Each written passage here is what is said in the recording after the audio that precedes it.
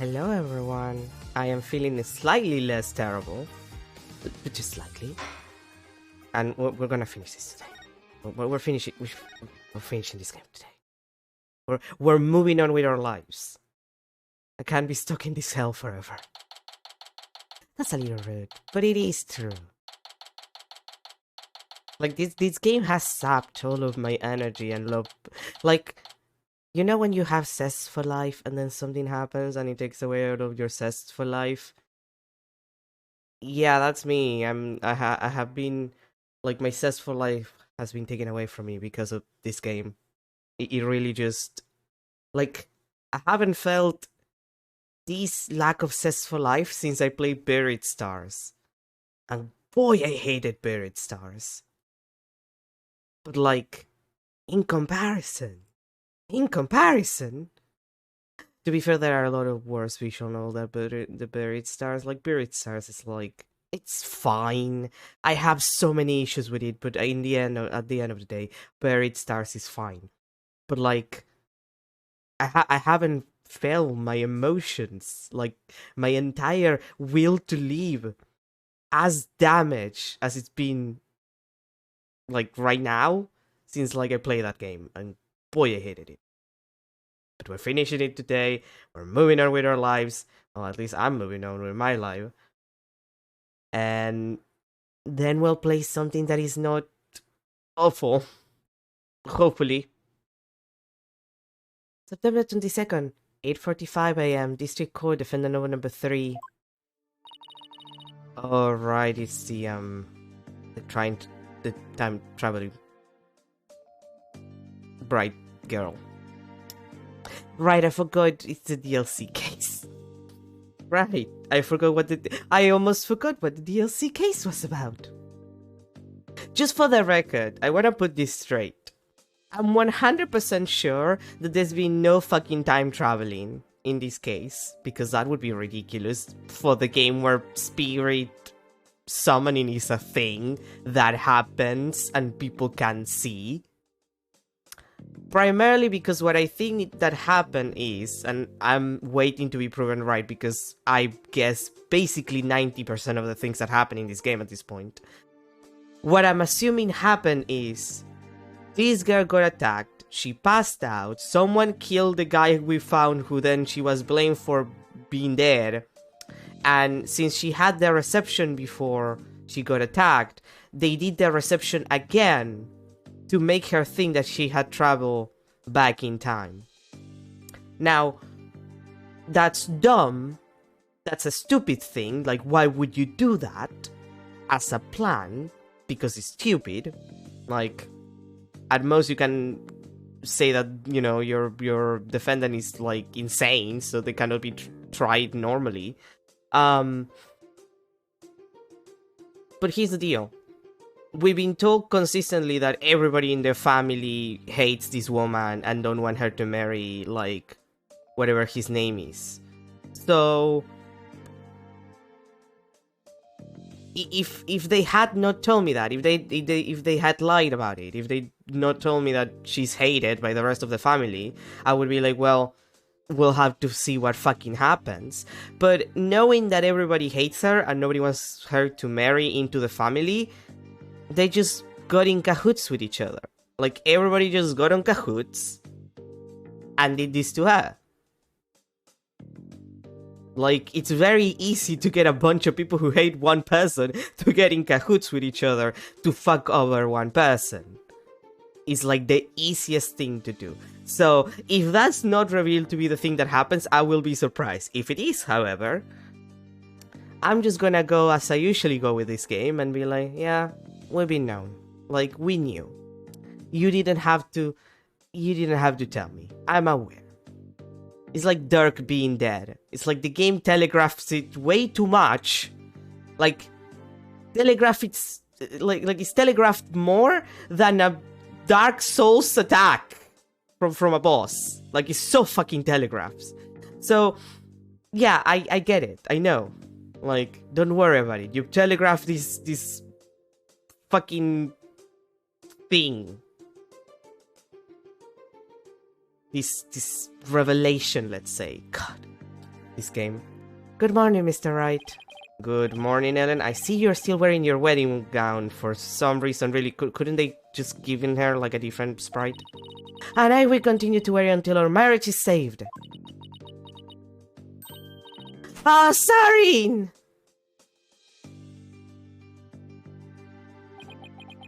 Oh, there he is. What's his name? Do you think he came to see how she's holding up?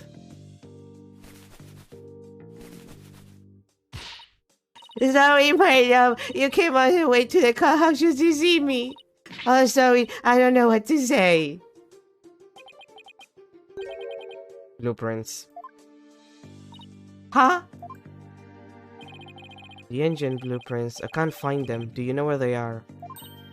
Ah, they're in your room to your shelf from the bottom on the right-hand side. Ah, I see. Not even a thank you? He's leaving already. Don't tell me he came just to ask about some stupid blueprints. Is he really that cool of a person, or is that just how he comes off, I wonder? Well, he didn't even say thanks, so I'm going to assume he's that cool of a person. Well, why about me, Zoe? Oh, he came back.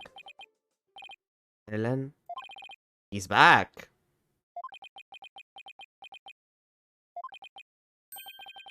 Come home soon. I'm lost without you. That's the best he can muster. Zoe!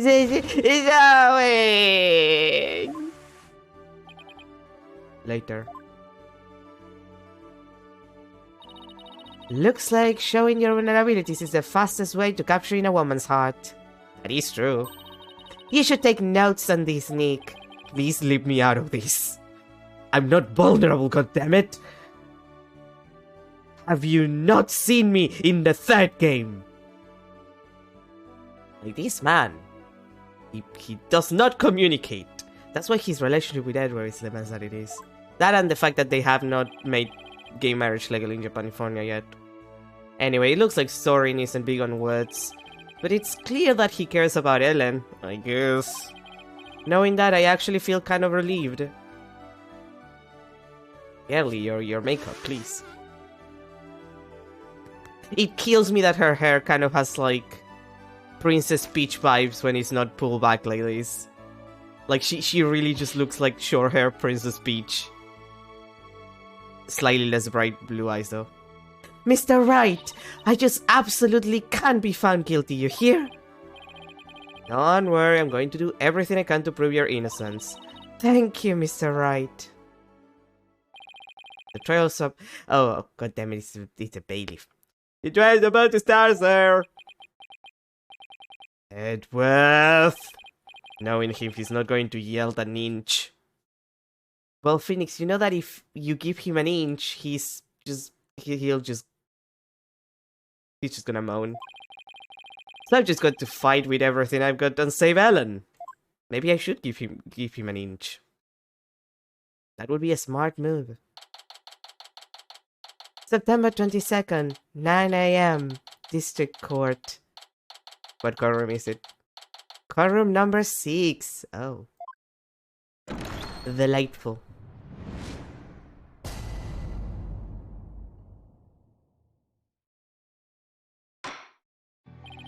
Court is now in session for the trial of Ellen Wyatt. The defense is ready, Your Honor. The prosecution has been ready for a while, Your Honor. Seeing so many familiar faces gathered together like this, I feel as though I'm at a grand reunion.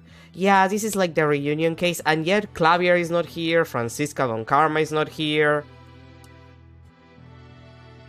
Gumshoe is not here. You do a reunion trial, like a reunion episode, and you don't bring fucking Gumshoe. Like, I know that he's probably not working for the police force anymore. He probably, like, move on with his life. He deserves better. But, like, it could be something funny, like he's the chief of police now. That would be hilarious. But, really? You're not gonna bring back Gumshoe? Gumshoe, my bro? Okay. Sure.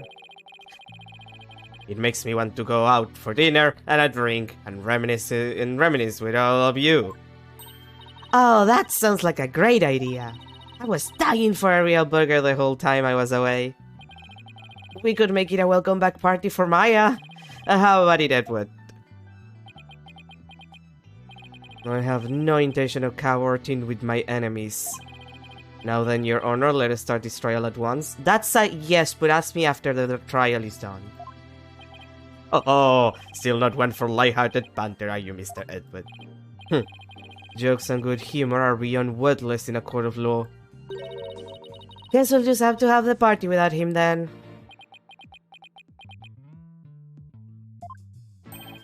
However, were it after the conclusion of this trial, I might consider joining you for your little welcome back party.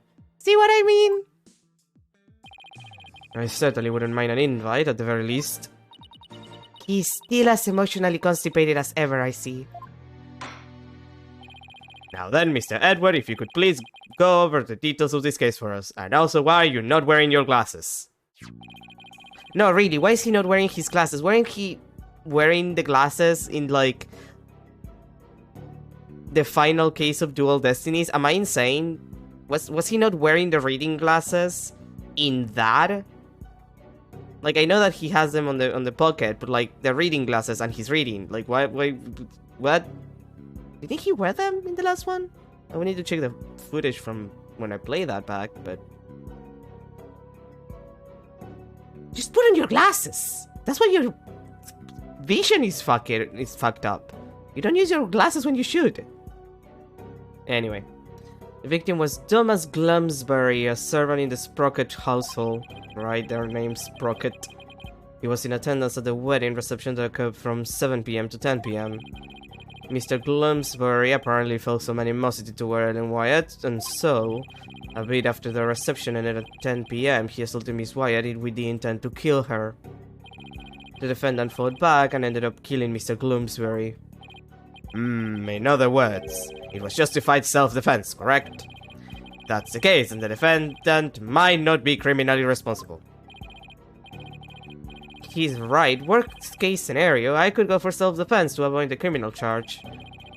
I wonder how Edward plans to counter that, though.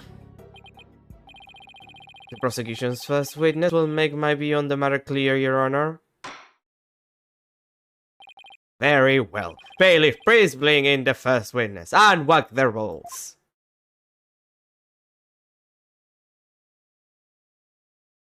Emma?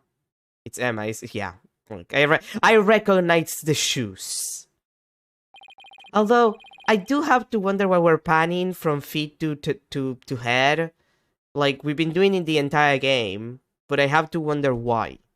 Like, is it supposed to be like a, you know, dramatic reveal, or did someone with a feet fetish get into the production and demanded that this had to be done every time? I'm just asking because Dual Destinies didn't do that. Please state your name and occupation, witness. Emma Sky, forensic investigator. And I'd just like to say, sir, that being in the same courtroom as you is a great honor. Edward, do you not remember Emma? She was in like 3 games with you. Oh, that's right. You're a fan of Edward's, aren't you, Emma? We're good friends and all, Mr. Wright. But just these ones I intend to faithfully and fully testify for the prosecution. And I do mean that wholeheartedly. I expect no less from you. Yes, sir! I'm going to do my very best. Looks like you lost the popularity contest to Mr. Edward, Nick. Meh, I really could care less. Besides, she'll see who's the better lawyer once they win this trial. Yeah, maybe then you'll actually really care less. Now, Detective Sky, if you please.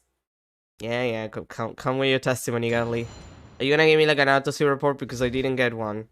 Wait, did we actually get the autopsy report? Yeah, no, we don't have any.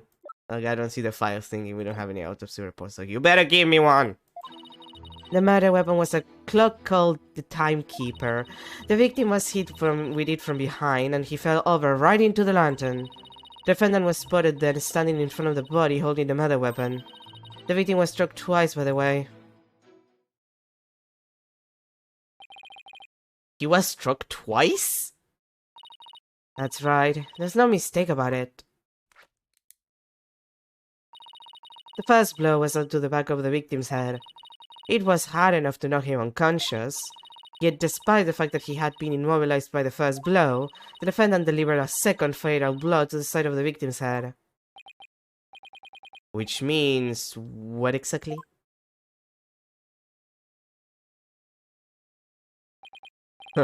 I figured it would go right over your head. Let's put it this way, by striking the victim a second time, the defendant killed her last chance to escape from any criminal wrongdoing. She did, but how, Mr. Edward? The defendant may have been fighting back because she was being attacked. However, she then went on to deliver a fatal blow to a man who was already fully unconscious. Okay, but that doesn't count if she doesn't know?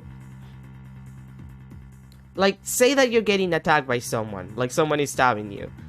If you grab the knife and stab them back, and stab them a couple of times in self-defense, even though you stab them multiple times, the fact that they tried to stab you first already neutralizes the fact that you stabbed them multiple times.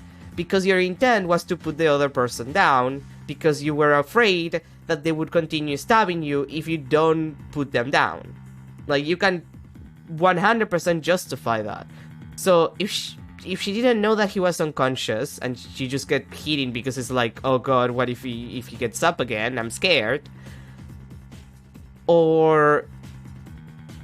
well, that's the main reason, really, which seems likely, because you don't recognize that a person is fully unconscious immediately if you're, you know, in the middle of a fight like that. Like... she still can get away with it. The only way it doesn't count, arguably, is him falling unconscious from a hit, and then enough time passing that she will recognize that he's unconscious, that he's not a danger to her, and then attacking him there again.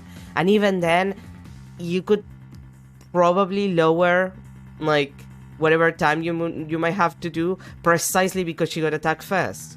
Like, it's called self-defense for a reason. If you're truly afraid for your life and that person attacked you first, you can justify it.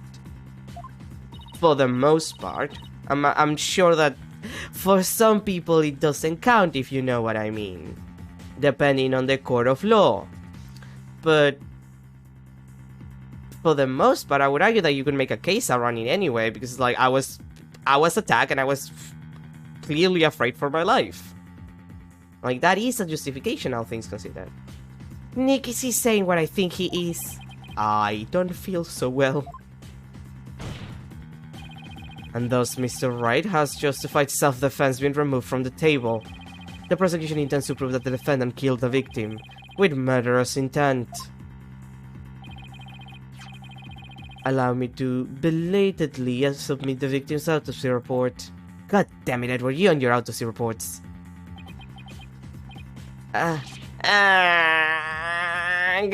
So that's why he was acting all smug. Well, more smug than usual. It's fine, right? It's not like we were going to plead self-defense anyway, right? Right, but now the judge has a negative impression of Ellen, and we know how easily manipulated that man is. Like, half of the game is manipulating a judge. Yeah, look at that angry old man face. He may not get to prosecute much anymore, but he definitely hasn't lost his touch. That's what she said. Now then, Mr. Wright, you may begin your cross-examination. Yeah, I already saw something that was weird. Don't worry about it, Judgy.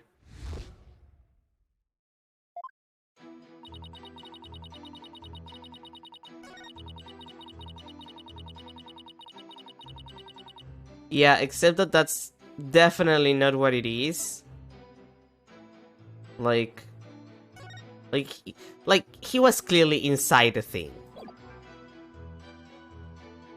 Objection! Like, come on. You think I'm stupid. Detective Sky, I'm afraid I have to apologize in advance. For what? For embarrassing you in front of your idol. What do you mean? If you take a look at this photo of the crime scene, you'll see that the victim is laying on his back. But the victim had been hit from behind us. But if the victim had been hit from the back, from behind, as you claim, god damn it, I can't read today. As usual, it's a normal situation that I can't read. Then he should have fallen over into the lantern face down. Ah, it's not enough to simply take someone's side, Detective Sky, even if it is Mr. Edwards. Oh. There does appear to be a flaw in Detective Sky's testimony. Mr. Wright, if you think I'm going to just back the right down, then you're sadly mistaken. Emma is unusually fired up today. Don't forget, she's in front of her hero, Nick. If the Steel Samurai came to watch this trial, I'd want to do my absolute best too. Listen, Mr. Wright, it's entirely possible that the defendant moved the victim's body after he fell. Are you kidding me? You would notice this! Like, I'm sorry, this is dumb. Like, it's dumb. Because no, that's not how it works. Like, sometimes I feel this game treats me like an idiot. In that case, there wouldn't be any contradiction, right? Indeed, that was an excellent counter-argument, Detective. You can count on me, sir! So, what do you have to say to that, Mr. Wright? Is it possible that the victim's body was moved after he fell? No, it's not possible.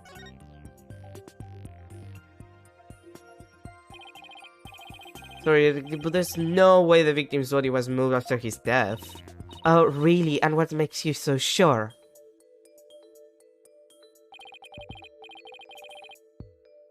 Well, look at this here, and it should become obvious. I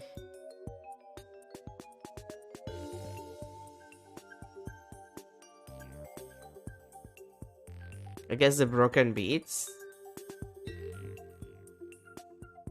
Like, just the positioning and everything would tell you that, like, it's not possible, and the fact that you, like, the way it's been broken. I guess I have to assume this because, like, most obviously it's like this part caved in and it fell here, so these broken parts. Take that! Those broken bits of the lantern. Yes, if the body had been moved after the fact, these fragments would have fallen off of it. But as you can clearly see, they're lying perfectly undisturbed on top of the body. This means that the victim must have been lying face up from before the lantern even broke. You're right! But wait a minute, if that's true, then when was the victim killed? I mean, the lantern was still whole during the reception, right? Right, which means we've just overturned a major assumption about this case. If the victim was already dead before the lantern was even broken, then the body must have been inside the lantern since before the reception started. In other words, the defense asserts that the victim was killed before the wedding reception. What?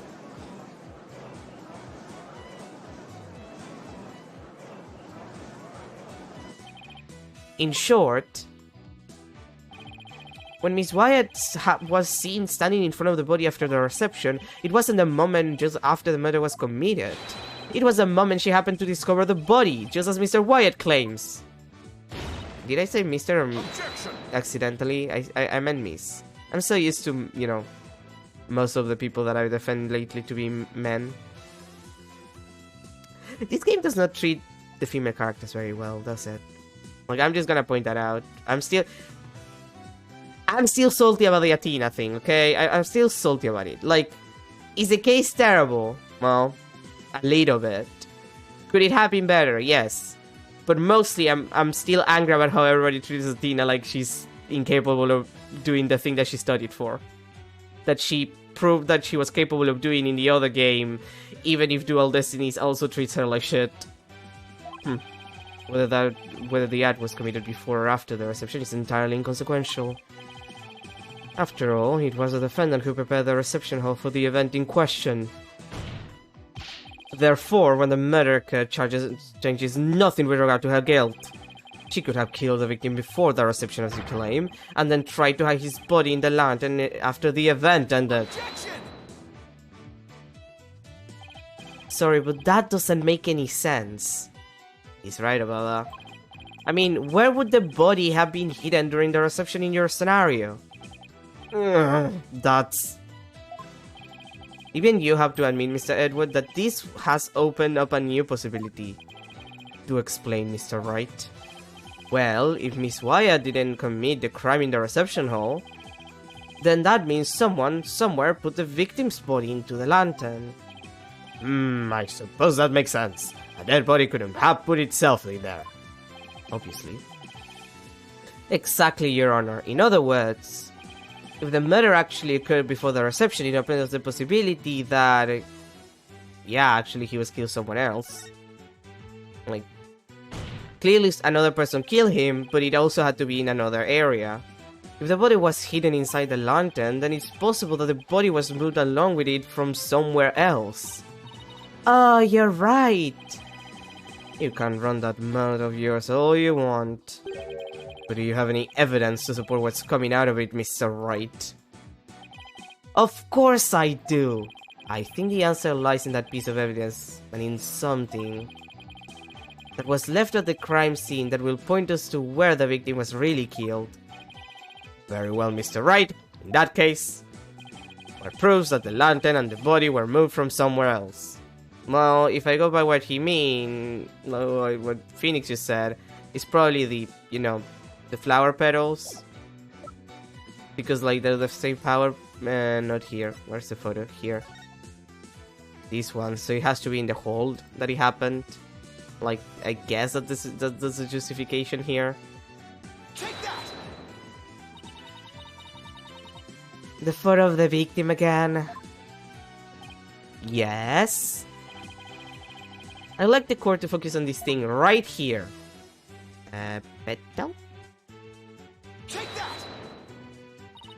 Flower petals, Mr. Wright. Yeah. These petals are from a kind of flower that were not present in the reception hall.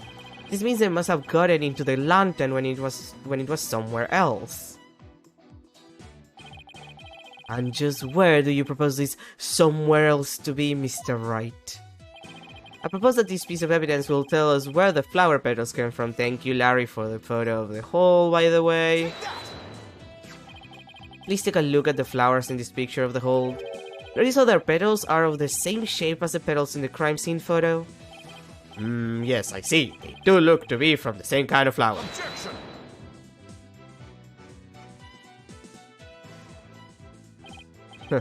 Is that really all you got? A flower is a flower is a flower. They're all the same. I would hardly call what you present in compelling evidence. Edward, you're a fucking idiot. Also, why does his voice sound so deep? Was it the same voice actor as Dual Destinies? Because why do I feel like he sounded slightly less deep? God. I could never follow the changing voice actors in this game. I'm afraid I couldn't disagree with you more, Mr. Edward. I gave a flower of this type to my lovely wife once when we were young. So I can assure you that this is very meaningful and compelling evidence indeed. The soundness of my judgment in this matter is backed by nothing less than pure love. He's so silly. But Your Honor... Let it go, Mr. Edward. It's clear you don't know much about flowers. That's why you're not a romantic. It's not like you have anyone you'd actually give you any to, after all. But maybe you should study up on them, just in case the opportunity presents itself. No! This is from the man who only knows the names of 3 types of flowers. That's hardly relevant to this case at hand. Okay... Come on, just get like, how would he know? How would he know that he only knows the names of 3 flowers? This, like, They're married, I'm just saying. I know Japanifornia hasn't made it legal yet, but like, clearly they're married. The defense says that it's highly probable that the victim was killed in the hold if the body was then placed in the lantern and moved to the reception hall for some reason.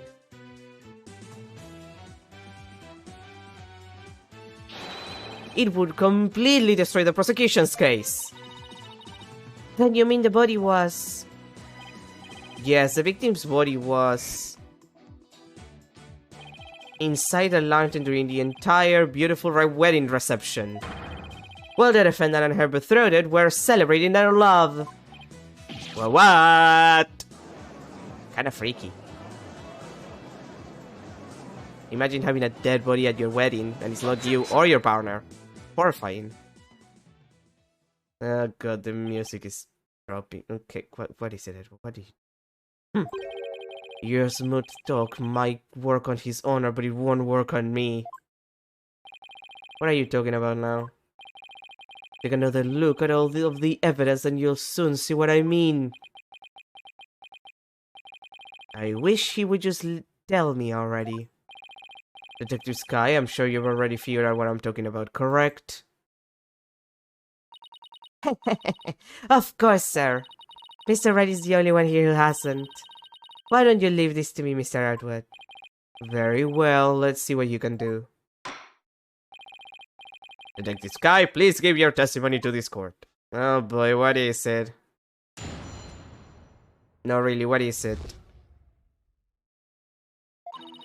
The victim could not have been killed before the reception. The autopsy report states that the estimated time of death was after the reception. And that estimated time of death is correct. There's no way it could be wrong. It's clear Mr. Gloomsbury was killed after the reception. And that completely contradicts your claim. I guess so. Tell me you took at least a cursory glance at the autopsy report, Mr. Wright. It appears you've grown rusty since your last outing. May I suggest you go back and brush up on the basics?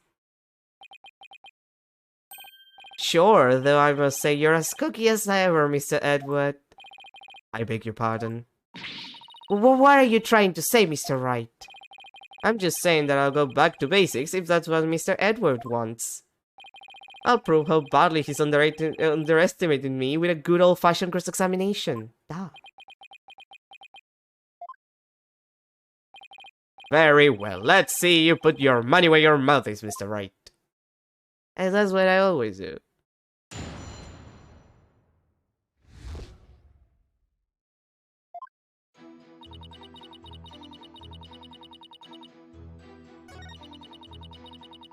Okay, but like, see, that's not necessarily true because we have dry eyes, and as we all know from the other cases, if you put a body in the core, it will, you know, it can fuck up with the time of death estimate. Objection! Wait, did I not select the fork machine? Oh wait, was it the... Oh wait, no, it's probably the... Oh, it's probably the next statement. Right? It's not the second, it's the third. Oh, come on, that's not even half-hearted.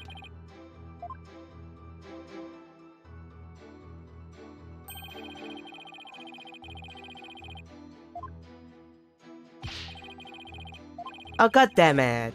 Well, whatever. I guess I can say I deserve 0% of that. No, I didn't deserve it.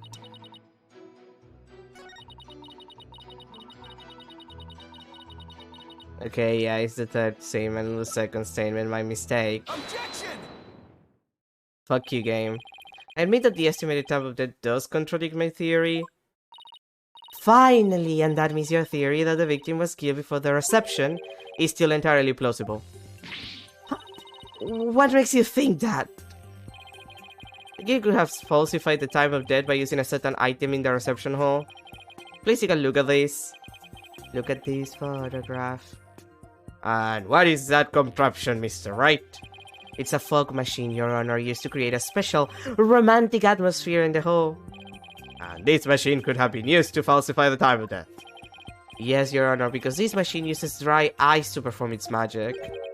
Dry ice? Ah, yes, the super cold stuff commonly used to make theatrical fog, right? I see. So your claim is that dried ice was used to keep the body cold. Oh. In that case, I guess everything could have been killed before the reception.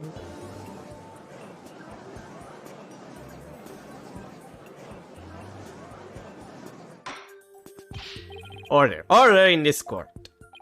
Well, Mr. Edward, what do you have to say about this development? That the victim was killed in the hall before the wedding reception. The prosecution acknowledges the possibility of this claim. Now we're getting somewhere. The prosecution would also like to thank you, Mr. Wright. Huh? What? I didn't know how a certain piece of evidence fit into this case, but now thanks to you, I do. What piece of evidence? To get into the hall, one needs a keycard, like this one.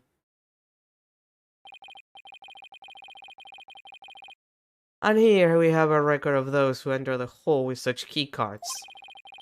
The times aren't specified, but these are the last entries of on the day of the murder. And as you can see, the last person to enter the hall that day was the defendant. Okay, but Edward, do you realize that the victim entered first and then a second person entered the room that is not the defendant? You do realize that there's another person who is not the defendant on that list. Edward. See, they did something like this in... What was it? The last case of the first game? The one that was added for the DS version? The one where Emma is introduced? And that one worked. Not telling you... Like, that one worked because...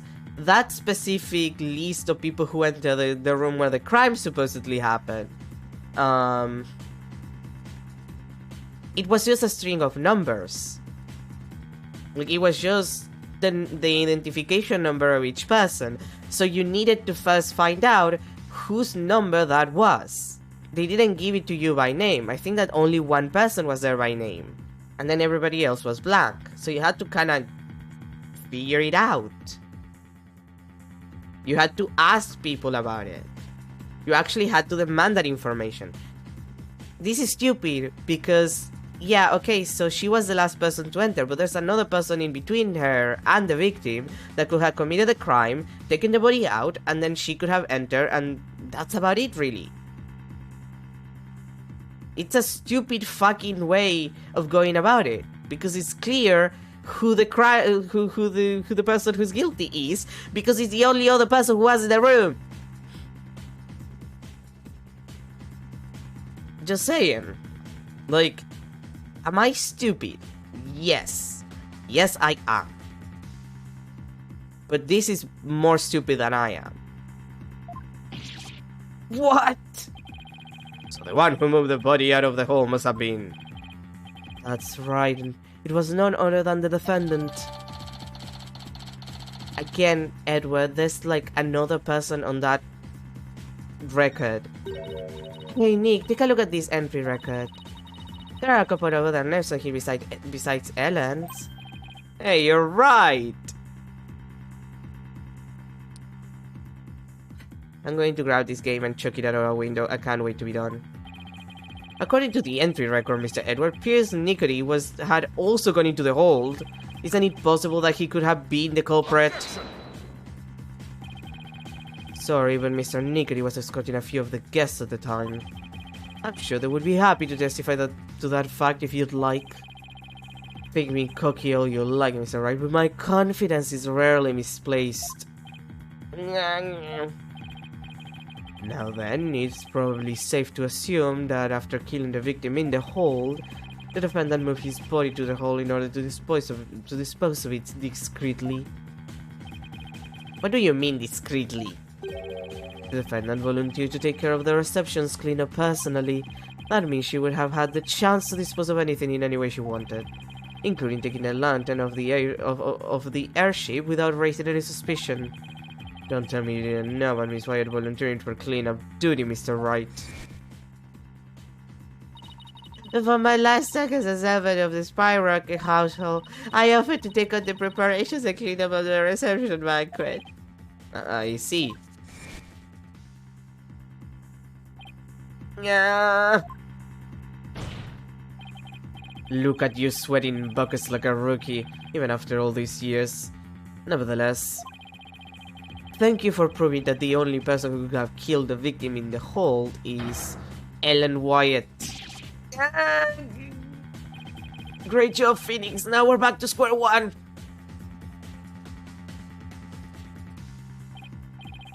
Perhaps you should ask Miss Sykes for some help in reviewing the defense for dummies. Edward, you too. Do you have to be so shitty about Athena too? Asshole. Way to go, sir. You got Mr. Wright in a cold sweat. Huh. I wonder if maybe the promise of seeing that miserable look on his face is what brought me back to court today. It certainly made all of my stress and woes as chief prosecutor just melt away. Edward, stop being gay for like 5 minutes. Like, we're in the courtroom. I need you to stop being like gay for like 5 seconds while we're in the courtroom, okay, sweetie? Because like you're being a little too gay. I guess he had a lot of stress built up. I'll give him something to stress over before we're through today. Your Honor, the prosecution asks that you render your verdict at this time, before the man over there tries to throw the court into chaos with his meaningless bluffs. Which technically are like buffs to him. The bluffing buffs him and his skills. I see, Mr. Wright. Are there any last meaningless bluffs you'd like to present to this court? Why does he have to assume me to do a bluff? Nick, hurry up and throw a good one out there. I will. Well, alright then. Let's see. I've got it. How do you know it was Miss Wyatt who used her key card? After all, if it turns out that somebody else used her card, it would mean Miss Wyatt didn't do it. Interesting. And are you able to prove this bluff to be true? Are you sure I'm not bluffing, Your Honor? Well, now what? Wait a minute, Nick. I can think of a certain somebody who might have used Ellen's key card. You can? Remember? The one who was sneaking around the hall in spite of not being a family member? Oh, that's right. Your Honor, the defense would like to call a certain witness to the stand. I need the testimony of this person who may have entered the hall with Miss Wyatt's card. Hello, Lowy. That's your witness! Are you saying that numbskull was on the airship? You never breathed a word about that to me! That's not surprising because Mr. Nicody told him to keep quiet about it. When Mr. Butts himself admitted it to me, he claimed to have found a way to sneak into the Flying Chapel's hall to see Miss Wyatt. This photo he took and gave to me is proof. Then was it he who moved the lantern with the body inside to the reception hall? You know as well as I that with him, anything is possible. And this is one possibility we should definitely look into. I can't believe this. What in the world is he doing mixed up in this? Come on, Mr. Edward. Remember what we've been saying since elementary school? When something smells, it's usually the butts. Exactly. That Larry! He'll pay for this! Well, if you want to extract your payment now, he's right up there in the gallery! Yikes! Bailiff, seize that witness before he makes a run for it and whack his balls! No! Why does this stuff always happen to me? Sorry, Larry, but you brought this on yourself. Let us break for a 15-minute recess. I ask that both sides prepare for the next witness's testimony during this time. Oh, that happened. September 22nd. District Court. Defendant lobby number 3. Wow, it's been a while since I've had this much fun and excitement. A face-off against Mr. Edward. A harrowing tightrope walk for the defense. I'm exhausted already. Boss! I'm here for moral support. Athena, are you all done practicing for Trucy's magic show? Well, to be perfectly honest, I sort of ran away. But that's because she was putting my life in danger, I tell you. I see. I think I'll need to have a one-on-one with her. She's only allowed to do that to Apollo, and that's because they're related. What? Nothing. I didn't say anything. You just said they were related. What's that supposed to mean? Don't worry about it. You're really athletic and fit, Athena, so Trucy probably thinks she can run you ragged. That may be true. Which is why not even Trucy can keep up with me when I run at full speed. Ah, it looks like you spoke too soon, Athena. Never underestimate the resourcefulness of a great magician. Huh? Well, goddamn, she's here. Magical girl Trucy Wright is on the scene. No! Now, Athena, it's time to practice human combustion magic. Go on, douse yourself in this gasoline. But don't worry, it's a magic trick after all, so it's perfectly safe. Run away! Hey you're not getting off that easily. They get along so well, don't they? It reminds me of the good old days. You, me, and Pearly. Oh, and Detective Gumshoe. Can't forget him, even though he's not appearing in this trial, even though it's supposed to be a reunion trial. I wonder why that is. We had all kinds of fun at the crime scenes back then, remember? Yeah. When the games were good. Remember when the games were good? I remember when the games were good. I mean, I kinda know why this now. Gumshoe didn't want to... Sorry, I'm sleepy. It happens. I assume they just didn't want to make a new model for him. I assume he's that. Leaving me to do all the serious investigating, I recall. Carwell will send me back in session, Mr. Wright. Right, thank you. So Larry's the next witness, right? I can't wait to see what happens. Sadly, I can already imagine it. I mean, it's Larry.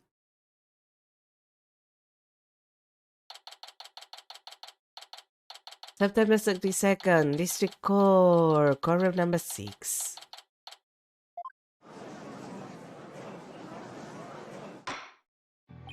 Courtroom will now reconvene. Nick! Edgy! The two of you are gonna hand me to dry, aren't you? That's why I'm not friends with a lot of gay people. Homophobic Larry confirmed. No, not the both of us, just Mr. Wright. Nick, how could you? I don't really think he did it, of course, but I gotta use whatever leads I can. Mr. Butts, there's a possibility you moved the lantern that had the dead body in it. So if you want to clear yourself of any suspicion, all you have to do is testify. Now then, your testimony, please, witness. Oh boy. I don't know if this is worse than the time he was in a Santa outfit. Actually, this outfit is pretty bad. So, yeah, it's worse. Nick, you big fat stinky jerk! How could you know your best bud? We've known each other since elementary school! Well, get this far. Our friendship's over!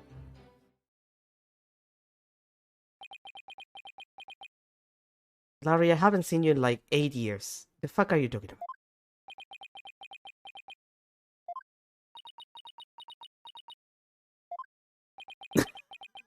Yeah.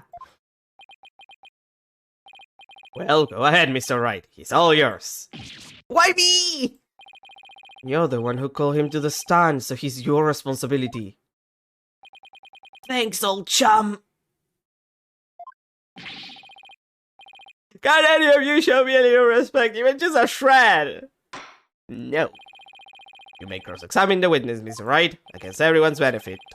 I would if there were any testimony to cross-examine.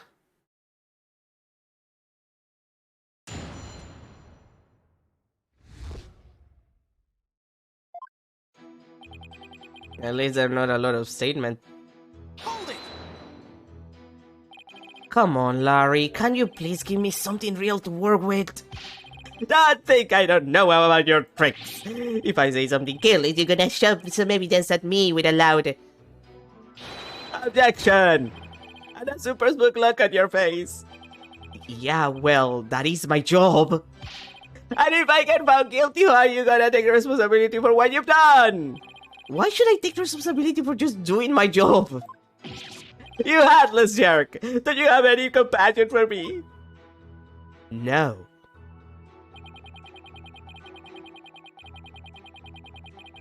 Hold it!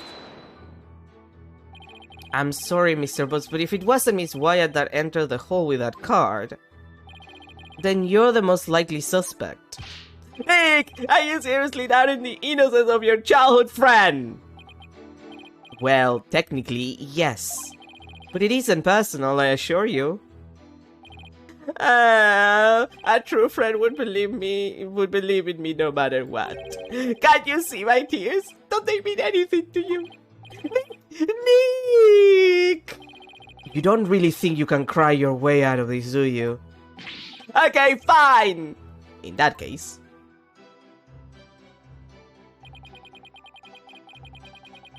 Hold it! Larry, listen to me. Shut up! I'm not talking to you anymore! This is getting us nowhere. Come off it, Larry! If you don't quit fooling around and start testifying, Miss Wyatt will be found guilty. For real? If no new information comes out of this cross-examination, then yes, Mr. Butts, for real. Not that I would have a problem with that myself.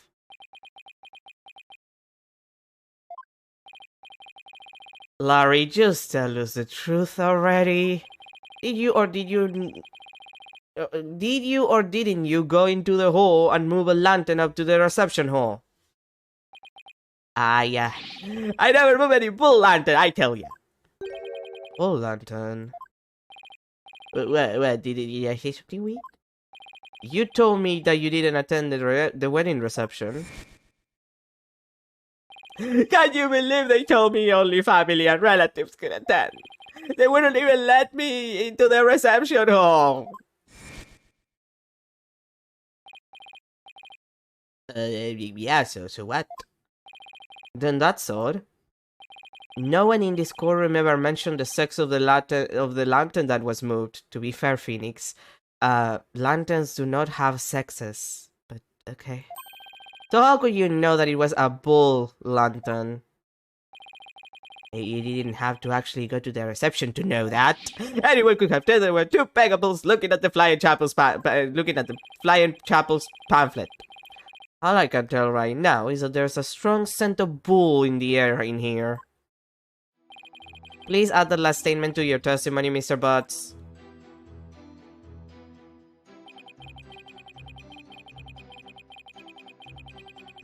Yeah, about that, where's the yeah, there's the pamphlet. Objection!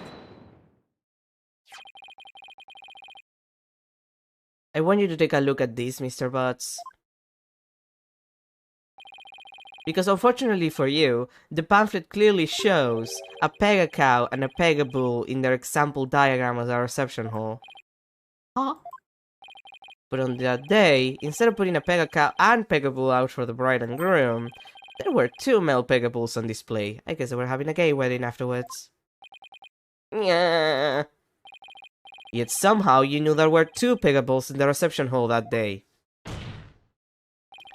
There's only one way you'd know something like that, Larry, and that's because you lied about not knowing any more gay people.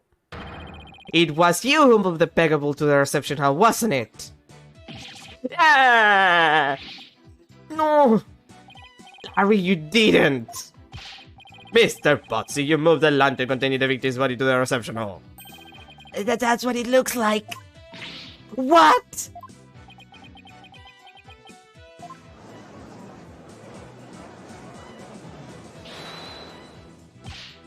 Wait, Dick! You don't think I'm the murderer, do ya? Maybe you and Mr. Glumsbury were fighting over Miss Wyatt and you ended up killing him. Maya, not you do! Look, I did sneak into the reception, but that's as far as it went. You know me, I wouldn't Firefly. You snuck into the reception. Yeah, sure, but some of the Sprocket men caught and looked me up in one of the cabins. It was pretty awful, actually. But that's when I made the drawing of the pterodactyl so unique. Ixnay on the aerodactyl day, Larry. What? Mr. Wright, not even you would take this force that far, would you? We are talking about Larry. What do I do? Do I accuse Larry of being the truth? No, of course not. Come on, it's Larry. Nah, you're right, Mr. Edward. Mr. Potts didn't have a reason to kill Mr. Bloomsbury. He might have had an imaginary reason to kill Soren Sprocket, sure, but not Mr. Bloomsbury. After all, he did steal Mr. Sprocket's bride and tried to elope with her. Just because I tried to steal somebody's bride doesn't make me a murderer! I believe you, Larry, and I don't think you kill anybody either. You would never do anything like that. Here you go, buddy, old pal! I knew you'd come through for me! Funny that, considering you've sworn testimony just now that we were through. Mr. Butts, it's time you told this court the whole truth. Understood? Otherwise, you're gonna go to jail for perjury again. It would be like the 5th time that it happens. It's just like Nate said, I'm the one who moved the lantern.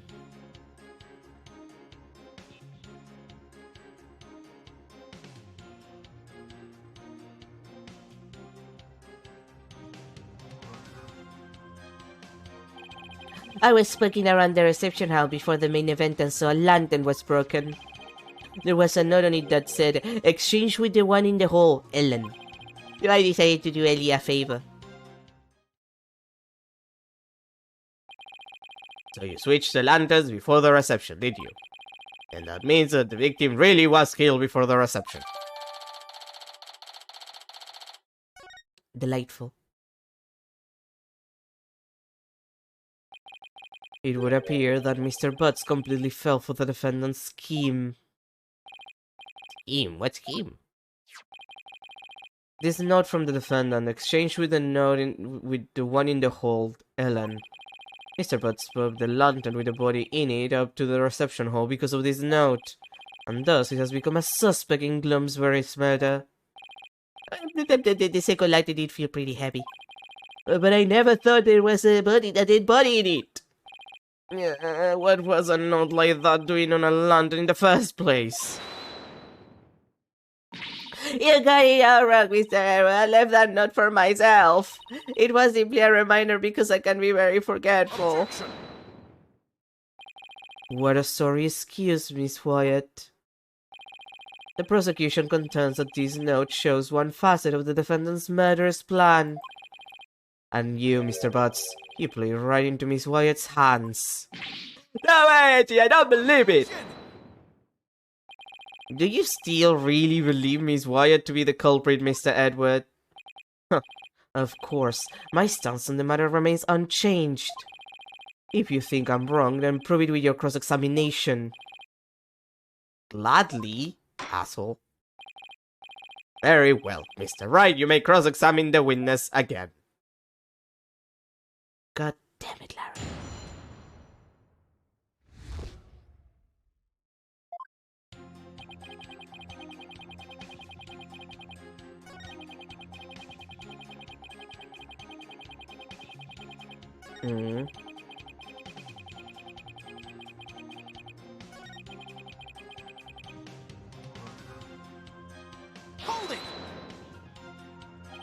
Nobody saw you the whole time while you were switching the lanterns. Nope, I didn't get caught. Not that time anyway. Not that time. Yeah, when I tried to sneak into the reception house the first time. Oh hey, the animated part. I didn't have as much luck. Those sprocket guys spot me and nabbed me. All of my words are failing me right now. Pretty exciting, don't you think? Larry, you need help. And then they locked me up in one of the cabins. Nick, what are you asking about stuff like this for anyway? Shouldn't you be trying to prove Ellie's innocence? Well, is that statement of his important to the case? It is. Mr. Butt's trying to crash the reception and subsequently getting locked up in a cabin.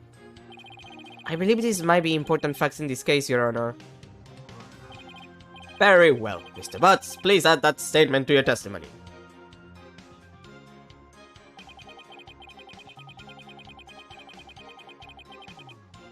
Okay, I need details. So you got locked up, then what happened? I broke out! Then I started looking for Ellie and wandered into the reception hall again. That's when I saw the broken lantern and replaced it. Even after they caught you and locked you up, you still went looking for Miss Wyatt? But hold on a minute. What is it, Nick? Maya, does something seem weird to you? Larry said he replaced the lantern after he broke out of the cabin. That's right. Oh, wait, huh? You're right, it doesn't make much sense, does it? Mr. Wright, have you found an inconsistency in the witness's statement? Yes, I believe so, Your Honor. Mr. Butts moved the lantern after he broke out of the cabin, but that contradicts with this. That would be the broken lantern. Take that! Is that? Yes, it's the broken lantern, Your Honor. Mr. Butts, what you're saying doesn't make any sense at all. What? Why not? You swapped the lanterns before the reception began, right?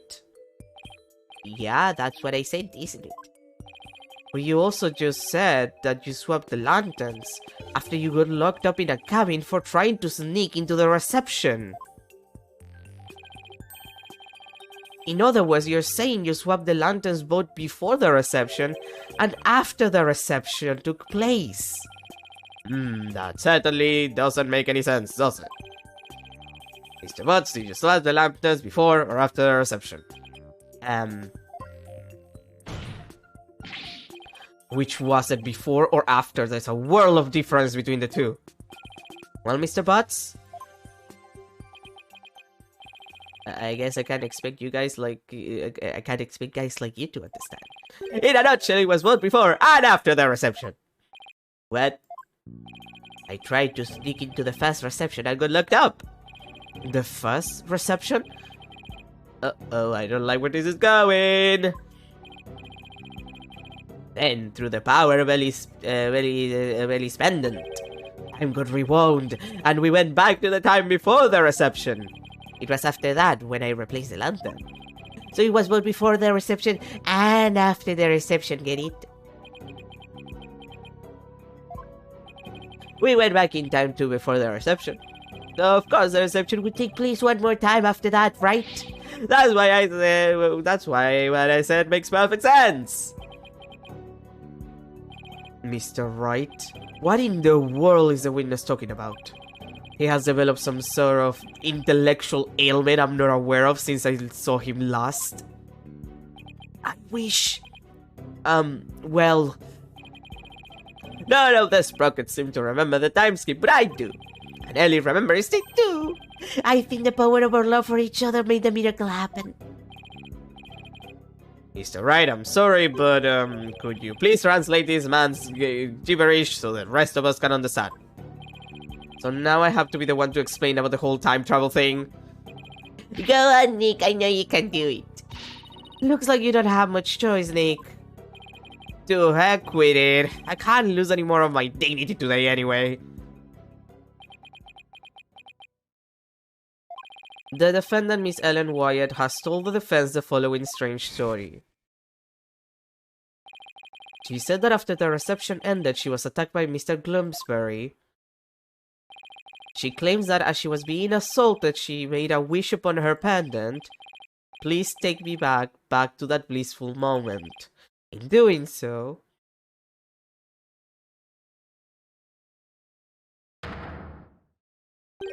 time apparently rewound itself to just before the reception began. It what? I know it's hard to believe, but think about it this way.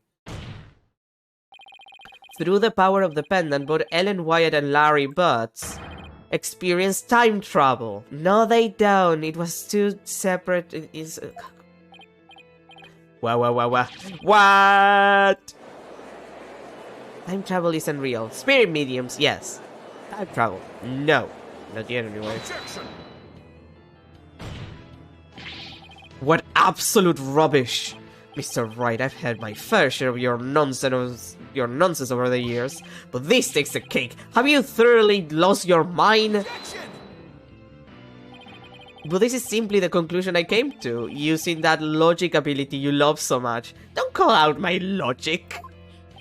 What? The truth of the matter is, the future president of Sprocket Aviation, Soren Sprocket, has been researching time machines. Like, you know, the ones that do the time travel. So what if a time machine has already been successfully created? And what if that's one of Sprocket's aviation's top secret inventions? A time machine. Yeah, I even saw something while we were time traveling. I saw a pterodactyl flying through the sky. Maybe the airship was set to travel through time for their honeymoon trip. What? A pterodactyl. You can't possibly have any evidence to back up your ridiculous time travel story. Well, Huh.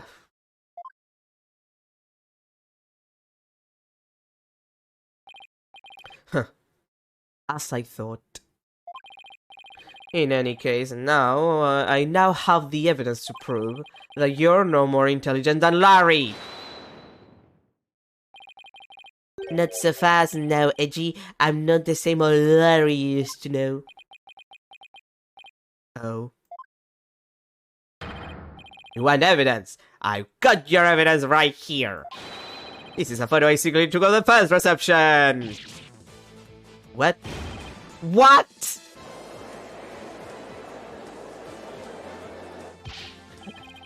Larry, I can't believe you! Well, anyway, good job! If we compare the photos of the first and second receptions and can find a difference, then we'll be able to prove that the reception was held twice. But do you really think such a difference exists? Yes, Your Honor, I just need some time to find it for you. This is preposterous. Very well, please show the court what's different then. This is proof positive that the wedding reception was held twice. Let me check the other photo for a second. Where is it? Yeah, different color of the... Like, in that one is red, this one is yellow.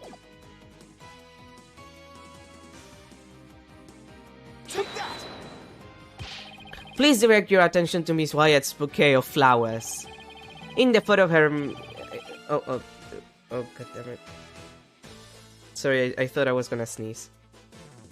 It's gone, it's gone. It's one of those moments where it's like, am I sneezing? Am I not sneezing? No, it's fine. In the photo one of her in-laws took, the defendant is holding a yellow bouquet. But in the photo Mr. Butts took, she's holding a red bouquet. You're right. And you can't say it's the exposure of, like, some kind of color bullshit. Anyway, what did you say, Edward? That's impossible! Nah, it's possible if people held a reception twice. What does this mean? It means that the defendant really did experience two wedding receptions, and she did that when she traveled back through time. What? Okay, but like, here's the deal. There is an easier way to see this. Every single person in the reception fucked around and did two receptions on purpose because they're all in cahoots with each other about the crime. Because they don't want her to marry... what's his name? That's it, it's so much easier. Like, why are we believing the time traveling story just because, you know... Nick! You did it! You proved Ellen's time travel story to be true. Yeah, I can hardly believe it myself. It's just as Ellen said, the reception was held twice. That turns every assumption with base this trial on upside down.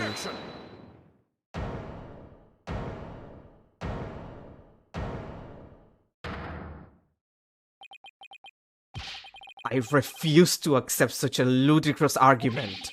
It is pure fiction under the guise of pseudoscience at best. There is simply no such a thing, not such thing as time travel. I know it's hard, but can you suspend your disbelief for a nanosecond? Edward. I bet sci-fi movies push all your buttons the wrong way, don't they, Mr. Edward? I can totally picture you yelling, "That never happened," every 5 seconds at the screen. No, that's me. Maybe you should stay away from movie dates altogether. That's neither here nor there! This is real life we're talking about. The real life where spirit mediums happen. But the proof is clearly shown in the 2 photographs. That's right, Mr. Edward, no matter how you inexplicable... Fine, I'll entertain your absurd delusion. If only to demolish it before your very eyes. What? Let's start with this then, shall we? There is one thing your time travel theory fails to explain. And that is the memories of the other guests there. The defendant and Larry remember the reception occurring twice, but no member of the Sprocket family has ever mentioned such a thing. That's because the time machine is classified technology. I'm not done, you bear-brained! Bear-brained? As I was saying, if the entire family had been sworn to secrecy, then why hadn't they sworn the woman who was marrying into the family to secrecy too? That's a good point. Honestly, all it takes is a little common sense, Mr. Wright. Even still, how do we know that the trip through time did not really occur? There is proof in the photos that it did. And besides, if time travel doesn't exist, well, I'd be a little disappointed, frankly. I was hoping to go back to the days of my youth. You mustn't allow yourself to be taken in by Mr. Wright's whimsical tales, Your Honor. I've read about it in various literature, you see. And they all say that time travel is just not logically feasible. Maybe your argument was just a little too nonsensical, Nick. Well, in that case, why don't we put common sense to the test? Excuse me? The wedding reception was held twice. The photos are proof of that. But it wasn't because of time travel. It's simply because the reception had actually been held twice. Isn't that the most reasonable way to interpret the situation? Would you care to elaborate, Mr. Wright? If time travel doesn't exist, then there's only one way to make sense of what happened. Somebody must have orchestrated this strange phenomenon, and that somebody is everybody at the gods. No, everyone. What if all of the guests at the reception conspired together to hold the reception twice and keep quiet about it? What? And for what purpose would they conspire to do such a thing? Well, a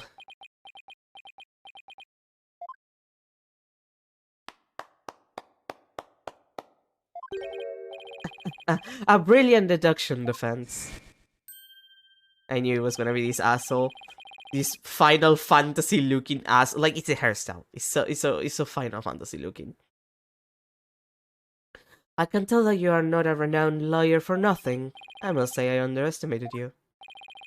How so, Mr. Nickety? You have managed to name each event precisely as they happened. You have revealed it all to the light of day. Then that means... It was us. We orchestrated the whole thing. Yes, the reception was held twice. But not because of time travel, no. We simply held it a second time. What?! Why? Why would you do such a thing?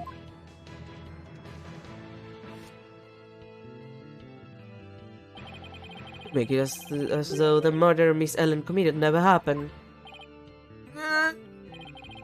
Master Sorin figured that if Miss Ellen, who'd killed Clumsbury after the first reception, experienced the reception one more time, she would think it was all a dream. It was he who ordered us to make it happen. I have a non-insignificant suspicion that Sorin is gonna come in. Not now, because he's not in the courtroom. Like, he left. Sorry, I'm hydrating. Like, he's gonna come out, like, either we're gonna meet him outside because there's gonna be another investigation then, or we're gonna go and the second part of the trial, because clearly there's gonna be a second part of the trial. And he's gonna be like, yeah, I never told anyone to do anything. Like, even I don't know why the fuck we had a second reception. However, only a few, myself included, knew of Miss Ellen's crime. Are you saying most of the guests attended 2 receptions without knowing why?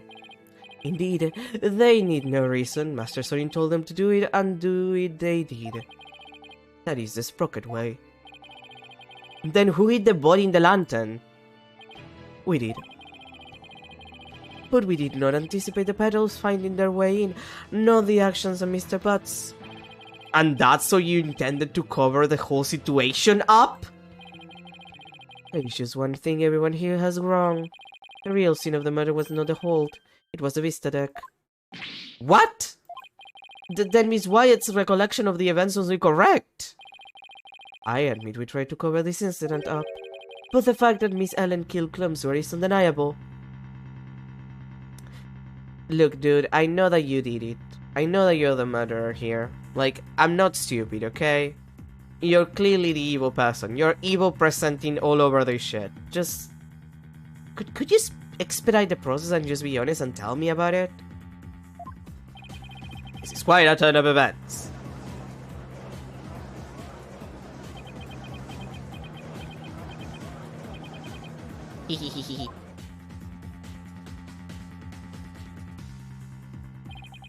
And so it appears we have arrived at the truth at last. Now. Please do feel free to travel back in time, Mr. Wright, and attempt to do this trial over again. Go on. Let's not get hasty, Edward. I bet you can't do it. I bet I can't either. Your Honor, we will have to hold a separate trial for the cover-up conspiracy later. But as far as this case goes, I believe we are ready for your ruling. Objection! Just before the defendant lost consciousness during her attack, she says she saw someone strike the victim. It's possible that this third party is the true culprit. You still want us to believe the defendant's words? Perhaps you lost more than your touch during your time abroad. This third person nonsense is nothing but rubbish and you know it. But by the same token, how can we trust those who conspire and lie to fool this court of law? For all we know, they might still be hiding something. You never know when to quit, do you? Now, calm down, both of you. In any case, there isn't enough stress-worthy information yet for me to render a verdict. I suggest we continue the trial after both sides have investigated the matter further.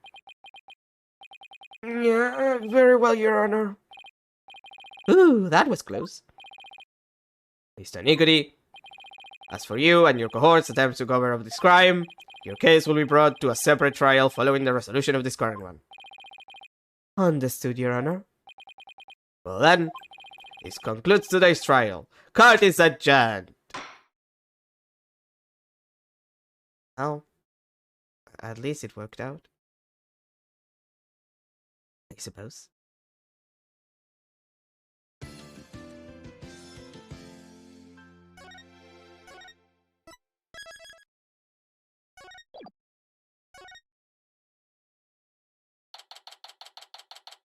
September 22nd, 1:48 p.m. Write Anything Agency. What? So the whole time traveling thing was just a ruse put on by the guests at the reception? Looks like it. I knew there had to be some kind of trick to it. Wow, 2 wedding receptions. Can you imagine? I wonder how much that must have cost them. I have no idea. But if you have to ask, you're not rich enough to want to know. Still, if you got the money, it's a pretty good way to cover things up, if you ask me. You got that right.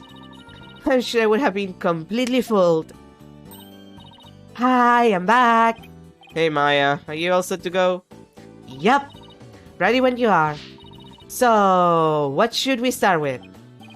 Let's start with reviewing what we learned after what we learned at the trial. What Ellen thought was time travel was really just a performance put on by the Sprockets. But other than that, it seems that what Ellen told us was actually all true. So what really matters right now is the identity of the mysterious person Ellen said she saw while she was being attacked. So who is this mysterious person? That's $1 million question, I'm afraid. But if we want to clear Ellen's name of any suspicion, then figuring out who they are is key. I think I'll take toilets for 200 instead, Mr. Wright. Well, at least there were only so many people on that airship that night. And we know who the mastermind of the whole cover-up plot was too, so that's good. You mean the groom Soren Sprocket, right? Exactly. He might know something that could help us out. So then what am I doing here? I knew it was gonna be him. It's always him. I'm a very busy man, you know? Well, all the other people involved are Soren's family members. So I thought I'd better start by interviewing you. Even if I probably shouldn't trust a word out of your mouth. Oh man, I have a really tight schedule, but heck, what are friends for, right?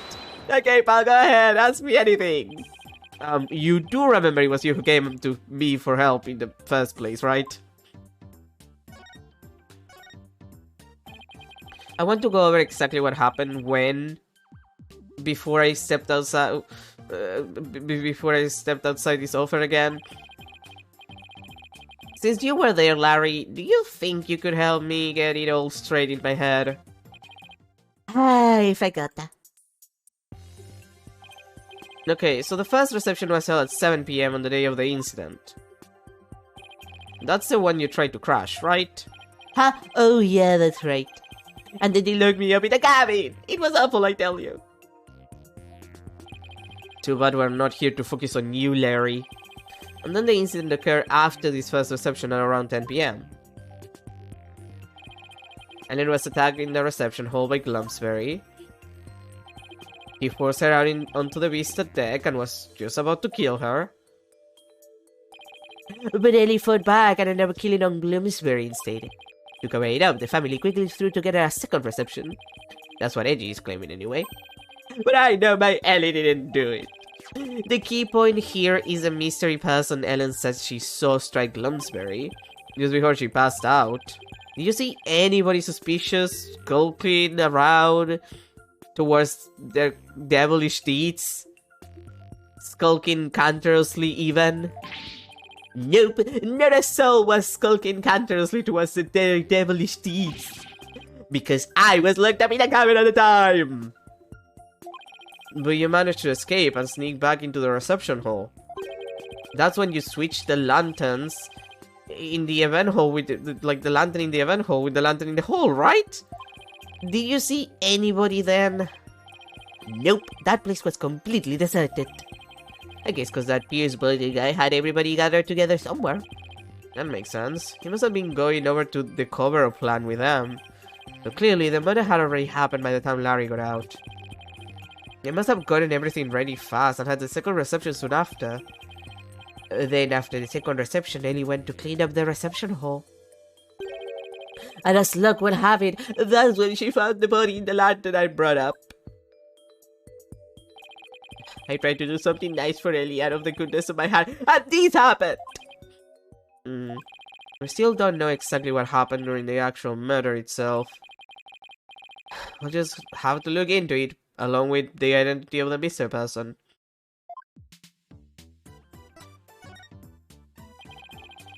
So while the murder was taking place, you were locked up in a cabin. Did you see anything unusual while you were in there? In the cabin? Let's see. Well, there was a pterodactyl flying through the sky. That was pretty unusual. Right, a drawing of that pterodactyl you saw. What's with all the air quotes? I really did see it, I swear! But Larry, the time travel thing never actually happened. Which means you couldn't have seen a real pterodactyl flying through the sky. Oh. Are you not in the eye of a super popular picture book author? No, I'm just sure you saw something else and mistook that for a flying reptile. Nick, you're making me doubt my own eyes. Now I'm not even sure what I saw. Either way, you have no idea what actually happened at the real scene of the murder. That's right, and I can say that with every confidence. Oh wow, will you look at the time? What about it? I'd better go. I have a book signing to get to. A book signing? Whose book? Who do you think? It's mine, of course! It's Loris Duxnim book signing. I bet you went around and begged a bunch of bookstores to let you do one. Of course not! They're the ones coming around to beg me! Looks like I guess right. Anyway, I have to go! I'll send you 10 copies of my new book that just got released the other day, alright? 10?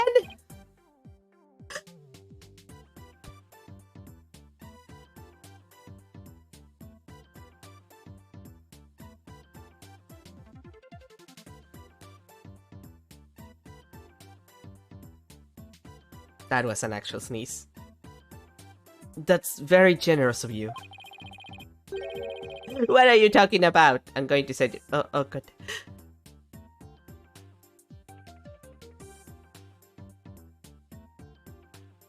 You know, the worst part of this is that it hurts to sneeze. Like, I sneeze and I feel it on my back.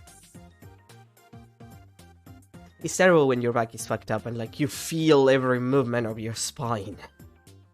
Imagine that. What are you talking about? I'm gonna send you the bill too, of course. Just put them down as if it's expensive or something. Well, see ya! Wait, Larry, we don't need... Ugh, he's gone. I'll take a copy, boss. Oh, and make sure he's signed. Tina, what are you like? Oh boy, this is not gonna like this office expense. There goes our first lead. What do you want to tackle next, Nick? Right, we should hit the streets now, huh? Yeah, usually you do that. How about we go see Ellen? Sounds good, boss. I bet I can cheer her up. I thought you were going to help Trucy with her magic show again today, Athena. Weren't you supposed to go meet her right about now? Trucy said she was going to practice her new trick on you, if I recall. On me, really? Trucy's show is an important source of income for our agency, you know. You can leave the case to us, so you go ahead and run along now. But boss... Off you go, Athena. Nah, I don't wanna die. We better get going too, Maya. Okay.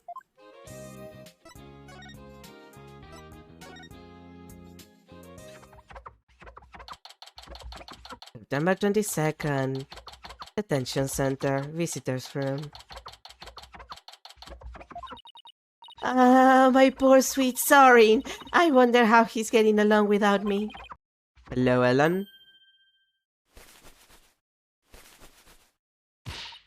Ah, Mr. Wright, what's going to happen with the trial, do you think?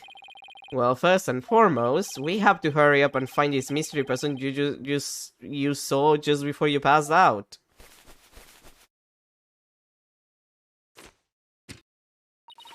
Do you think that person could be the real killer? It's quite possible, and if we can't prove that, we can clear you of all charges. Actually, would you happen to know where Sorin is right now? He's usually busy with meetings all afternoon, but he should be home by evening. I think I'd better go have a chat with him later then. Why am I being treated to a view of someone's underwear? Is that Sorin's? Mr. Wright, don't tell me. You suspect my sweet Sorin. Well, he is the one who masterminded the second reception after the time skip. So I thought he might be able to tell us something. I tell you, Mr. Right, you can't possibly think my Sorin will never kill anyone. Alright, just calm down.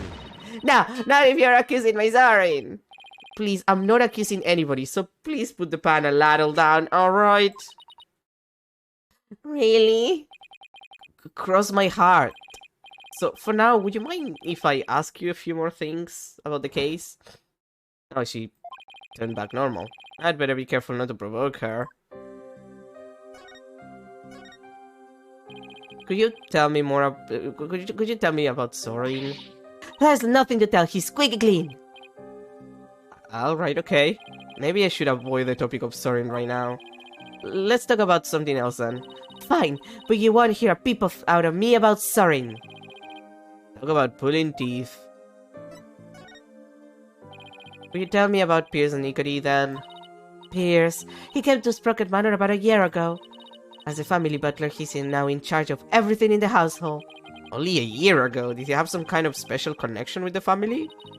I'm just a maid, so I'm not privy to such things, I'm afraid.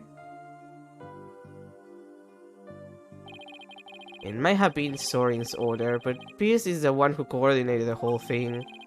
He's the one who really orchestrated the grand time travel farce. He must have quite a bit of authority in that family.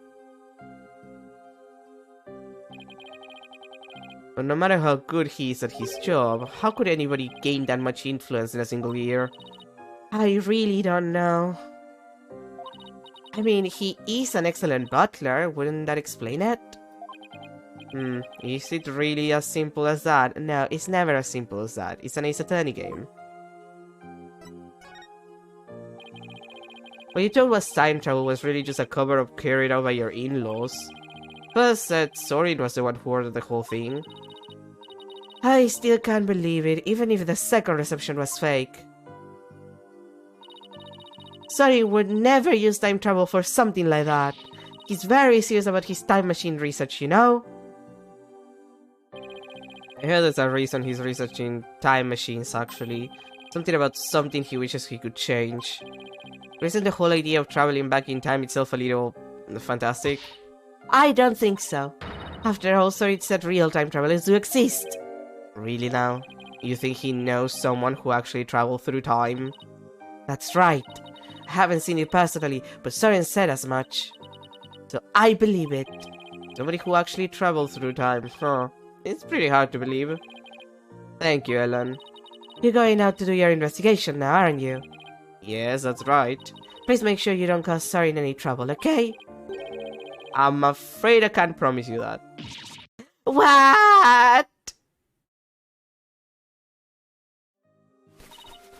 Please, whatever you do, please don't upset my poor Sorin any further. I'm begging you. I'll do my best not to cause him any unnecessary trouble. I couldn't bear it if Sorin ever came under suspicion. I'd rather be fucking guilty myself. Ah! Yikes! Ellen, please don't work yourself up like this. You don't want Sorin to worry, do you?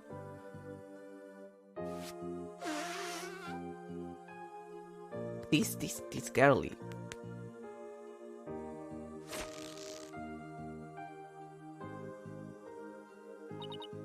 No, you're right. The flood waters recede once more. So what do we do now, Nick? Well, Ellen said Sorin is usually in meetings until the evening, so let's say we're house call until then. Why don't we go to the mooring dock and figure out our next move from there? Roger, Nick. Oh, time to move.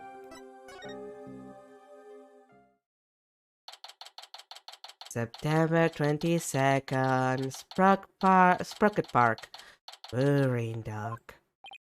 So, where should we start? Let's see. Are there any places we haven't examined yet? We already investigated the reception hall and Sprocket Manor. I know, we haven't looked at the Vista deck or the hold yet. Hey, you're right! We still got some pretty important places left to examine, don't we? The Vista deck is the actual scene of the murder, right? And the lantern with the body in it was stored in the hold. I think there's a good chance we'll find some important clues in those locations. Do we know how to get to the hold? Good question. I think it was labeled in the diagram of the airship in this pamphlet. There it is. Well, what are we waiting for? Let's go.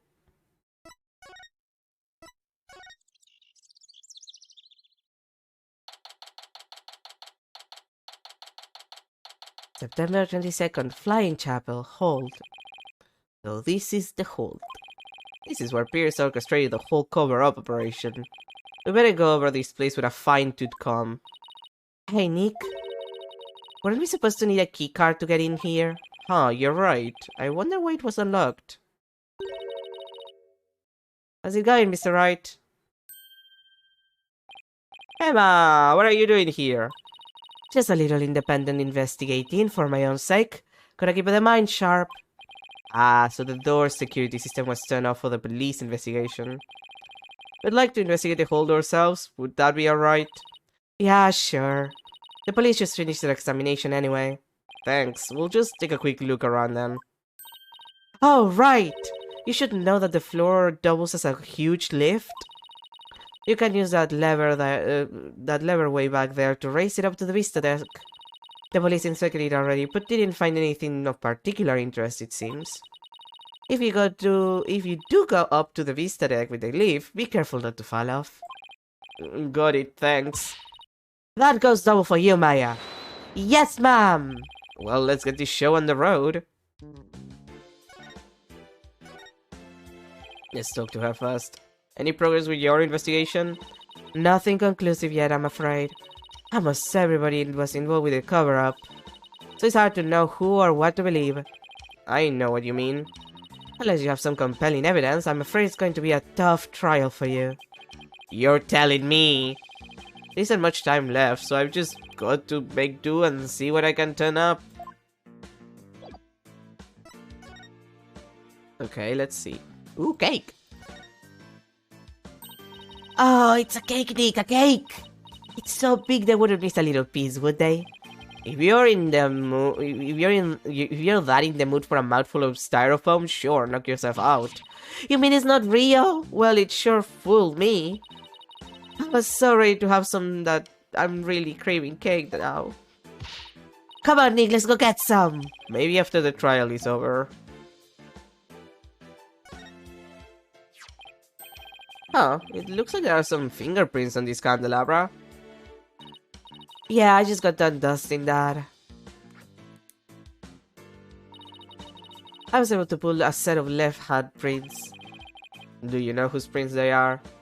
Yes, the prints belong to the victim, Thomas Glumsbury. Nick! I just figured out something amazing! You did?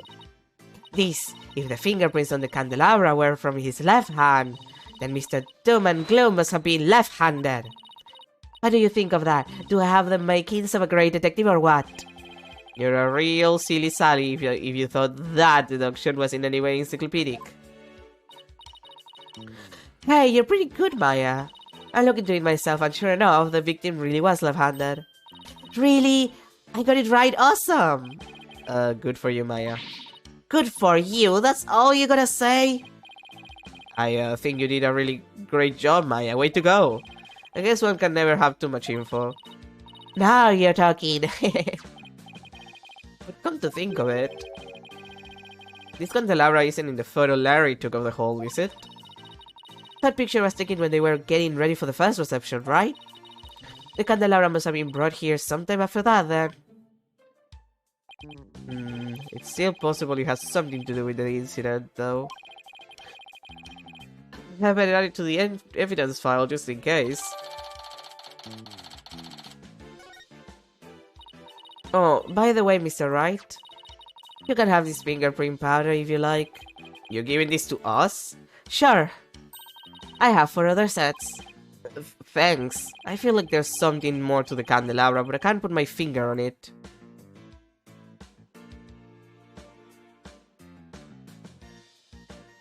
Let's start here. Okay, that's for the plane, it seems.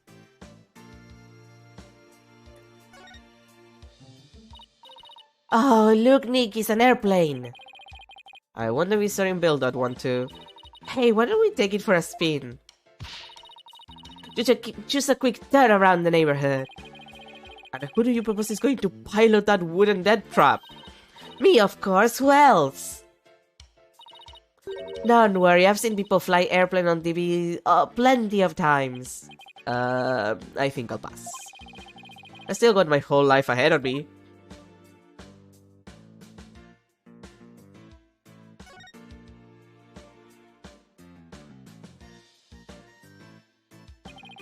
So there are 2 male peekaboo lanterns in the reception hall. That must mean that these 2 are female pegacow lanterns.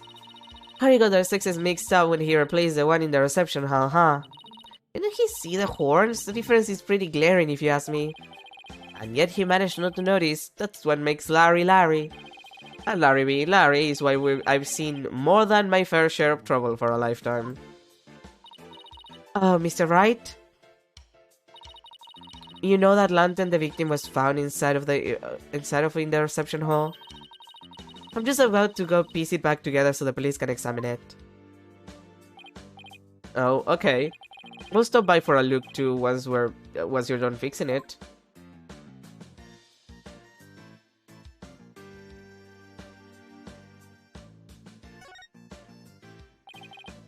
What's that? Ooh, a wedding bell? According to the pamphlet, it's used on the Vista deck during wedding ceremonies to bless the newlyweds. I guess they disassembled and stored it away here in the hole when it's not being used.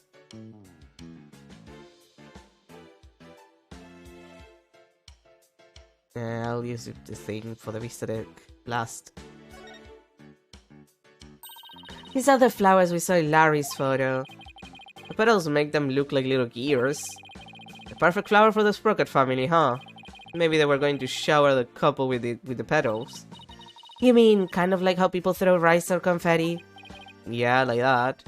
Only these were found at the scene of a murder instead. Oh, didn't mean to touch that.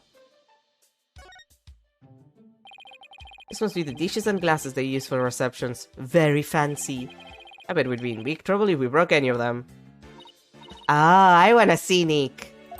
You, young lady, need to stay far, far away from them. Nick! You think I'm going to break them, don't you? Let's just say your rap sheet for breaking things doesn't help your case. Okay. This machine. So this is the airship's engine. It's pretty impressive. And it's so rhythmic, like a heartbeat. It's the literal heart of the flying chapel. Look at all those huge gears spinning around and around and around and around and... Oh, I think I'm starting to get dizzy. Yeah, me too. Okay, that seems to be everything except you. Oh look, there's a lever to the lift Emma told us about. Let's try going up on it. I'll go flip the switch. Here goes nothing. Wait, I'm not even on it yet.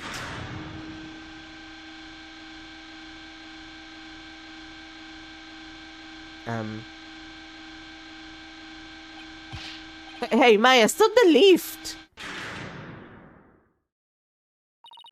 Oops, sorry, I got a little carried away. Never mind that, move over a little. Okay. Is that blood? Blood? Let me see. Could it be Mr. Glumsbury's blood? Well, this lift goes up to the Vista deck where the murder took place, so... I think that's the most logical conclusion. But I thought the victim was clubbed to death and there wasn't much blood. Something tells me I'd better take a picture of this. Well. I should ask Emma about it some more later. Maya, can you bring the leaf back down now? You got it! I'll go flip the switch again. There.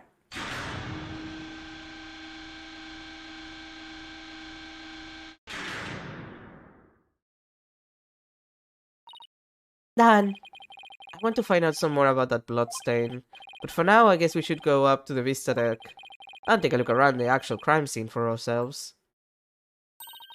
The view must be great from over there. I bet it'll be awesome. You mean it would be if it wasn't the scene of a murder? Okay, to the Vista deck we go. Make sure you actually get on the lift this time, Nick. I know. Okay, I'll just flip the switch again and away we go. 3 hours later.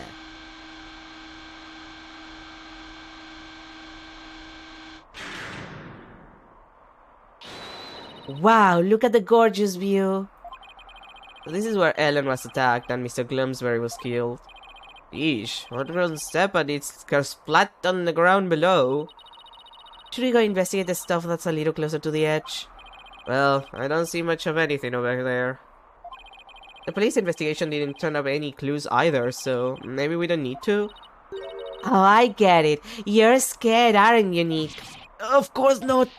Come on, let's go back down and finish checking out the hold.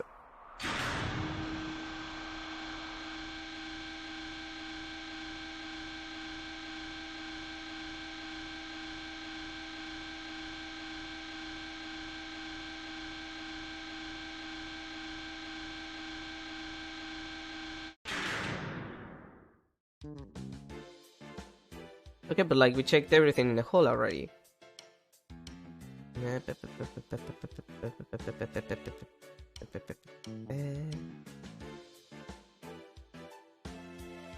Well, I guess I can always ask Emma about the thing, and that would be the last thing. Emma, can we check on this candelabra a little more? A little more. What do you... Oops! What happened? I almost dropped the candelabra and the candle slipped out. Well, let's be careful with that. I imagine it might be important evidence. Wait a minute. Now what? One of the pins that hold the candelabra is broken. What? There's definitely something fishy about this candelabra. There is? What makes you say that? Call it forensic investigator's intuition. We already tested this for prints earlier, so let's test it with luminol this time. Knowing Emma, she'd use every test she has at the same time if she could. Just hang on, this will only take a second. I hope this turns up a new lead somehow. Well, Emma, did you find anything? Take a look at this, Mr. Wright. What is all that blood doing there?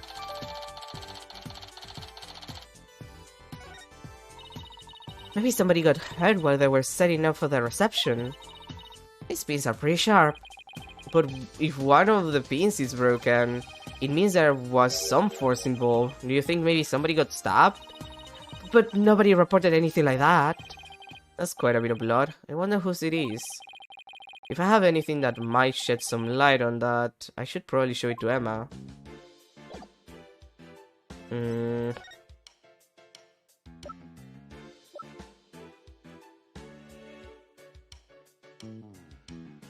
The bloodstain?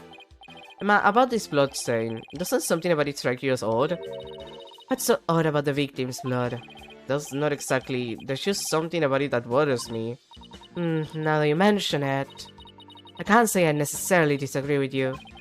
Maybe I should talk about this some more with her.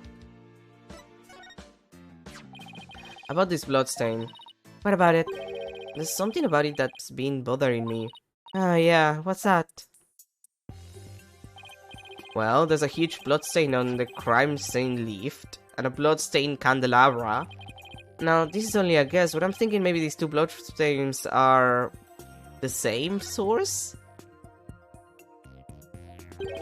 I'm thinking maybe these two bloodstains are from the same source.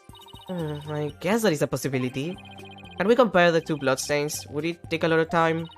Are you kidding? Don't underestimate the power of science!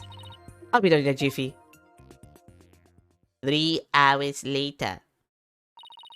And the results are in. That didn't take long now, did it? It seems that the blood from the lift and the candelabra are from the same person. Okay, and do we have like a way to know who it was from?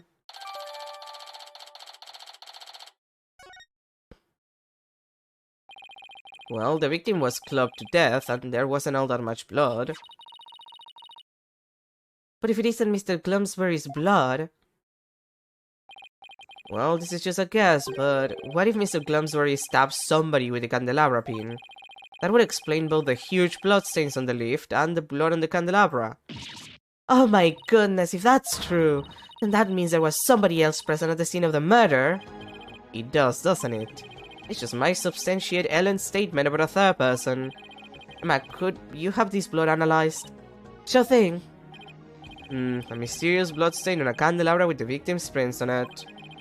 It just might be the thing to back up Ellen's memory of seeing a third person. Next up, the reception hall. It might be worth taking another look around in there.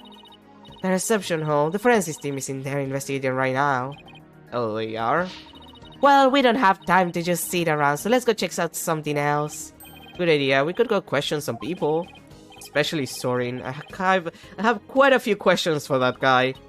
Sounds good, Nick. I'll have to do some legwork then. Yep, I thought we'd head to Sorin's house for starters.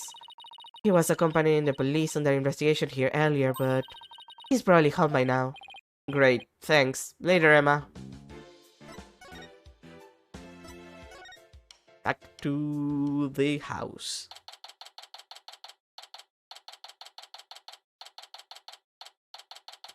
September 22nd, Sprocket Manor, foyer. I still can't get over how gorgeous Sprocket Manor is. Just don't touch anything. I wasn't going to! He was definitely going to. I was told I had guests. Thank you for seeing us, Sorin. We know you're busy. We'd like to ask you a few questions about the case, if you wouldn't mind.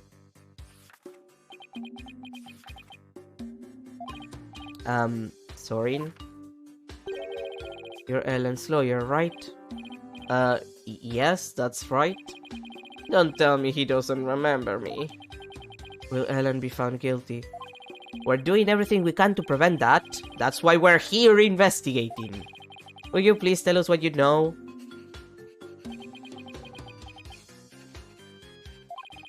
Sorin? Alright, fine. What was that pause all about?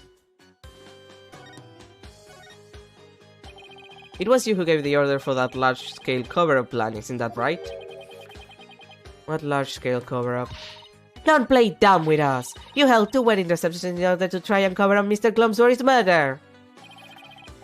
Ellen thought that, through the power of the timekeeper you built, he traveled back in time. Ah, so that's why there were 2 receptions. Wait, does he seriously not know what the reception was? Why the reception was held twice? See, it's exactly what I meant! It's exactly what I said was gonna happen! Like, I was waiting until we had confirmation whether this guy was involved in it or not. But it's exactly what I said.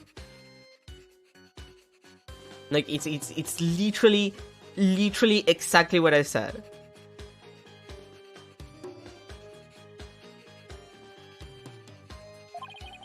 Looks like I'll have to delve deeper here. So the cover-up scheme, that fake trip through time, you're not the one who was behind it all. First, Nicody stated in court that you were the one who ordered it to be carried out. They said that. I see.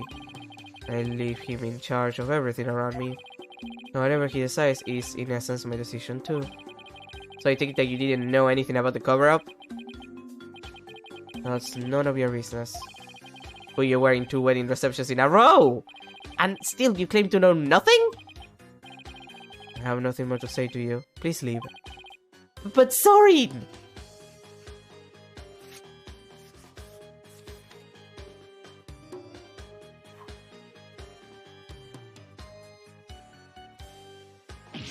Ow! Oh, there's something written on this paper airplane. Let's see. Go away. It doesn't get clearer than that, huh? He's looking especially uncooperative, but maybe I can grab his attention somehow. There's still that one piece of evidence I don't know much about. It's worth a try. Uh, Probably the candelabra. Sorin, have you ever seen these before? That's... Sorin, what is it? Nothing. Why did his whole demeanor change all of a sudden? He's gone pale as a ghost, too. Oh. Sorin! Nick, look at his stomach. He's bleeding. Somebody help! Sorin collapse! Master Sorin! Get him to the hospital quickly now! Bleeding where exactly, though? Poor Sorin, that must be one serious wound. What is it, Nick? Well, when I showed him the candelabra, his whole demeanor changed. So I was just thinking that maybe his injuries... Huh? What's this? It's Sorin's notebook. He must have dropped it in the rush to get him to the hospital. Ah, his notebook, huh? I wonder what's written in it, don't you? Come on, you know you wanna take a peek. Sorin's notebooks. What to do, what to do. Should I? Should I? Yeah, what the fuck not? I feel guilty snooping around in somebody's personal notebook, but... maybe we should take a little look-see. Whoa, it's filled with big words written in tiny letters. I guess he uses his notebook to write down his invention ideas. Huh. What is it? Did you find something? After March 8th of last year, the content of this notebook changes dramatically. Like how? Well, ever since that date, Sorin's been writing down every detail of his life, as in every. Maybe he decided to start keeping a diary. But this is way too detailed to be an ordinary diary. Either he's really compulsive, or maybe just plain forgetful. Is it really as simple as that? I feel like something happened on March 8th that made Sorin change. Well, why don't you let me take a look at that and I'll tell you. Hey, Maya, let go or you will rip it. Eep!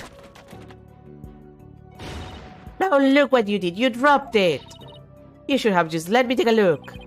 This is my fault. Oh no, Nick. Ah, it fell into the pool of Sorin's blood. Can't read a thing on these 2 pages now. Uh-oh, you're gonna get it. You're gonna get it now. Oh, I guess it really is my fault after all. Let's just put it away carefully for now. We can't let anything else happen to it, you hear?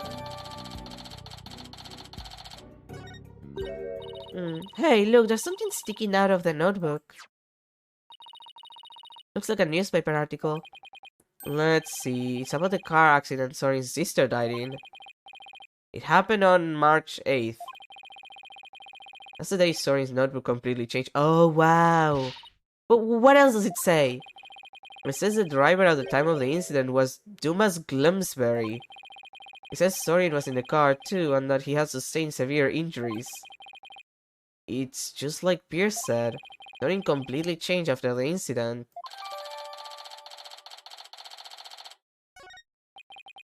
So Glumsbury was driving the car when they got into that accident. That opens up the distinct possibility of Sorin holding a grudge against Glumsbury. You think Sorin could have? I don't know. It's not like I have any proof. We should talk to Pierce about this when we return Sorin's notebook to him. Though he doesn't seem to be here right now. Maybe he's at the Flying Chapel? Well, back to the Flying Chapel.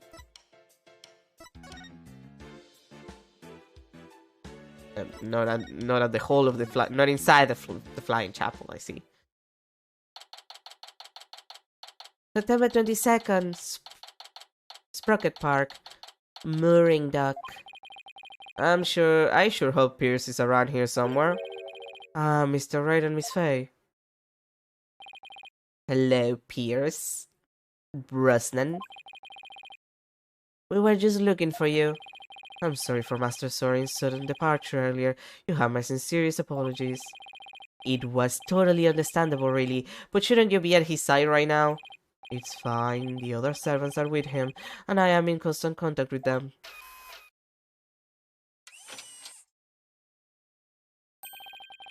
Do not forget to give him his pain medication and be sure to keep him hydrated. Also see to it that he is not up and about. He needs complete bed rest. Is this what happens when you're too rich for normal peasant pavones? I must return to Master Sorin now, but you want something of me. Actually, here's Sorin's notebook. He dropped it when he collapsed. I hope Pierce doesn't notice the blood stain. Oh, thank you very much for this. I will see to it personally that Master Sorin gets it back. Thank you. Sorin's notebook given to Pierce. I trust you didn't look inside. Oh, of course not! Ha ha! Ha! Because it is filled with numerous patent-worthy ideas, you see. Look, I know you're busy, but would you mind if I ask you a few questions about the case? Well, as I said, I must be getting back to Master Sorin. So if you can make it quick, I would greatly appreciate it. Alright, I'll make this as quick as I can. I'd like to ask you about the cover-up you tried to pull off, if you don't mind. I told everything there is to tell in court already. Disposing of anything that may harm the Sprocket family's reputation is simply part of my job. Sounds like a lovely job description. I have nothing more to say on the matter. I will say I do not think it's wise to spend time on topics that have already been discussed. Right.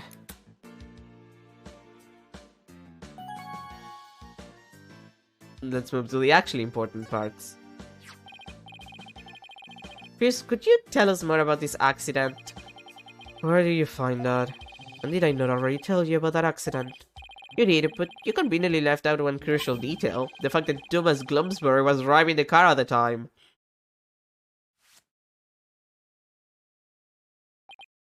Oh, did I not mention that? I suppose it simply did not come up then. If Mr. Glumsbury caused the accident, why didn't the Sprocket family fire him? Wouldn't that usually be the natural consequence of such a huge mistake? Please do not misunderstand. Glumsbury stayed on with the family. On Master Sorin's request. What? This is the type of person Master Sorin is. Perhaps it was the influence of Miss Selena's nature. She was such a sweet person that even in her last moments she thought of Master Sorin. Not only did Sorin not hold a grudge against Glumsbury, he insisted on keeping him on. Now I really don't understand how that guy's minds work. So you were present for Selena Sprocket's last moments? Yes, in my professional capacity. The accident happened on the way to a certain party. And what kind of party was it? It was Miss Selena's engagement party. Glumsbury's injuries were minor, but Miss Selena's and Master Sorin's were critical. They were brought to the Sprocket family's regular hospital. Wow, to have such a terrible thing happen on what was to be a day of celebration. Thanks to the surgeon in charge, Master Sorin pulled through. But Miss Selena, she...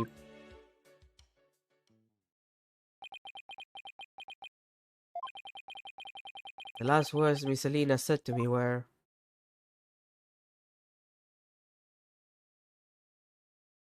Please help Sorin. Ever since then, I have attended Master Sorin and tried to help him in any way I can. I see. Selena's fiancé must have been devastated. Indeed. The shock of losing Miss Selena was so great, he quit being a surgeon. He was a surgeon? Wait, so the surgeon who tried to save them both was he... Yes, he was Miss Selena's fiancé. Okay, but like, didn't they have, like, they're rich. I'm going to point this out. They're rich. Couldn't they have, like, two people doing surgery at the same time? Like, you usually have more than one single, like, if the hospital is large enough, you have more than one place to operate. Like, you at least have 2 or 3 for like high complexity stuff. So couldn't you have just have 2 surgeons to fix the situation? Just saying. What a terrible tragedy. Oh, awful. So where is her fiancé now? Good question. I wonder that sometimes myself. So Selena had a fiance. I'd like to find out more about him, but I doubt I'll find him anytime soon. Are we done here? I'm afraid I must be going. Will you please just tell me a little more about Sorin? There is nothing more to tell. I can't seem to get any real answers out of him just by asking him questions. But there is a piece of evidence I still don't know much about. Maybe he'll be able to tell me something about it. Again with the candelabra, I assume. Pierce? Have you ever seen this candelabra before? No, I don't know anything about it.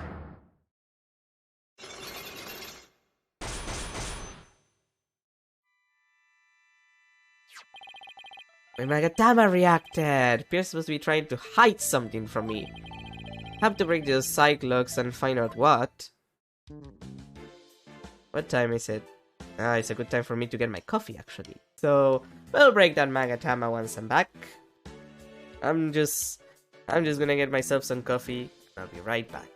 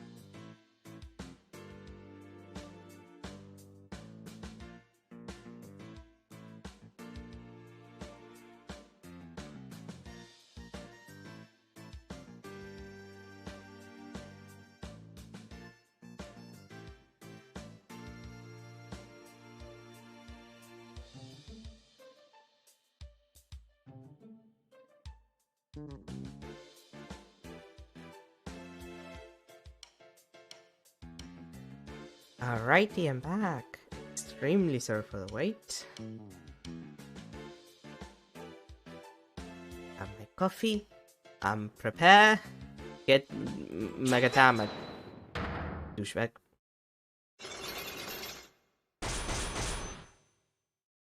It shouldn't be too hard. There's a secret. Pierce. You're hiding something from me about this candelabra, aren't you? Wait, let me move my mic a little bit. There. That's better.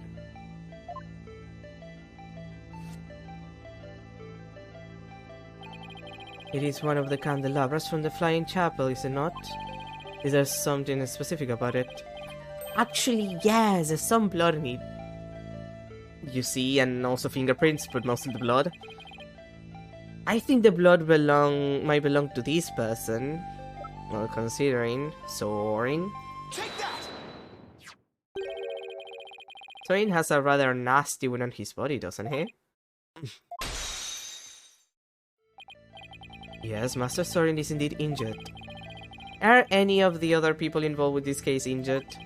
Not as far as I know. I see. Then let me ask you this first. Do you suppose Soren could have been more directly involved than you're letting on? What in the world would make you think that? Oh, I got my reasons. Mr. Glumsbury's fingerprints were found on this candelabra stem, which leads me to believe that Mr. Glumsbury stabbed Soren with it. You cannot possibly think Master Soren is the one responsible for the murder. I don't have any conclusive evidence of that at the moment, but I do think he had a motive. This proves that Soren had a motive to kill Mr. Glumsbury. The newspaper. Take that! That's his motive. Even though it was an accident, Mr. Glumsbury was the man responsible for taking Soren's sister away.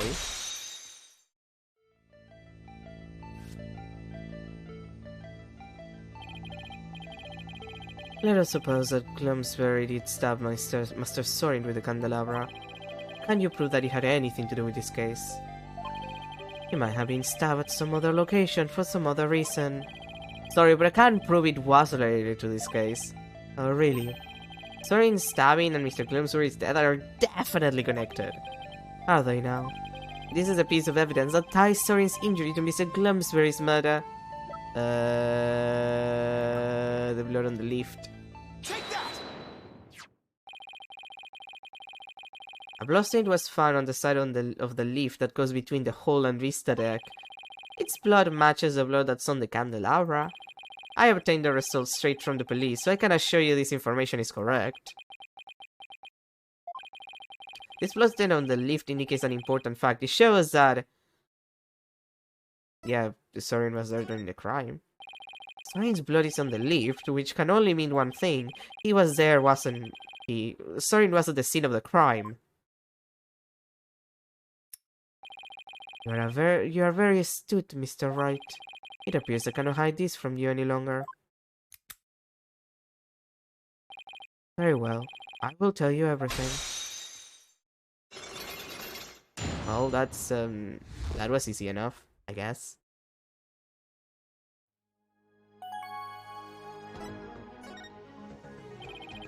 Could you tell me about Soren's injury? Very well. This is what I heard directly from Master Soren himself. As you surmise, Master Soren was stabbed by Glumsbury on the day of the murder. It happened after the first wedding reception. The happy couple was in the reception hall when suddenly Glumsbury appeared. He attacked Miss Ellen and tried to take her away. Master Soren went to stop him and found himself in a struggle with Glumsbury. That is when Master Soren was stabbed with a candelabra, he said. Even though Master Soren was badly injured, he went after Glumsbury. So Soren really was at the scene of the murder, wasn't he? Yes, that is correct. However, by the time Master Soren arrived at the scene, Glumsbury had already been murdered. The piece is saying that Soren was at the crime scene, but that he didn't have anything to do with the murder itself. Even still, why did you try to keep such an important piece of information from me? I am very sorry. Master Soren's injury and Glumsbury's murder were not directly related. So I decided to not to mention it, so as to not necessarily complicate the investigation. That's a lie, come on, my dude. Now then. I am sorry, but I am afraid I really must go now. Please excuse me.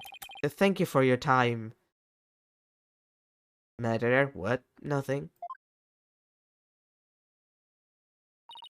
He should have just told us everything in the first place and saved us all a lot of time.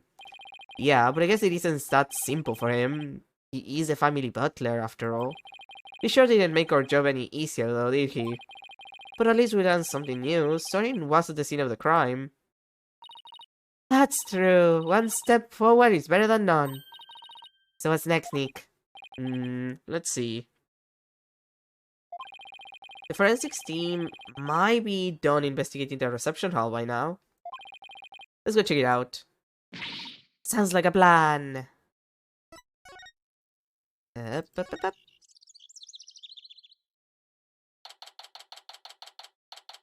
September 22nd, Flying Chapel, Reception Hall. It looks like the police are done with their investigation here. I wonder if it's okay for us to take a look around now. Hi, Mr. Wright.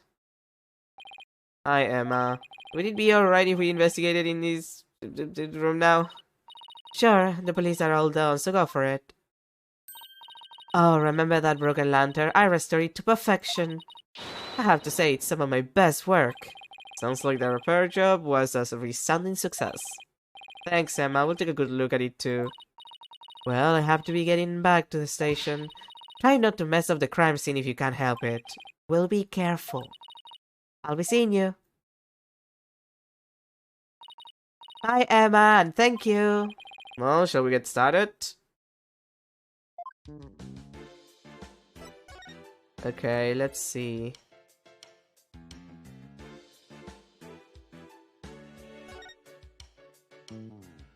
Oh, directly here, huh? Oh, hey, there's a shiny thing there that is shiny. This is where the murder weapon, the timekeeper, was displayed. I guess it's in police custody now. Huh? What's this? A key? Let me ask a maid about it. Well. Good idea. She might be able to tell us something. Excuse me, could I ask you a question? Oh, of course. What would you like to know? Do you know anything about this key? It's the key that started up the timekeeper. A startup key. That's right. Oh, the first startup of love ceremony was so beautiful. The bride and groom each had a symbol of their love, and when they put them together... Oh, how romantic.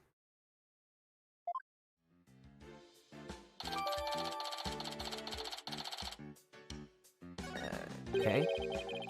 First startup of love ceremony? What exactly did that entail? Oh, it's a ceremony in which the couple activated the timekeeper together for the first time. I suppose it was kind of like a cake cutting ceremony. And what are these symbols of their love you mentioned? Well, that's kind of an industry secret, so I can't really say. I'm sorry, I'd better get back to my work.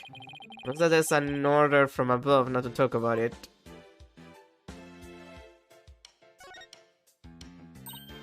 Hey, I think the tablet code is new. They must have changed it since yesterday. Yeah, it does look slightly different. I think it was even a different color, maybe.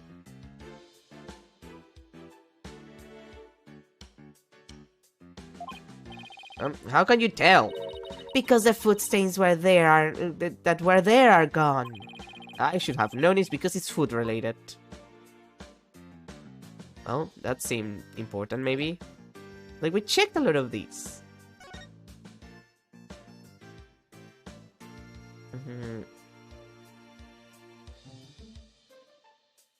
Wait, there's... This is new.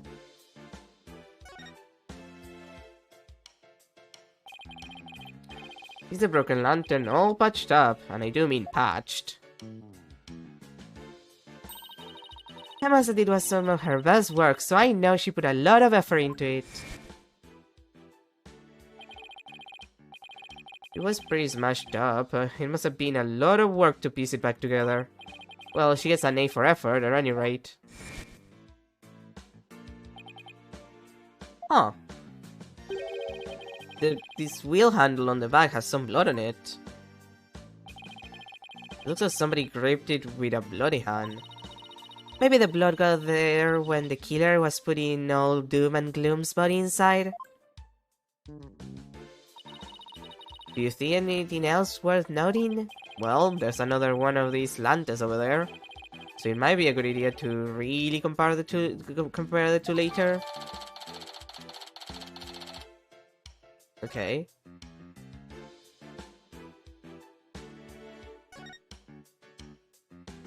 Oh hey, there's a door there. It was covered before.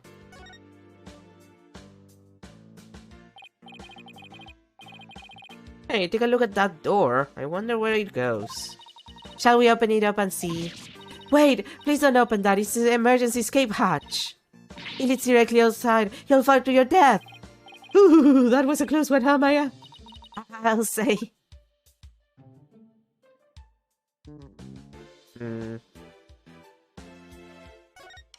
Oh, I guess let's examine this one then.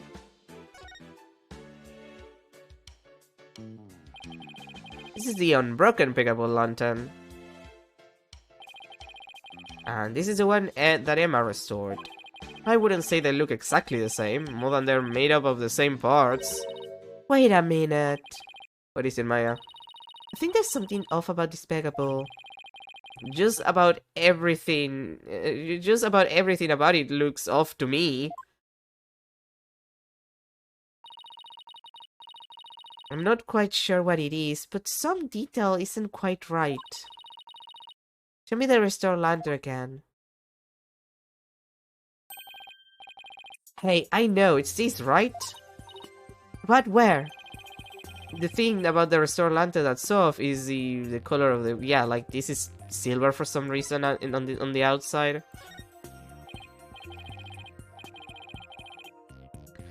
Look, it's a wheel handle. It's different. It's a different color altogether.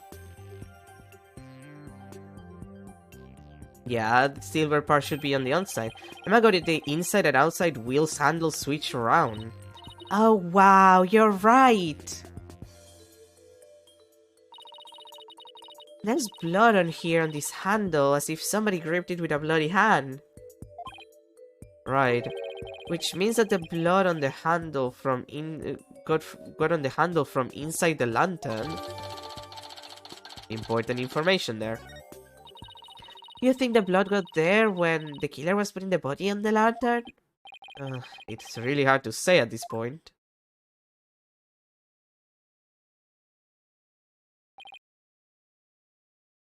Whew. Well, I think we've checked out everything relevant to this case. What are you two doing here? Wait, what are you doing here? Oh, it's... Sorry, shouldn't you be resting in bed? You're injured. How do you know about that? Never mind. My notebook. Have you seen my notebook? I can't find it anywhere. My notebook. I need my notebook.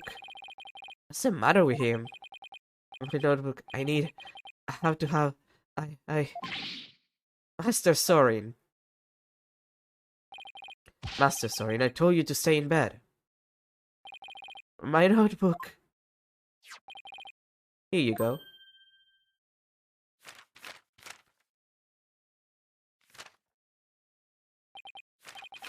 Yes, this is it.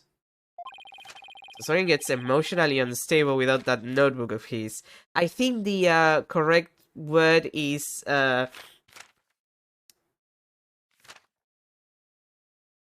can think of the word in Spanish, but not in English. I'm having one of those issues right now.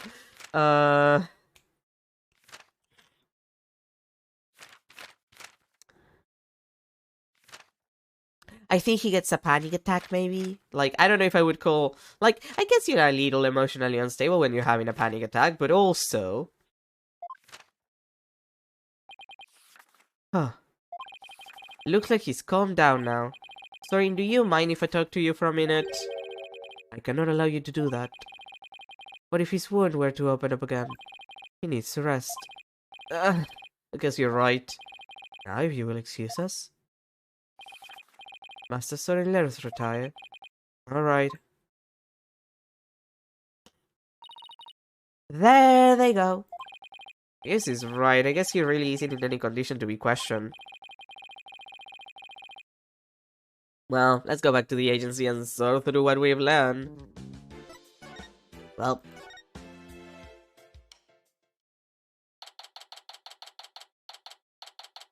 September 22nd. Write anything, agency.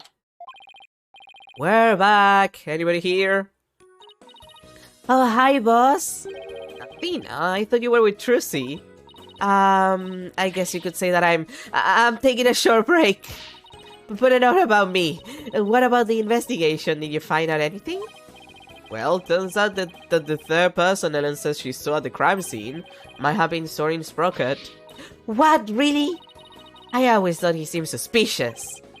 Thing is, by the time Sorin got to the Vista deck, the murder had already occurred, apparently.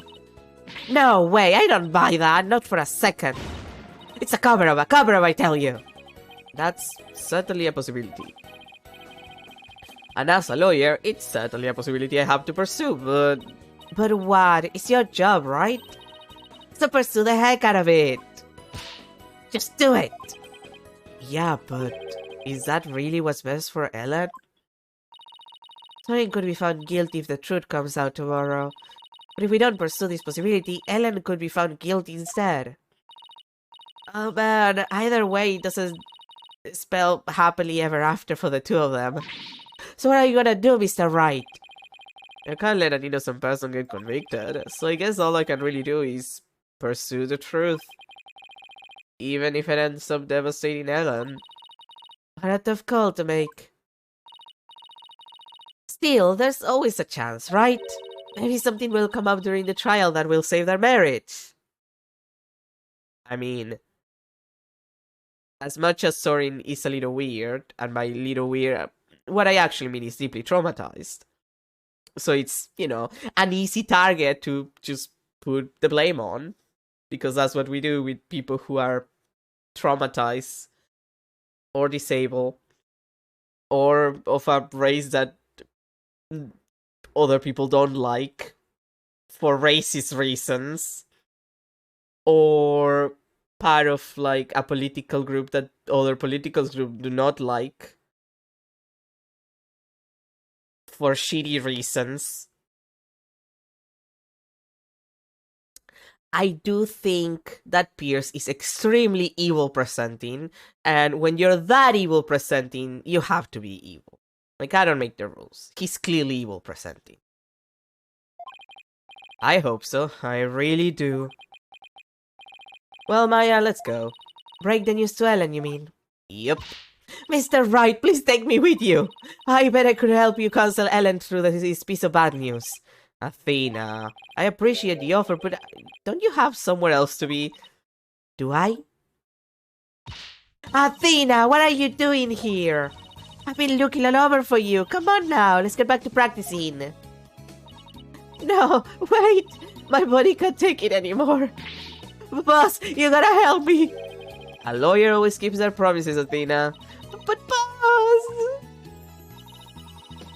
If you bail on me one more time, Athena, I'm going to use a real blade on you.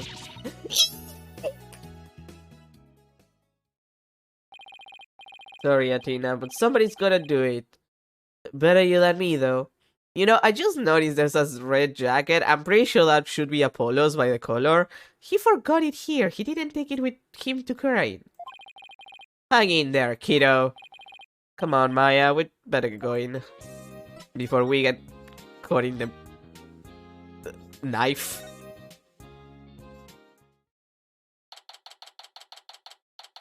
September 22nd, Detention Center, Visitors Room.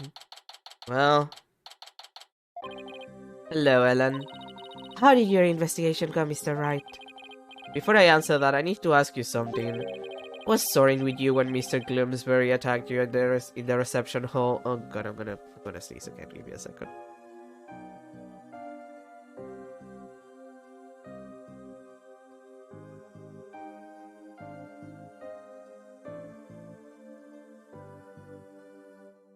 Okay, I'm back. It's fine. I think it's gonna be fine. If I sneeze again, please forgive me. I'm sorry I kept it from you. I was afraid that he'd come under suspicion if I told you. So I kept quiet about it. I'm really sorry. I see. I thought it was probably something like that. Listen, Ellen, I'm afraid I had to make a very difficult decision based on what I found out. What kind of decision? This is very hard for me to say, but the mysterious person you saw at the scene of the crime was most likely Sorin. What? In other words, in court tomorrow, I'm afraid I'll have to propose the possibility that Sorin is the true culprit. No! Sorin is innocent, no!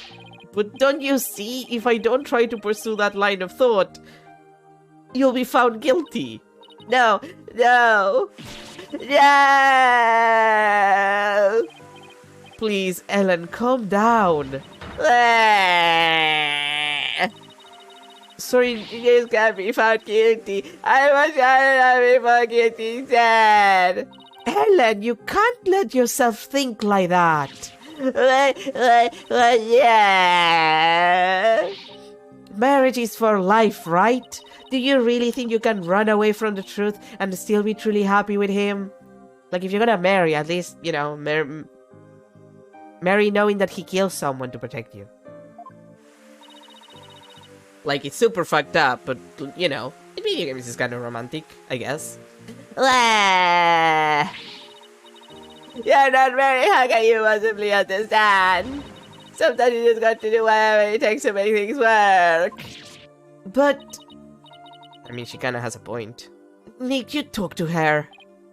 Hey, don't just dump this all on me. You're right, I'm innocent as Sorin is too. So please, remember innocent in court. I'll certainly do everything in my power. I just hope she doesn't lose control like this in court tomorrow. Okay, Phoenix, bad news. She's definitely gonna lose control like this in court tomorrow. What the fuck are you talking about? Like, have you ever not had a witness fuck their own case like this before? Phoenix? Phoenix? God, I hope this is the last part.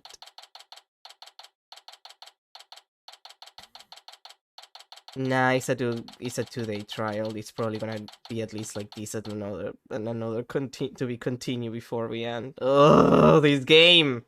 I'm gonna finish it today. I don't care. Like, even if I have to go over time.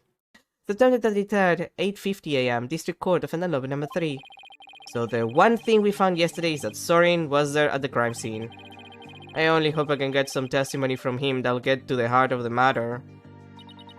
Mr. Wright. Good morning, Ellen. Look, I'm afraid you might not like the result of today's trial. Nevertheless... Don't tell me you're still thinking of going down the road!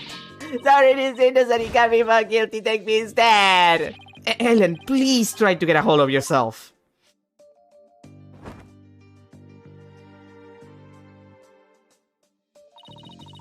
I believe in Sorin with all my heart. So how dare you doubt him? Regardless of which one of them is found guilty today, it's going to be devastating for Ellen, isn't it? We'll just have to do everything we can. That's the best we can do, you know? The trial is about to begin, Mr. Wright. Alright, let's go, Maya. Yeah.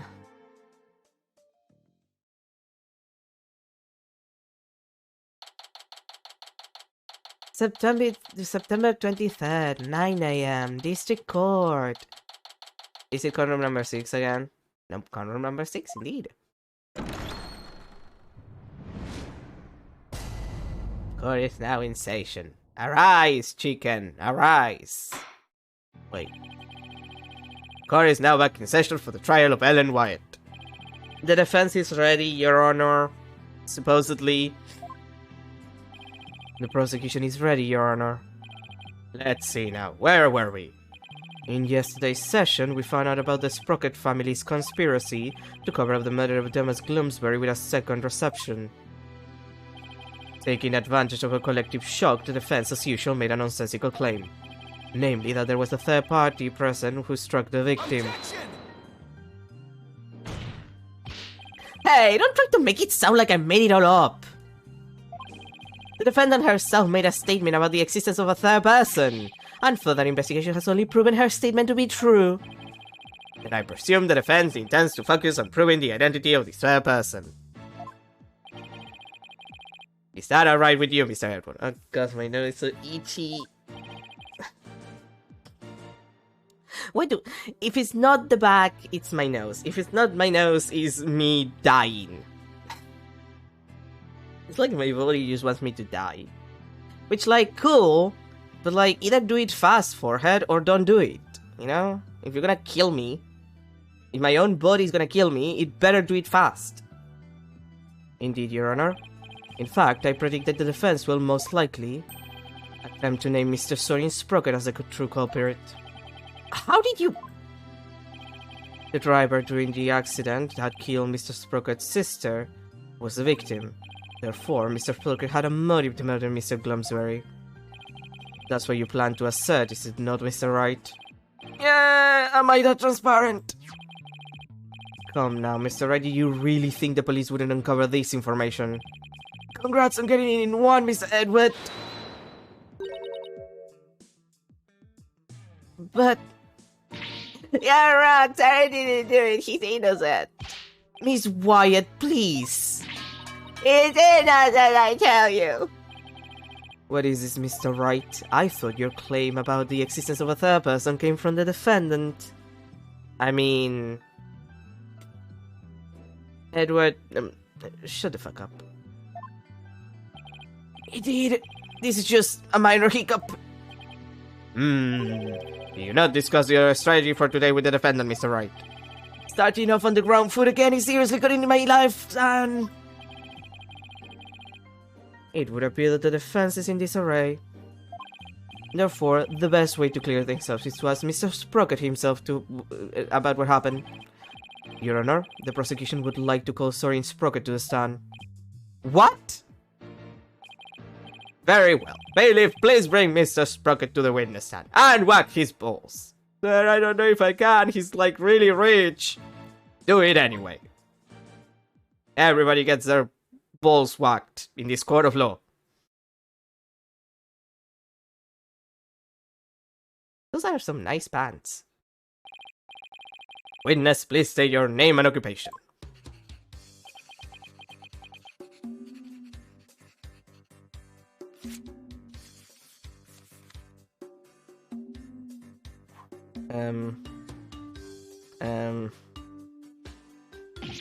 Ow! There's something written on this paper airplane. Let's see. Sorin Sprocket, Managing Director of Sprocket Aviation. Mr. Sprocket, please give your answers in words, not paper airplanes. Now then, Mr. Sprocket, please tell that doubting lawyer there what really happened at the time of the crime. Well, Mr. Sprocket.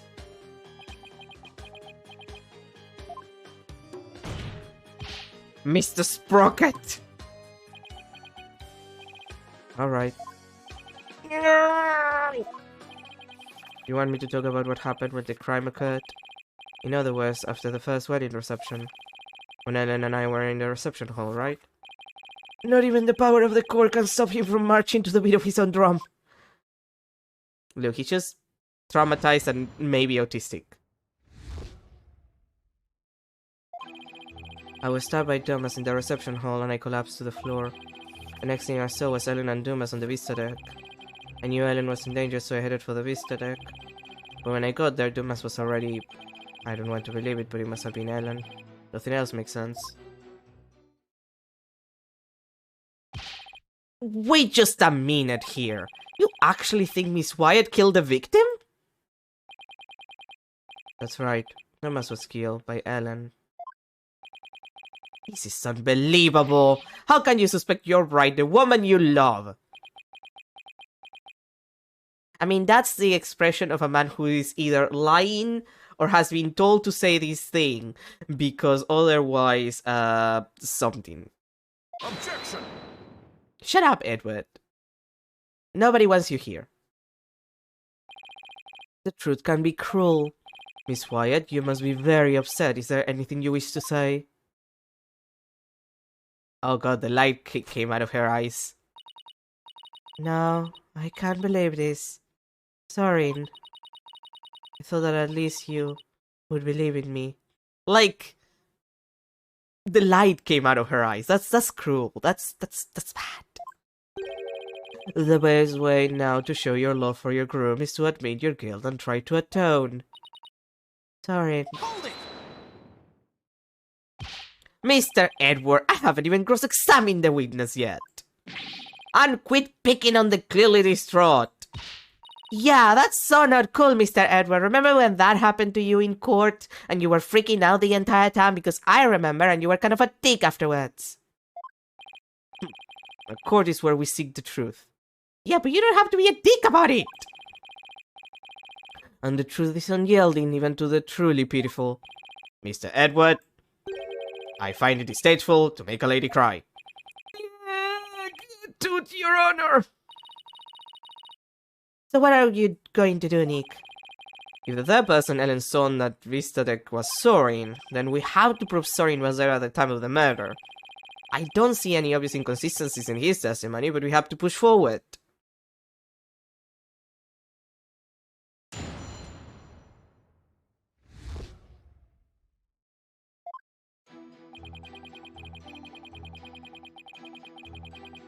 Like, clearly he's lying.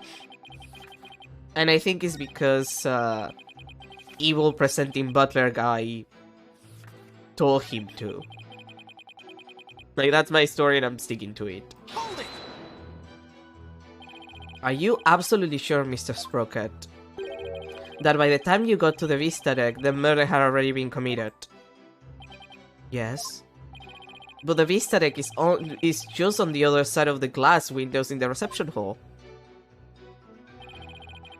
Shouldn't you have been able to get there right away? Objection!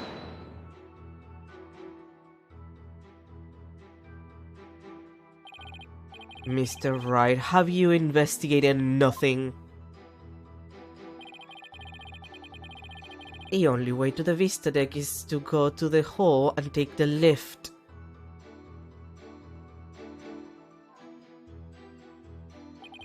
No matter how much one hurries, it would take at least 10 minutes. Well, that's unhelpful. But Sorin had to have gotten there before the murder, or my claim won't stand. Do you have any idea for me, Maya? It's definitely easier to prove that someone did go to the hall than not. I mean, you can't leave anything if you don't go someplace, right? Can't leave anything. Wait a minute. I think Maya's onto something here. The lack of a certain something actually proves that Sorin didn't go to the hall. What's the matter? Are you stumped already? No, I'm far from stumped, Mr. Edward. I know for a fact that Mr. Sprocket didn't go to the hall. Huh. And you and your paper-thin bluffs. Mr. Sprocket's blood stain on the leaf proves he went through the hole. So what possible proof could you have that he did not in fact go through there? You want proof? You got it. You can't do this, Phoenix. There's gotta be proof that Sorin didn't go through the hole. Well, Mr. Wright, this proves that Mr. Sprocket didn't go through the hole. Like, we have the list of people who went into the hole. Like, Take that! As anyone can see from the hold entry record, there's absolutely no mention of Sorin Sprocket entering the hole. The defense says that Mr. Sprocket used a different route to get to the Vista deck. You can assert all you want, Mr. Wright. Can you actually prove another road exists? Can I prove the existence of another route to the Vista deck, you ask? I can. I can prove it! Even if it's just a bluff, I have to present something. Anything that could prove the existence of a faster route to the Vista deck. Very well then, Mr. Wright. Show us how Mr. Sprocket got to the Vista deck. Well, Mr. Sprocket made for the Vista deck through here. The door. That is here. To save his bride from danger, Mr. Sprocket, opened the escape hatch and made his way along the outside wall to the vista deck. Isn't that right, Mr. Sprocket?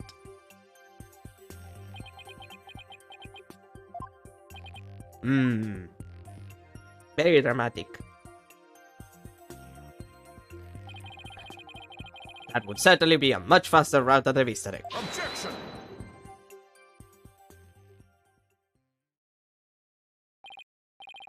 I'm disappointed, Mr. Wright. Is that really the best you could muster? Escape hatch is not meant to be used to get from the section hull to the vista deck. One slip, and that's all it would take for Mr. Sprocket to plunge to his death. I have to agree. The defense claim is really stretching. Hold it! Come on. I understand how it sounds, Your Honor. But at this point, it's too early to definitely say that he didn't go that way. I mean, yeah. Like, it makes sense. So that's why you're going with then, I take it. Of course, Your Honor. This is real life, Mr. Wright, not some cinematic drivel or comic book. Do you have some sort of logical explanation to share that would convince us of your claim? I do. Are you sure, Nick? Kind of. Actually, I have nothing, so I'll just have to wing it somehow. On what do you base your theory that Mr. Sprocket made his way along the outside? My theory that he was able to go along the outside while despite the danger is based on the power of money, the power of authority. Come on, dude, it's the power of love. To save the bride he loves, the groom risks his life and rushed to her side. Mr. Sprocket was able to make it to the vista deck despite the danger. Because of the power of love! Power of love. That love is a source of strength that can help one overcome any obstacle. I think I can relate thanks to my own long, happy marriage. Wow, he actually seems to be buying it! Objection! The power of love, you say? That kind of illogical argument is hardly viable in a court of law. Okay, but like, Phoenix has a point. Like, there are more than a couple recorded instances of like people in really high level stress situation who have like loved ones trapped or some shit that they just do like insane feats of strength, you know, to save them.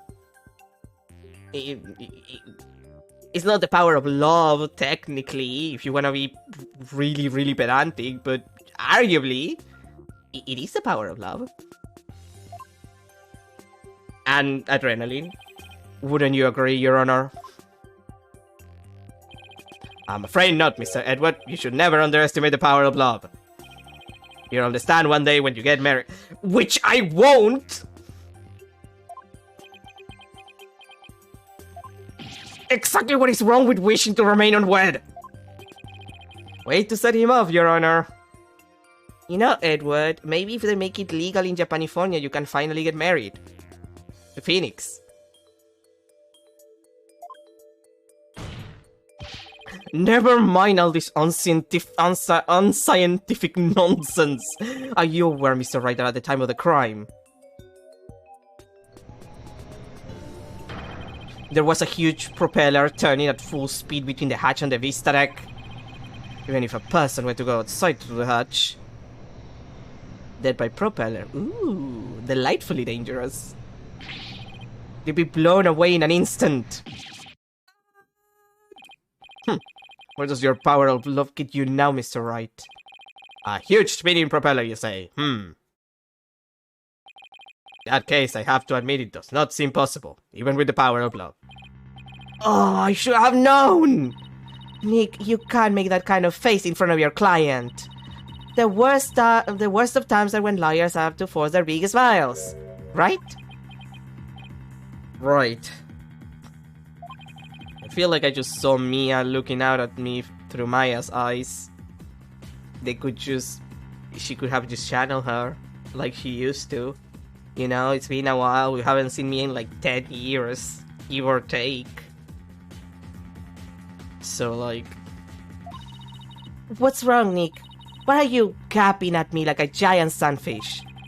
Thank you, Maya. You just helped me remember something really important. There it is. That's the fearless smile I was looking for. Now give us a mind-blowing theory, just like you always do. I have to turn my thinking around. Instead of wondering how Sorian could have moved past that huge propeller, I have to think about what would have made it possible for him to do so. Your Honor, Mr. Wright only makes that ridiculous face when his back is pressed against the wall. How do you know? Shut up. Therefore, please do hurry and give your ruling before. Mr. Edward. It's still too far early to discount my theory. What are you talking about? This is why Edward doesn't go with Phoenix to court anymore. It's like... It's great foreplay, but it clearly stresses him out. He's too old for this shit. The airship's large spinning propellers have already shredded it to pieces.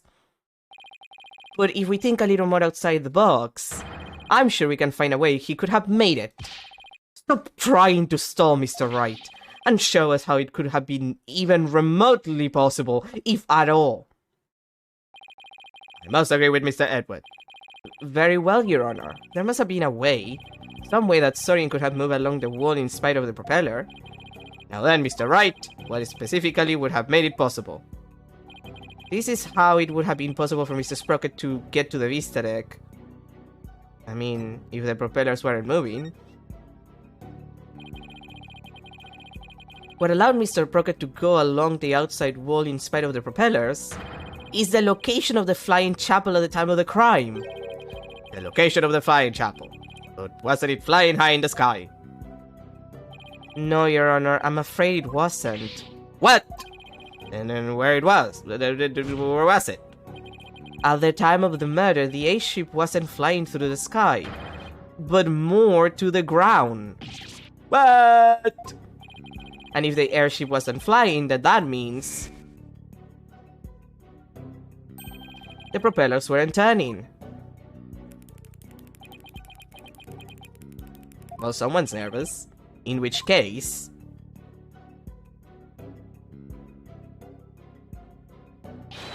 Mr. Sprocket could have gotten to the Vista deck along the outside wall. Isn't that right, Mr. Sprocket?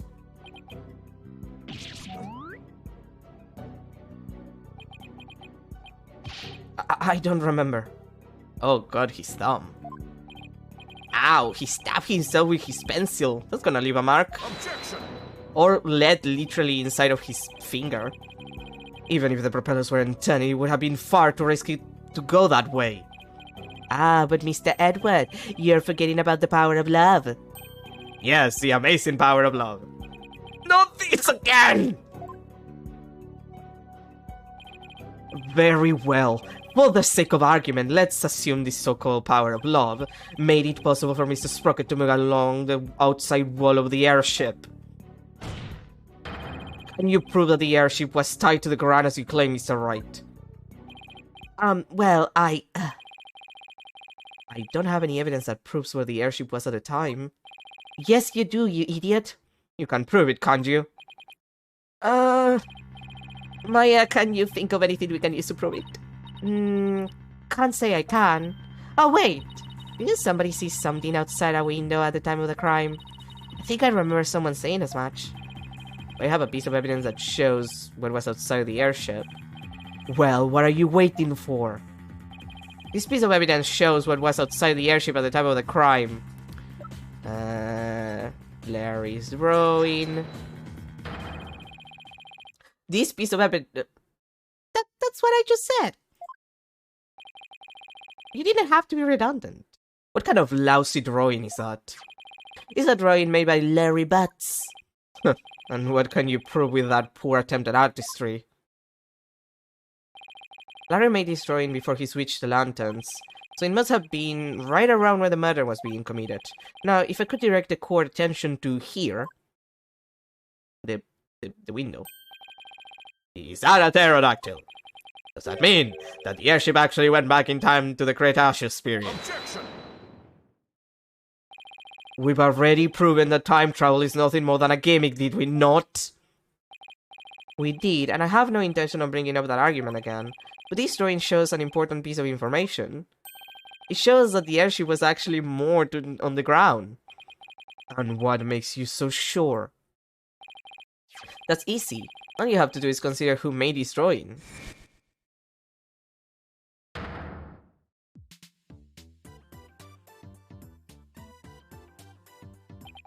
Larry. That's right, it was Mr. Butts, and we both know what he's like. He must have seen something else and mistaken it for a pterodactyl. I can argue with you there. Wait, I just want to go second here. What kind of moron do you guys take me for? I saw it with my own eyes. A pterodactyl flew right around the window, I tell you. I have the sharp eyes of an artist. Don't you believe me? No. Nope.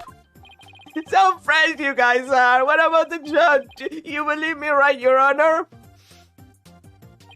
I'm sorry, but I'm afraid you need to leave this courtroom. Bailiff, if you would, and remember to wax his balls. Come on, buddy, let's go. Why doesn't anyone believe me? Don't take it personally, Larry. I know you're just being, well, yeah. Ahem. Now then, so you're saying that what Mr. Butts really saw, there's some relation to what was inside the airship at the time of the murder? Yes, Your Honor. At least I think it does. What this pterodactyl really is will prove the airship was anchored at the Moonring dock. It had better anyway. If it doesn't, my whole argument is a bust. If you're that confident about it, then please go ahead and tell us what it really was. Yes, Your Honor.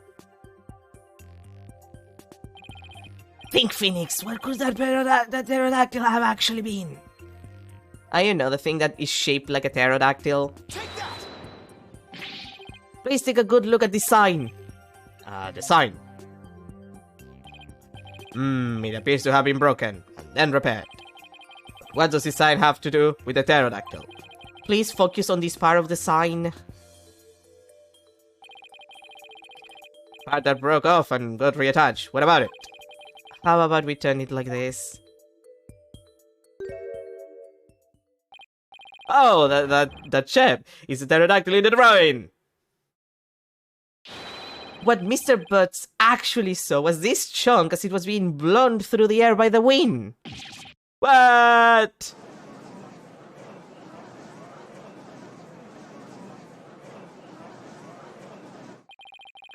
On the day of the murder, there were some heavy winds in the area of the Moonring dock, but it's hard to imagine that this sign would make it up as high as an airship would fly. That means the flying chapel must have been anchored at the Moonring dock that night. Isn't that right, Mrs. Sprocket? Objection!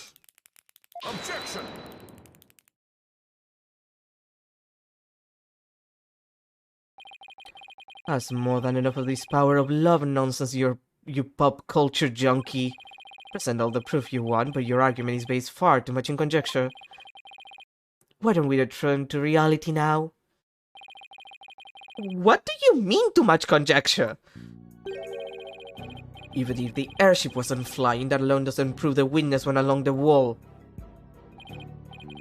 True, even now it's no more than a possibility. Then how do you propose Mr. Sprocket got to the Vista deck, Mr. Edward? I noticed something as I went over the evidence. Please take a look at this whole entry record. What about it? I don't see Mr. Sprocket listed on here anywhere. Don't you remember? In yesterday's session, we had a very similar kind of argument. Did we? Honestly, Mr. Wright, are you going senile already? We talked about Larry Butts using the defendant's key to enter the hold. Oh, we did talk about that, didn't we? In other words, even if a person's name isn't on the entry record, it's still possible that for that person to have entered by using someone else's card. Mr. Sprocket, you entered the hall with Mr. Nicody, didn't you? I did. What? Why didn't you tell us that in the first place? Pierce is indispensable. I didn't want to mention him unnecessarily and risk having him wrongly accused. I couldn't do without him. Mr. Sprocket, I ask that you testify in greater detail about your movements that night. God fucking damn it, you idiot!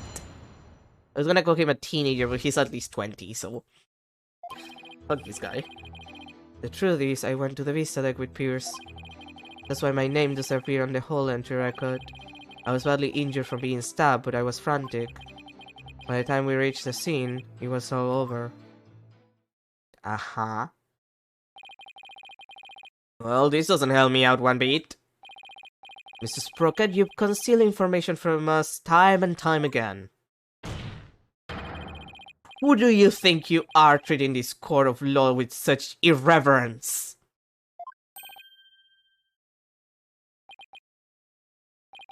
That being said, I do appreciate the testimony you gave just now. Thanks to you, we now know why your name doesn't appear on the entry record. Now there are no more inconsistencies in the witness's testimony. That's Mr. Edward for you. He never leaves the loose end dangling. You okay, Nick? I wouldn't exactly call this situation okay. Somehow I'll have to coax the information we need for an opening out of him. If I even can, that is. God forbid.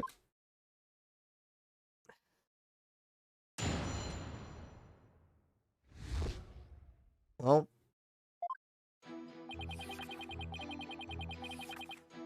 Hold it! You didn't mention this because you didn't want Mr. Nicody to fall under suspicion. Is that because he has something to hide? I just didn't want the police to take up his time with all their questions, that's all. Neither the company nor the household would function smoothly without him. I see. Wow, it sounds like Pierce is absolutely indispensable to the Sprockets. Anyway, getting back to your statement. When did you meet up with Mr. Nicody? We met up on my way to the Vista deck. I think Pierce and some of my relatives were on another floor. But Pierce heard a commotion and came running to my aid. He could hear the pandemonium all the way from another floor? Mr. Wright, would you like the current statement added to the witness's testimony? Yeah. Yes, please, Your Honor. Very well.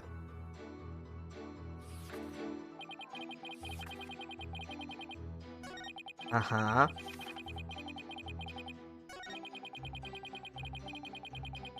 I need more information.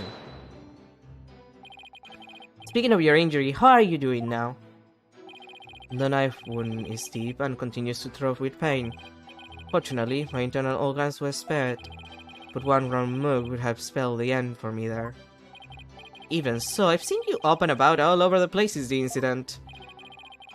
I'm only following my doctor's orders to perform some daily light exercises. Mr. Wright, would you like Mr. Sprocket's statement about his condition added to the testimony? Yes, actually. Not that it appears especially relevant to me. Should I have him added? Yes! He said a knife. He wasn't stabbed with a goddamn knife, team. Yes, Your Honor, I'd like to have it added to his testimony. I see. Very well. Like, he wasn't stabbed with a knife, and that's very important.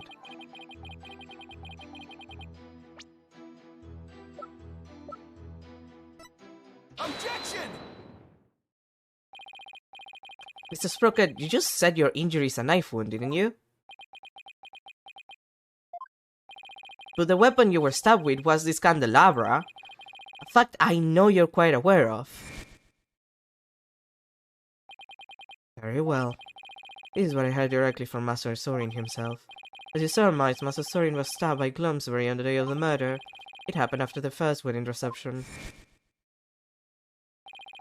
The happy couple was in the reception hall when suddenly Glumsbury appeared. He attacked Miss Ellen and tried to take her away. Master Sorin went to stop him and found himself in a struggle with Mr. Glumsbury. That is when Master Sorin was stabbed with a candelabra, he said. Objection! It must have been a simple memory slip that made him misspeak. It happens to everyone. It has nothing to do with the case. Yes, it does!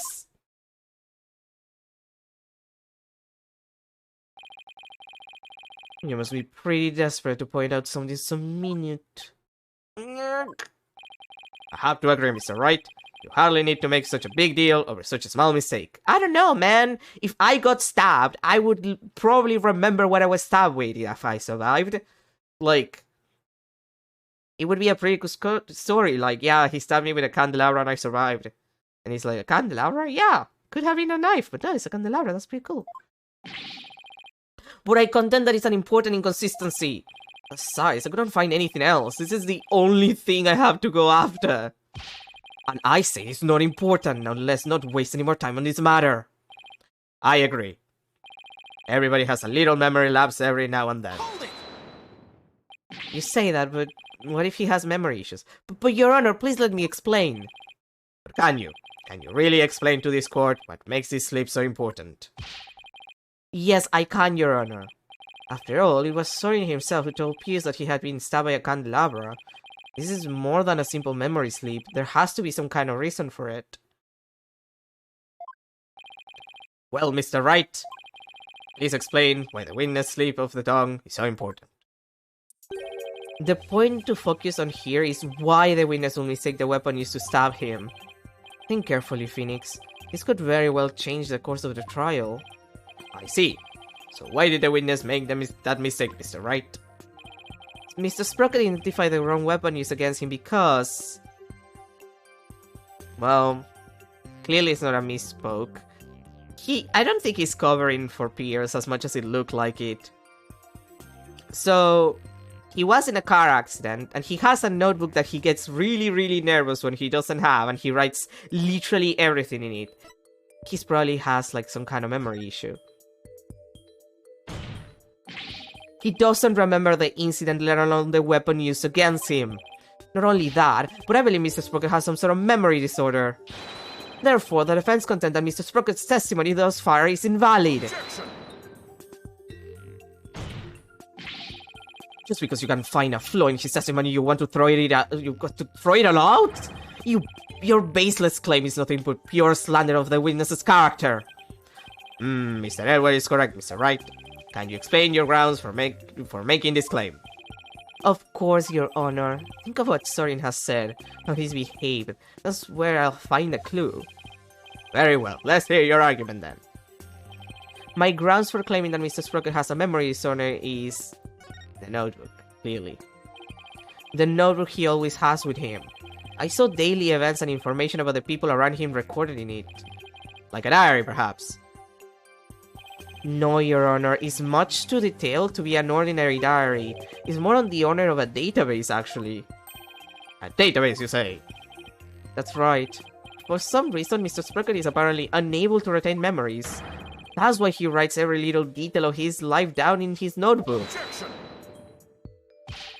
How could you possibly know that for sure? He might just be an extremely compulsive person. I thought so too, myself, at first. To be honest, we accidentally got a stain on that notebook yesterday. You mean you got a stain in it? Hey, you're the one who tried to grab it out of my... Objection. Never mind whose fault it was, just get to the point already. Right, sorry. Mr. Sprocket.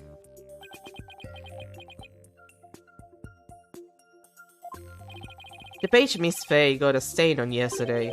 That's the page with the details of your stabbing on it, isn't it? No, I only write in this notebook because it's very compulsive. Now drop the subject already. Sorry, but I'm not convinced. I noticed an odd fact about your notebook, Mr. Sprocket. On the earlier pages, you used it to write down invention ideas, but after a certain date, you started writing down a lot more and in much more detail.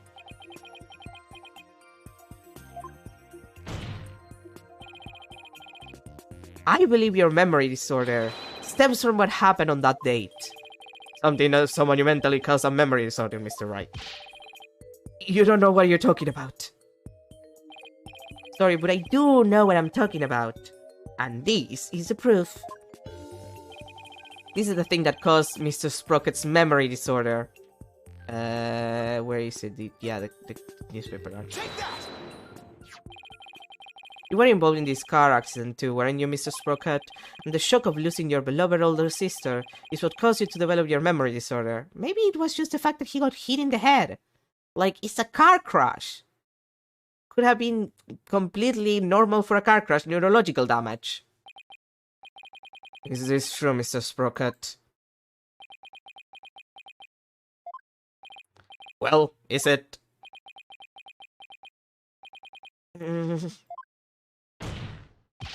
Mr. Sprocket. It's true. That accident did something to my mind. What? Ever since that day, every time I go to sleep, I lose my memories. And when I wake up, the most recent thing I can remember is the day I lost my sister. It's as if I'm constantly going back in time. What? That's truly tragic. An inconsolable time traveler who goes back in time whenever he goes to sleep. Besides, time travelers do exist, you know. But you wouldn't understand. So that's what Sorin meant. He was talking about himself. The reactions of the people around me each time I awoke made me aware of my condition. That's why I decided to write everything down in my notebook, so I could move forward. So the only memories you have since that day are the ones written in that notebook. It's like that one movie, like 50 First Dates? You know, the one with Adam Sandler about like this girl who has... Also, I think it had like an accident and she remembers like up to a certain day and then the next day she forgets everything. It was a weird movie. That's right. And since the page about your stabbing got stained, you couldn't read from it, could you? There's just one more thing I'd like you to clarify for me, Mr. Sprocket. Exactly what are your feelings toward the victim? Mr. Sprocket's feelings toward Thomas Glumsbury. That's right, Your Honor. The witness said that every time he wakes up from sleep, his mind goes back to the day his sister died. Mr. Wright, you can't mean! Mr. Sprocket. Your pent-up feelings of anger and resentment towards Mr. Glumsbury for the accident were renewed each and every time you woke, weren't they not? Were they not? But you couldn't take it anymore, so you turned to murder, isn't that right? What, Mr. Wright, are you saying that the witness murdered Mr. Glumsbury for revenge? Well, Mr. Sprocket... Oh, god damn it, is it Ellen? God damn it, Ellen. Miss Wyatt! Your Honor? I did it. I killed Mr. Glumsbury. No! What? God damn it, Ellen!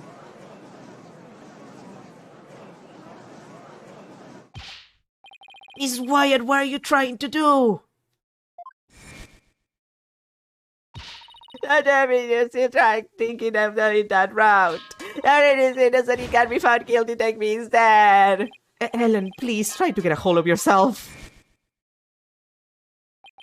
I guess she really meant it.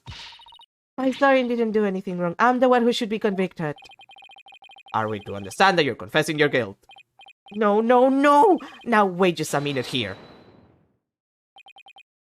Ellen, why will you cover for me? After I testified that I thought you must have killed him. I'll admit, I couldn't believe my ears at first. But all I want is for you to be happy. Your happiness is my happiness, Sorin. But without my notebook, I'd even forget those feelings of yours by tomorrow. Knowing that, do you still feel this way? You've loved me all this time. The same way you did before the accident. That's how I know that you're the same person I've always loved. No disorder can change that. Sorin, you have a good thing. Don't screw it. Ellen. Your Honor, There are two things I'd like to correct. Two corrections. What are they? First of all, I want to withdraw one of my statements. That's right. Dumas was killed by Ellen. Without memories to rely on, I took the police completely at their word. You can't be serious! Go fuck yourself, Edward. So that means... Yeah. We have been saved this time. Sorin never really doubted Ellen in the first place, did he, Nick? Ellen really does love Sorin with all her heart. But in order to save her, I'll still have to go after Sorin. I hope you can forgive me, Ellen. And what is your other correction, Mr. Sprocket? Okay. Come on. The truth is, I never felt anger or resentment towards Thomas about my sister. What? Why not? Yeah, that's actually a fair question. That's because the one who caused the car accident was me. What?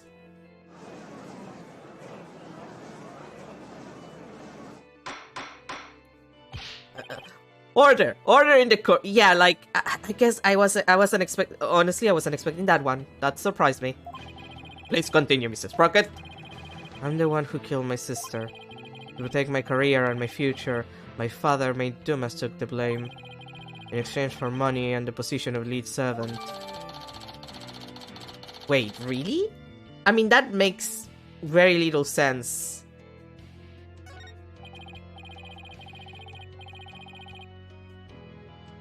Like, I don't understand what the game is trying to do right now. So you see, Thomas must have held a grudge against me, not the other way around. And he must have attacked Ellen to get his revenge on me. Are you sure about all of these, Mr. Sprocket? Very sure. It's all been written down in detail in my notebook. That notebook is important evidence supplying background to this case. I must insist that you submit it as evidence. The lawyer said I had turned to murder, but that's just not true. However, it is true that my older sister and Thomas are both dead because of me and my negligence. I just glanced through Mr. Sprocket's notebook. I wasn't able to read the part about when he was stabbed due to the bloodstain. But what's written here about his sister's car accident is exactly as he stated. Your Honor, as long as it matches what's written in that notebook, can't we still take the witness's testimony as valid in spite of his memory disorder? Yes, I believe we can. I understand now that the witness's memory is in disarray. What if Mr. Sprocket himself wrote in this notebook is true? Then that means by the time Mr. Sprocket's party reached the scene,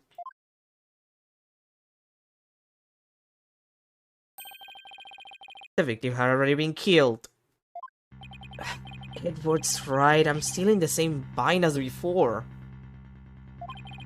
But should I really simply accept the contents of the notebook as a substitute for Sorin's memory?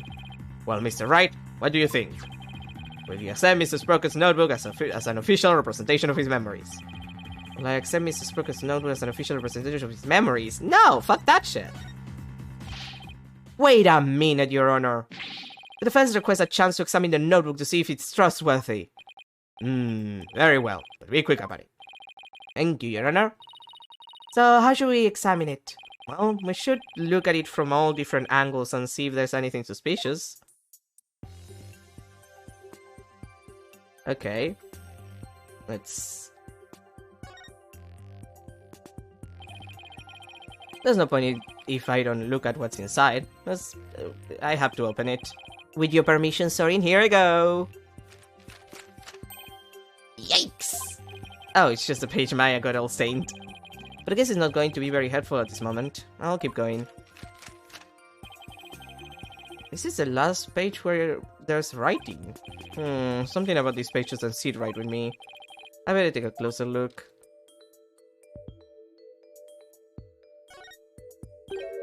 A page has been torn out. And it looks like there's something written on it. It looks like a page has been torn out here. Mr. Sprocket, do you know what was written on it? Oh, that. I often tear out a page when I write somebody a note. I probably wrote something down for somebody, read it out, and gave it to them.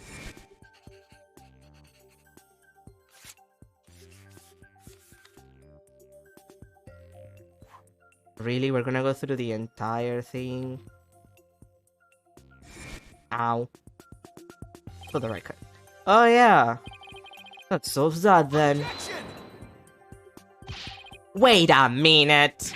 We can't ignore the possibility that something important was written on that page. But now that the page has been torn out, how can we determine what was written there? Well... Let's see, to find out what was written in the notebook we should...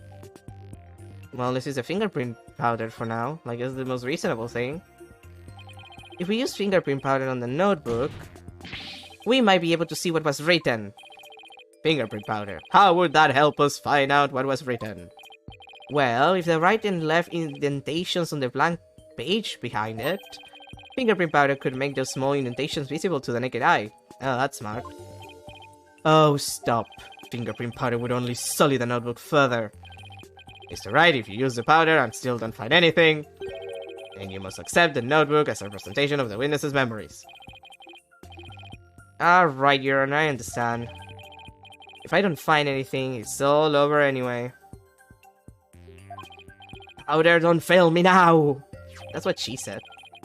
I will now use fingerprint powder on the blank page. Find out if we can see what was written on the turnout page.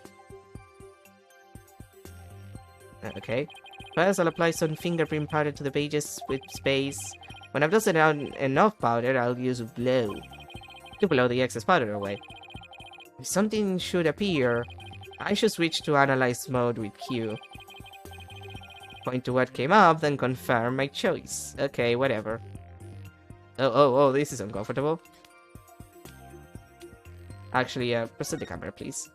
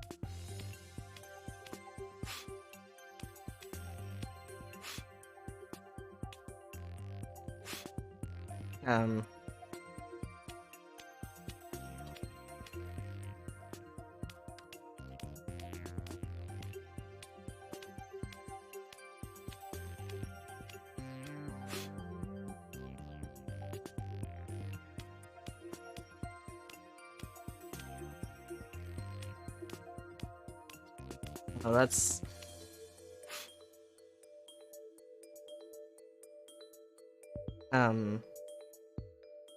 Well, okay. I guess...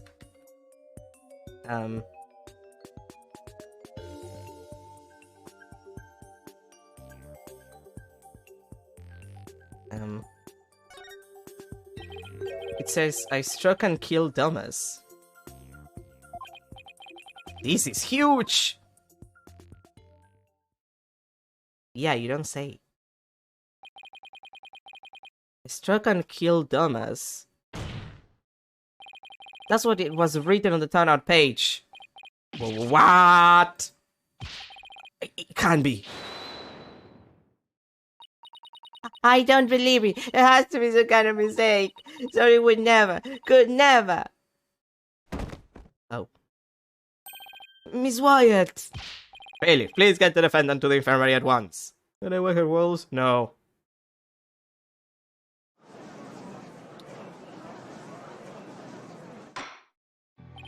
Apparently, the defendant got too worked out. She's resting in the infirmary as we speak.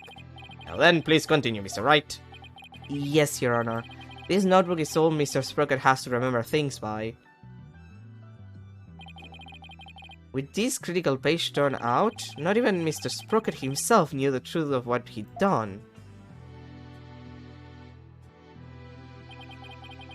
I'm the one who killed Thomas? It wasn't Ellen. Oh, thank goodness. Mr. Sprocket, does this mean you were at the crime scene during the murder after all? I guess I must have been. But Mr. Sprocket, can we really believe what's written in this notebook? Nobody touches this notebook but me. And when I sleep, it's under lock and key. I don't remember writing that I killed Thomas, but I guess I must have. Well, now that we have a confession, I'm afraid I must render my verdict. Of all the... Yes, Your Honor, please give your ruling now, while Ellen is asleep. I want the woman I love to be set free as soon as possible. Sorin really does love Ellen after all, doesn't he? Yeah. This is how it ends, but is that how it really went down? Is there really no way for them both to be happy? I know we should consider anything written in the notebook to be true, but still. I myself wrote of the crime in my notebook. No further proof is necessary. Sorin himself wrote it in his notebook. Wait a minute! Very well. I will now give my verdict.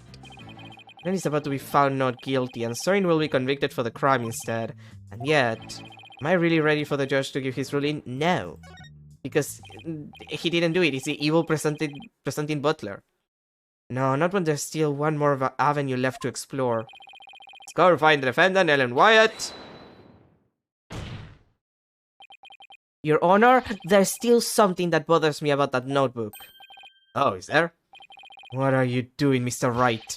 All you have to do is keep quiet on your client's a free woman. I know, but I think there might be more to this case than meets the eye. Robots in disguise. I'm not quite sure yet, but I think there still might be a way. Way for Ellen and Sorin to be happy. What do you mean by more than meets the eye, Mr. Wright? I believe the question here, Your Honor, should be, why was the incriminating page torn out in the first place? Why, to destroy the evidence, I would imagine. But removing it from the notebook is the same as removing it from Mr. Sprocket's memory, which means he wouldn't have been able to trick the police if he came under suspicion. No, if he wanted to cover up his crime, he would have to remember that he had done it. Just what are you getting at with this line of inquiry, Mr. Wright? Yes, please explain it so that we can all understand. Yes, Your Honor. The page was torn out of the notebook because somebody else tore it out. Clearly. The incriminating page was torn out by somebody else. What?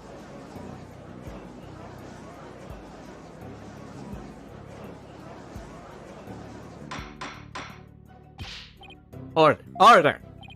Are you claiming a third person interfered with the notebook? It's not all that surprising if you consider what's happened up until now. After both the car accident and the murder of Thomas Glumsbury, there was always a cover-up not far behind. But I had my notebook with me at all times. Did you? Because I remember you were in a panic yesterday because you couldn't find it. That's true.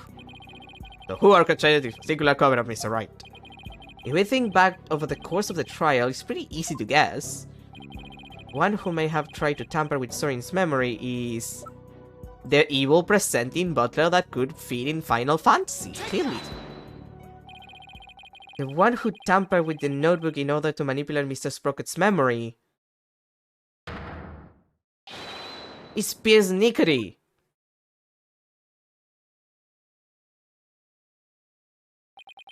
Pierce tried to tamper with my memories. Pierce was manipulating me. Case in point, the two receptions that were held to cover up the murder, it was Mr. Nickery who directed the gas and orchestrated the entire scheme. No, it can't be. Which of my memories are mine and which have been rewritten? When did he start rewriting my memories?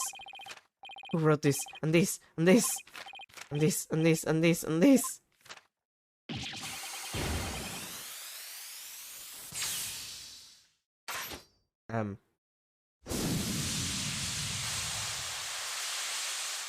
Bye. never come back. He literally took off! What? I mean, this is a closed room. He's in the ceiling. Look, Nick, he's coming back down. Like, he was just trapped in the ceiling for a second. It happens.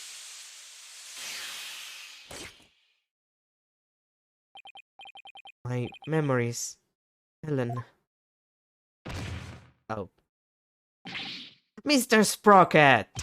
Bailiff, please get Mr. Sprocket to the infirmary. On the double!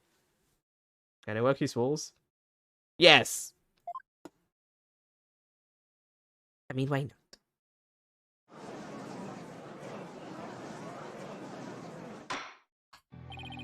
Mr. Sprocket has been taken to the infirmary. We don't have to worry about him running away, so let us resume where we left off.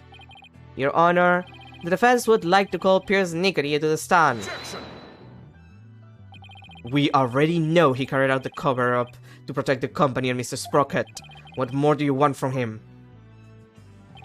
This time is different. The notebook, or rather Mr. Sprocket's memories, have been tampered with. That means the only person who knows the whole truth is now Mr. Nickery. Don't tell me. Are you actually trying to drum up a third suspect in order to exonerate the defendant and her groom? I'm not drumming up anything, nor do I have grounds to accuse him of anything. Yet.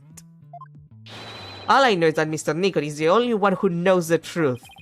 And I think he's still hiding something we don't know about yet. No grounds yet, is it? Well, Mr. Edward, does the prosecution consent to calling the witness to the stand? It does, Your Honor, against my better judgment. However, I would like a little time to talk with the witness before we do. Very well. We will break for a 20-minute recess.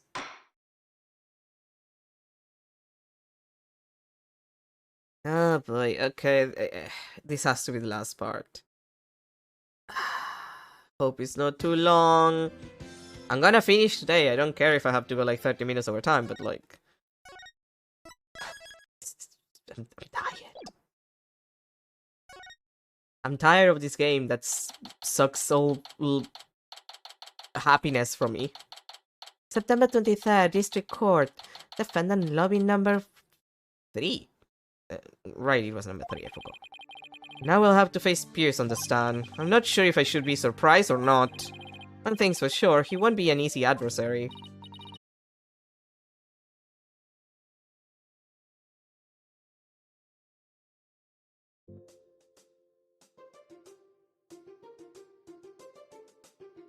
Are we back? It looks like he's back. Okay, sorry about that. Apparently, OBS decided to die on me for some god-awful reason. Sorry that my Ellie will live happily ever after together! Larry, that's not the kind of thing a decent human being says. Shame on you, Larry. Oh, boo! You think I don't know? I know I have to give up on my Ellie. But Nick, promise you'll make her happy. She deserves a happily ever after. I'm sure Sorin will make her happy once all of this is said and done. The trial is about to resume, Mr. Wright. Alright, you ready, Maya? Yup, let's go. I'll be rooting for you, Nick. Yeah.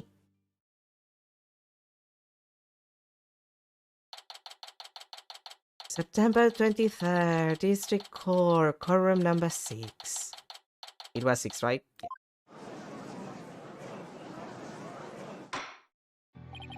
Court is now back in session. Witness, please take the stand. No, really, was this panning done because of someone with a food fetish? At this point I need to ask, because it happens all the time and it's completely unnecessary. Please say your name and occupation. My name is Pierce Nickery. I am the Sprocket family butler. Let's get straight to the point, Mr. Nickery. Someone tore out a page from Mr. Sprocket's notebook to manipulate his memories.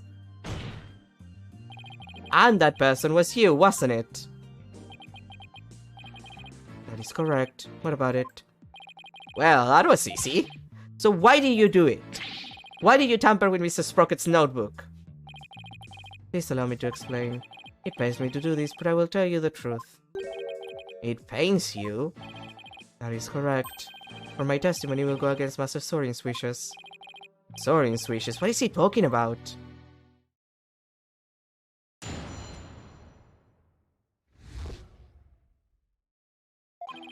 I rushed to the Vista deck, but the crime had already been committed. I saw Miss Ellen and Glumsbury collapse and Master Sorin writing in his notebook. Master Sorin said to me, I'll take the blame for the murder, so please take care of Ellen. But I went against his order. I took the page out of his notebook and hid the body. Well, that's the first time we've heard about him hiding the body. Wait a second! And Mr. Sprocket was writing in his notebook at the time. Could it be? It was meant to be a confession, an admission he killed Glumsbury himself. He wrote that message to take the blame for Miss Wyatt? That is correct. Okay, but like, that sounds unlikely. Mr. Sorin did hit Glumsbury with the timekeeper to save Miss Ellen. Then Mr. Sprocket was the culprit after all! However, that blow did not kill Glumsbury. That makes sense. Mr. Sprocket's injury wouldn't allow him to put that much force into it. Enraged, Glumsbury tried to attack Master Sorin, who was already wounded. But just in the nick of time, Miss Ellen hit Glumsbury from behind and finished him off, it would seem.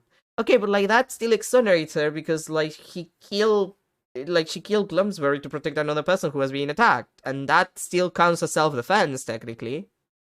Well, not literal self-defense, but like, you know, it still kind of counts. So the one who inflicted the fatal blows was the defendant. Yes, that is correct. But Master Sorin tried to take all of the blame onto himself.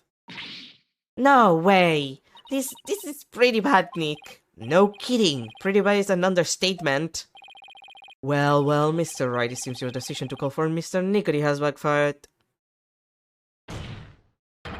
For the true culprit behind this case remains the defendant Ellen Wyatt. God damn it, I always misread it. Could this get any worse? But Pierce was involved in the cover-up plot, and I bet he still has something to hide. And that's what the cross-examination is for.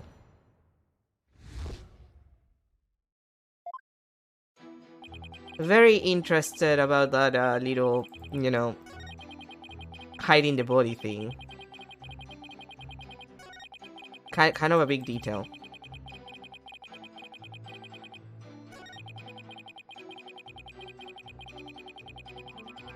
Hold it!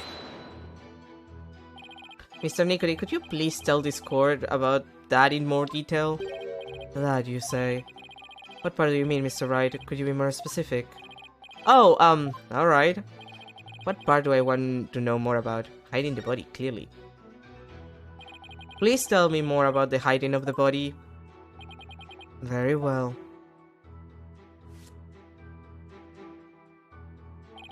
After saying he would take the blame, Master Sorin passed out. That's when I hid the body. I quickly took the lift down to the hold, where I hid Glumsbury's still warm body in the spare peggable lantern. So it was you who hid the body, not the defendant. I think Mr. Butts would have moved the lantern containing the body to the reception hall. Well, I did not see that coming. I don't blame you, not even Larry can predict what Larry will do next. Maybe I should take another look at the lantern in evidence.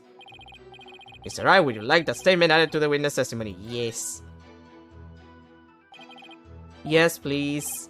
Very well. Please add that statement to your testimony, Mr. Nicody.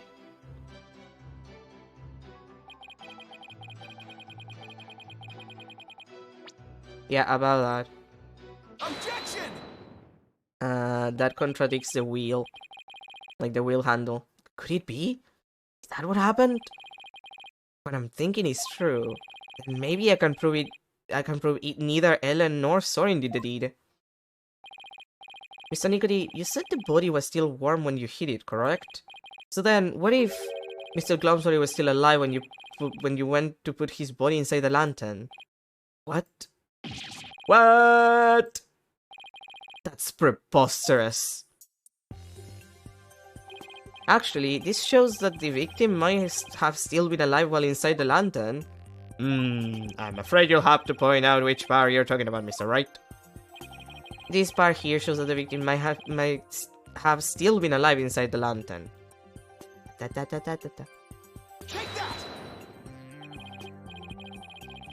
As you can see, the back end of the lantern is a door. And there's blood here on the wheel handle. Objection! That bloodstain will have gotten there when the witness put the body inside the lantern. It in no way shows that the victim drew his last breath while he was within the lantern. I disagree, Mr. Edward, for you see, in putting this lantern back together, the police inadvertently placed the inside of the handle on the outside, and vice versa. In other words, the wheel handles got swapped. Oh my, so they got swapped. Yes, they got swapped. What? But that's ridiculous. Not at all, if you compare the other male peggable lantern in the reception hall. Yep. It's quite obvious the wheel handles were attached backwards. The detective in charge of the restoration will see me in my office later. Sorry, Emma, and good luck. In that case, what does the bloodstain on the wheel handle mean? The bloodstain didn't get there by chance. When the victim was put inside the lantern, he was only unconscious, not dead. When he regained consciousness, he probably tried to get out of the lantern. So he grasped the inner wheel handle, and that's when the blood got on it. This proves that the victim was still alive when he was inside the lantern. At the time, I was completely convinced Glumsbury was dead. Had I checked more carefully, he might have survived. Unfortunate to be sure, but not significant enough to change this trial's outcome. Again, I disagree, Mr. Edward. It actually has a very significant impact on this case. The victim was struck by the defendant and then died from his injuries sometime later. There's nothing more to it. Objection! That's where you're wrong. Let's take another look at Mr. Glumsbury's autopsy report, shall we? Please focus on the description of his injuries. It says one contusion was found on the back of the head and one on the side. Yes, the one Mr. Sprocket gave him and the one Miss Wire delivered to finish him off. No, the defense would like to submit a different interpretation. A different interpretation? The victim was knocked unconscious by the first blow and then put into the lantern. But then, what about the lethal blow by the defendant that the witness talked about? Yes, well, that didn't happen. After some time, when the victim regained consciousness and tried to get out of the lantern, that's when he received the second blow that finished him off. Taking into account the fact that the victim was alive for a period after the first hit, and that he did receive a second blow to the head, it does seem entirely possible. Yes, as long as the first blow didn't kill the victim instantly, then there's a possibility that someone other than Mr. Sprocket or Miss Wyatt delivered the fatal blow. Objection! That's all you got? Even if there was a time lag between the two blows, the prosecution's position doesn't change. What? What do you mean? It's elementary, Mr. Wright. After the reception, when the defendant was cleaning up the reception hall, the victim, who was supposed to be dead, suddenly came out of the lantern. The defendant grabbed the murder weapon, which was right there, and finished him off. That theory sounds awfully familiar. Of course it does, Your Honor, because it's exactly what I proposed at the very start. The second blow was inflicted by the defender after all. I see. It seems a tangle of mysteries has unraveled into a single thread. Objection! Oh, shut up, Edward. But as long as there's a possibility that the fatal blow was delivered by a third person, then we must continue the deliberations. Give it up, Mr. Wright, unless you have something to prove the presence of your precious third person. Okay, Nick, just relax. You can do this. Come on now. Take some deep breaths. Good idea. Deep breaths. Deep breaths. There, don't you feel better? Yes, right. I should calm down, get my focus back and go over everything again. And then hopefully I'll be able to find something to prove that there was a third person. Let's see, first, why did Glumsbury attack Ellen? Because he was tired of taking the blame for the accident? But something about that line of reasoning just doesn't feel quite right to me. No, how come? Well, if he chose a personal vendetta, he had already stopped Sorin. So why then was he so determined to go after Ellen? You're right, this whole thing feels too premeditated for a crime of passion. But Glumsbury didn't seem to have a personal grudge against Ellen. If Glumsbury didn't have a personal reason to attack Ellen, then... You've taken long enough, Mr. Wright. Now it's time for some action. What proof do you have that a third person was involved? Alright, I'll show you. I'm not completely sure of what I'm doing yet, but it looks like I'm out of time. This piece of evidence proves the involvement of a third person. Ellen's statement. Alright, we have this...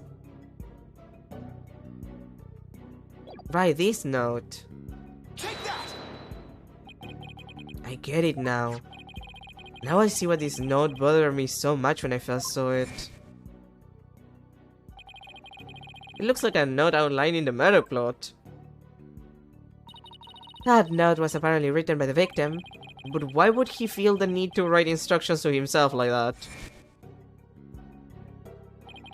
Your Honor, please take a look at this note. This is the victim's murder plan, right? It's definitely a murder plan, but what if Mr. Glumsbury didn't write this note himself? What? This is how you intend to conjure up your mysterious third party, Mr. Wright. Can you even prove that note wasn't written by the victim? Yes. Yes, I can. Very well then. Please present your evidence, Mr. Wright. This evidence proves the victim didn't write this note. He writes on the, like... The way he writes, like, he's left-handed, so... That's the writing of someone who's... different, like... I think that's the kind of streaks that you get when you're right-handed, anyway. This is the weapon Mr. Glumsbury used to stab Mr. Sprocket. I was wondering when you'd pull out this time. There I asked what that could possibly have to do with that note. Mr. Glumsbury's prints were found on this candelabra, and the prints were from his left hand. So that makes the victim left-handed, correct? Exactly, Your Honor. The police looked into it too and confirmed as much. Now, take a look at the smudge writing in this note. Notice how the smudging only starts from the middle of each preceding line. Had this been written by a lefty, the writing would be smudged from the far left end. This means that whoever wrote this note was definitely right-handed. In other words, somebody other than the victim wrote this note. What? If someone other than Mr. Glumsbury wrote it, then what does this note mean? Mr. Glumsbury followed this note to the letter when he attacked Miss Wyatt. So clearly, this note isn't a murder plan written by Mr. Glumsbury, but rather... these are instructions to kill Miss Wyatt, issued by someone else. Objection. If it wasn't the victim who wrote these so-called instructions, then who wrote it? Most of the people involved are right-handed, you know. He is correct. The majority of the family and their employees who were on the airship are indeed right-handed. I must say that is a very wrong and slipshod conjecture you proposed. Nyeh. I admit I haven't figured out who wrote it yet. Leave it to Mr. Edward to go for the jugular. This culprit who ordered Glumsbury to attack Ellen, what could their motive have been? It doesn't seem very likely Ellen did anything to incur anybody's wrath, right? Right, not too likely anyway. In that case, it had to be about Sorin. If somebody were to hold a grudge against Sorin, who would it be about? That accident, I guess. I could understand if Glumsbury felt resentful about having to take the blame. But the one who lost the most to that accident was Sorin's sister. She lost her life after all.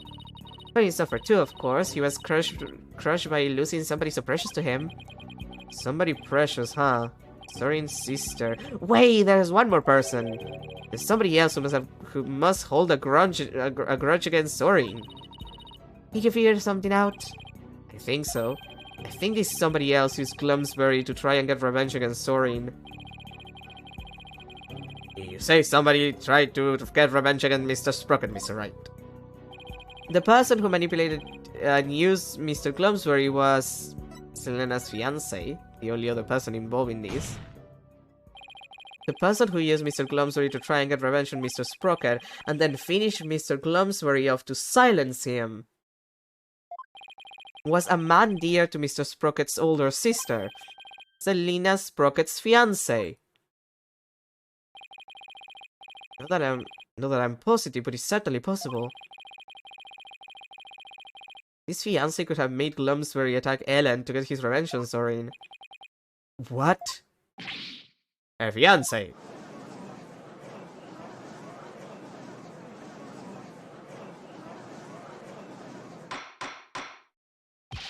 Order in the court. Order, I say. Yes, it does seem quite believable that Miss Selena Sprocket, fiancé, would bear a grudge against Mr. Sprocket for his role in the accident. Exactly, Your Honor. Maybe her fiancé was trying to murder Mr. Wyatt in order to make Mr. Sprocket experience the same pain he felt. Miss Sprocket's fiancé was a surgeon, if memory serves, but the only people who attended the reception were family and staff members. That may be, but then that just means that Miss Sprocket's fiancé must have been among those who attended. What? Really? Of course, otherwise how could he have killed Glumsbury? Oh, I guess I see what you're doing. This is another giant bluff, isn't it? Alright, I'll bite. Who exactly do you claim this fiancé to be? Yes, I would like to know as well.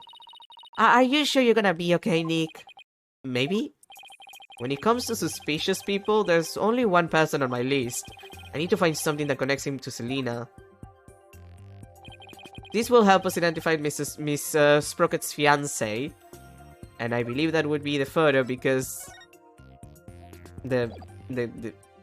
like, there, beside the phone. Take that! Please take a look at this photo, Your Honor. Look at this photograph.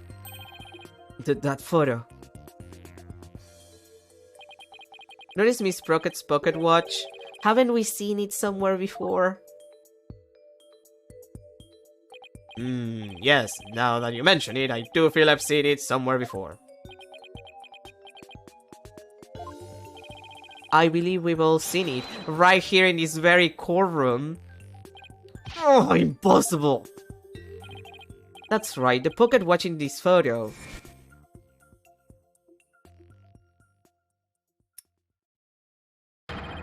Is the same pocket watch Mr. Nicody has on him right now.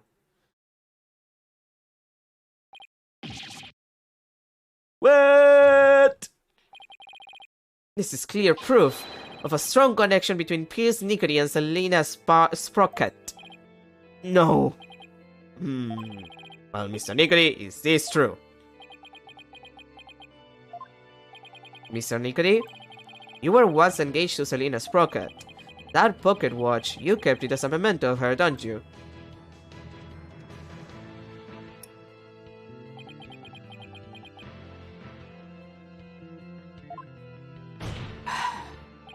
Mr. Nicody, you plan to rob Mr. Sprocket of his loved one, to make him feel the same pain as you, isn't that right?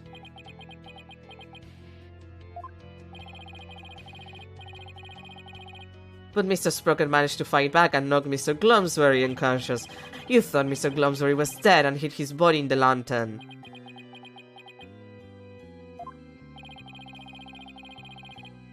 But then you noticed Mr. Glumsbury regain consciousness. And so you finish him off to prevent your plan from being exposed. This is the defense take on what really happened in this murder case. Mr. Wright, does this mean you wish to officially accuse this witness of the murder of Thomas Glumsbury? Yes? Does the defense accuse Mr. Nicody of the murder? Yes! What are you talking about? He's evil presenting! The defense indicts Pierce Nicody on the charge of murdering Thomas Glumsbury. Oh my! Mr. Nicody, would you care to respond? Yeah, you're gonna say something at some point? Like, I've been waiting. Man, this lawyer just japs on and on and on. As you guess, this watch is a memento of Selena. It stopped working at the time of the accident, though. Then you really are...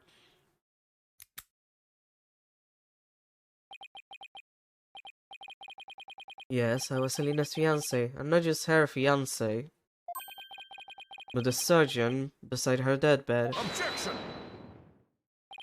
Mr. Nickery, why didn't you tell me any of this before?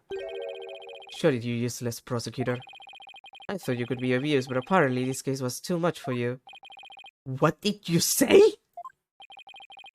If your office hadn't stuck its nose all up in this, I could have swept it under the rug.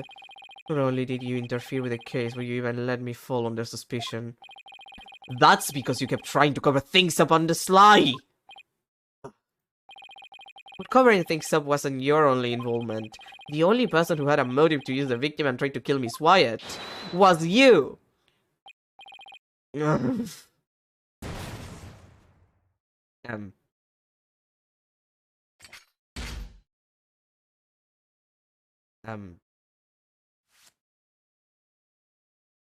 Really? A surgeon mask?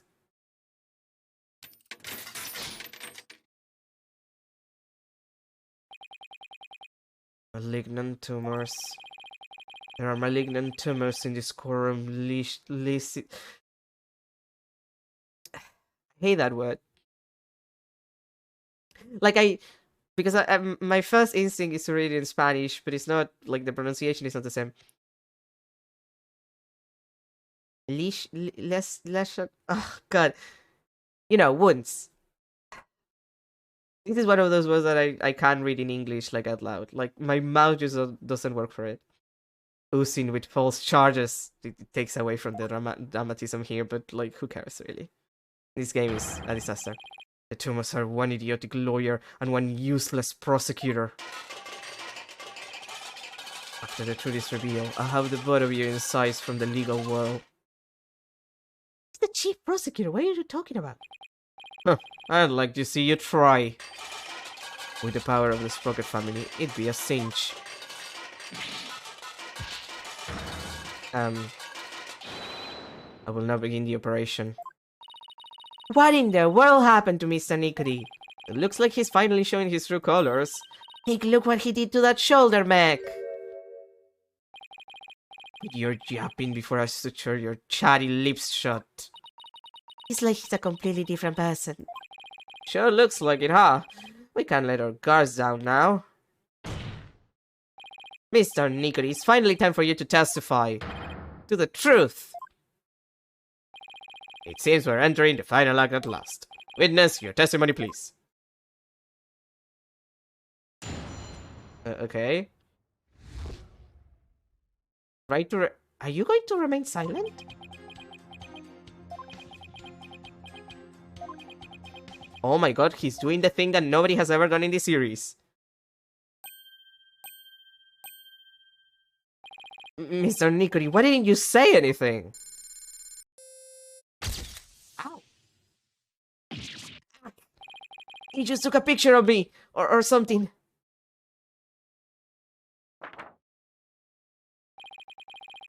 You want me to voluntarily testify, hoping I will make a slip of the tongue. Why does Phoenix have literal spikes? That's just his hair. Like, X-rays should not let you see hair like that. Like, that's not how X-rays work. Like, that's too bright. So I can only assume that he has bones there. Not a very impressive plan. Or brain, I might add. Ow! That was uncalled for. If you want to know something, you ask the question. I will answer, but I have no intention of making any voluntary statements on my own. What's he trying to do, Nick? He's using the silent treatment as his strategy to avoid getting tripped up, I guess. Clever guy. No more lies, Mr. Nickety. You will tell us nothing but the truth from now on.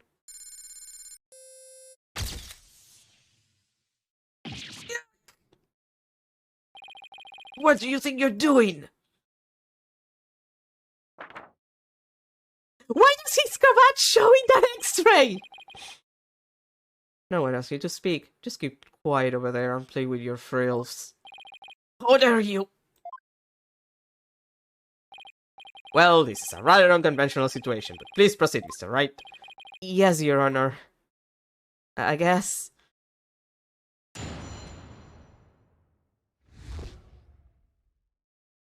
I guess I just press. Hold it! If he won't speak voluntarily, then I guess I'll have to ask him something. What question should I ask? Well, why did you kill Glumsbury? Like, you have to have a motive. Isn't it true that when Mr. Glumsbury regained consciousness in the lantern, you murdered him in order to silence him? He was an excellent employee and very loyal to me. Glumsbury was my right-hand man. I suffered the most from losing him. You really think I'd kill a guy like that?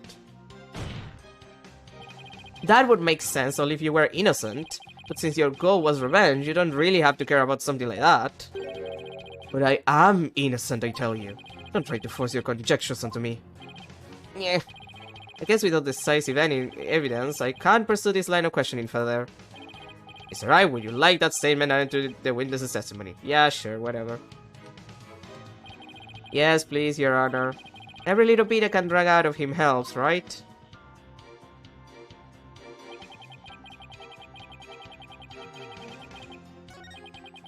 Hold it! If you want to speak voluntarily, then I guess I'll have to ask him something.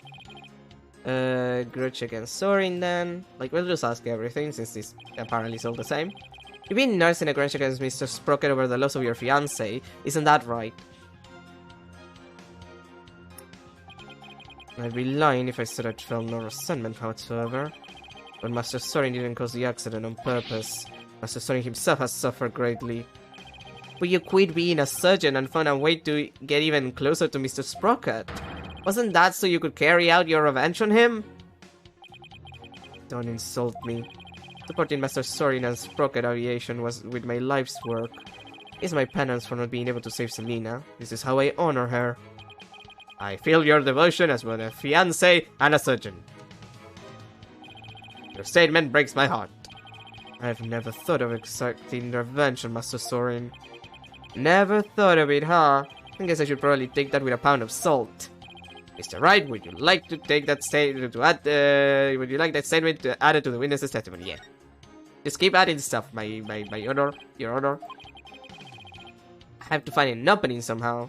We'll find it.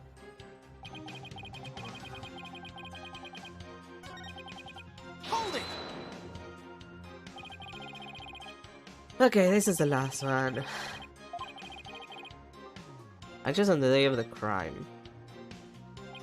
On the day of the incident, you were constantly surrounded by your subordinates. Is that right? Absolutely. I was in someone's line of sight at all times. After all, I was busy taking care of every detail of the event. Mr. Edward, I believe your investigation backs up my claim. I got statements as the groups of his subordinates work with him in rotation, so he was always with someone. As the prosecutor just said, I couldn't even get close to the lantern containing Glumsbury by myself, let alone kill him. Perhaps I didn't have a chance to get close to the victim alone, huh? Mr. Wright, would you like? Yeah, I like that to the witness's testimony, please.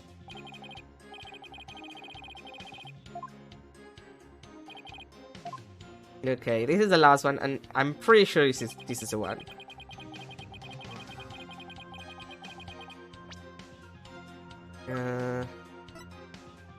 Objection! There it is. Mr. Nicody testified that he was always with someone at the time of the incident, and never had a moment alone to commit the crime. Yes, and the police investigation backs that statement up, doesn't it? But there was an opportunity, in fact, one and only one. A moment when Mr. Nicody could have killed Mr. Glumsbury without anyone noticing. What? And the one thing that made that moment possible is shown here in this photograph. With all those people watching, I couldn't have possibly committed murder. Do not believe him, Your Honor. This lawyer is a malignant tumor. He wants to infect this judicial body with virulent... Damn it. Mr. Nicody, I would ask that you keep quiet this time. What did he say? Virulent accusations, I see. We need to evaluate the defense's claim. And your yammering only serves to throw further suspicion your way.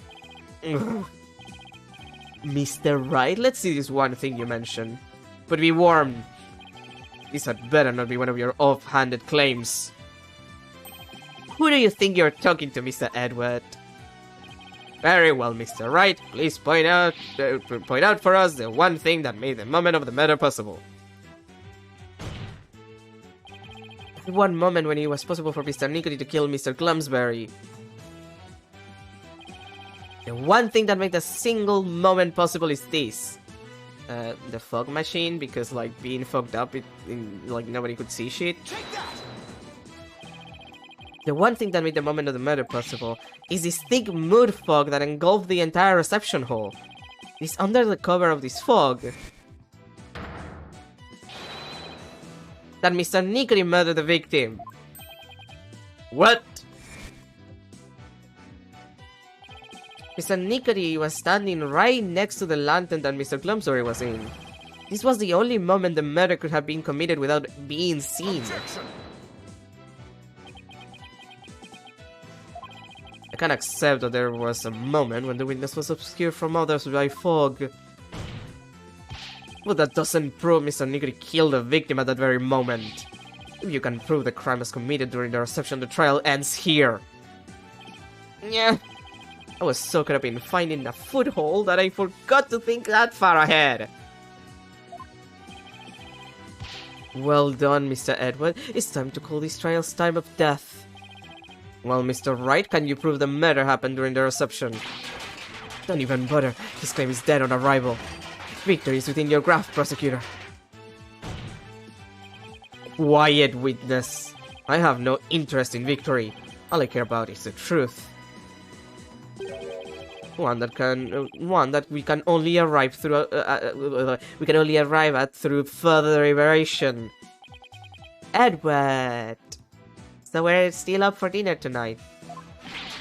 Enough of this! Your Honor, this trial is over. No, Mr. Nicody, this is for me to decide. Mr. Wright, can you prove it? Can you prove that the murder was committed during the wedding reception? Why is there no verdict here? The lawyer's obviously out of answers. The prosecutor, the judge, they're all infected. Their malignant stupidity is so advanced that even the best surgeons can save them. In fact, not even a brain transplant could cure them. This court is infected with idiocy. It's a pandemic. Objection! Mr. Nicody, that's enough already. Finally ready to give up, are you? No, just the opposite, actually. I'll prove the murder was committed during the reception by you. Ah! You'll prove it. Can you really, Mr. Wright? Yes, I can, Your Honor. To be honest, I don't exactly know how I'll do it just yet. But if I want to get to the truth that Edward was talking about, I'll just have to find a way. Very well, Mr. Wright. Let's have your proof. Enough of this foolishness, he's just bluffing! Stop him from speaking, Your Honor. I will do nothing of the sort. You are just a district court judge with the power of the Sprocket Familial. Enough of your foolishness, Mr. Nicody. Its judicial body will not succumb to the influence of money or power. Unless it's Kant, who's, using his power and influence. Now then, let's hear it, Mr. Wright. Let's hear your truth. Think, Phoenix. Remember everything you've learned so far. You can do this. You can find the definitive evidence that will lead us to the truth. Oh god damn it, is it one of those revisualization? But okay, I see. God dang. Think, Phoenix. How can I prove the murder took place during the wedding reception? If Pierce committed the murder during the reception, then he had to have used. What kind of dumb question is this? Of course he used a murder weapon. What are you talking about? That's the dumbest fucking words used in this case up until this point. Why? Yes, the weapon that was used to strike the victim twice. Yeah, we know it's a murder weapon. We know it's a murder weapon. God damn. According to the autopsy report, the victim was hit by the same object both times. So without a doubt, Pierce used it to commit the murder. Why are you questioning that? The weapon used to kill Glumsbury was the timekeeper.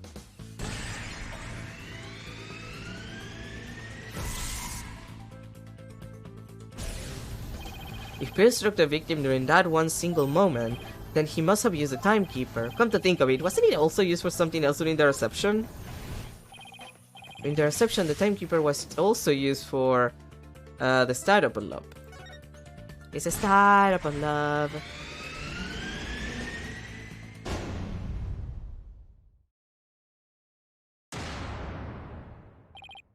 That's right, the timekeeper had activated during the reception.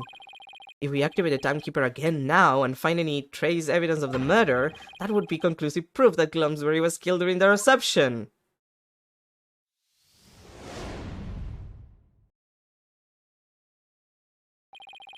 A special ceremony took place during the reception in question.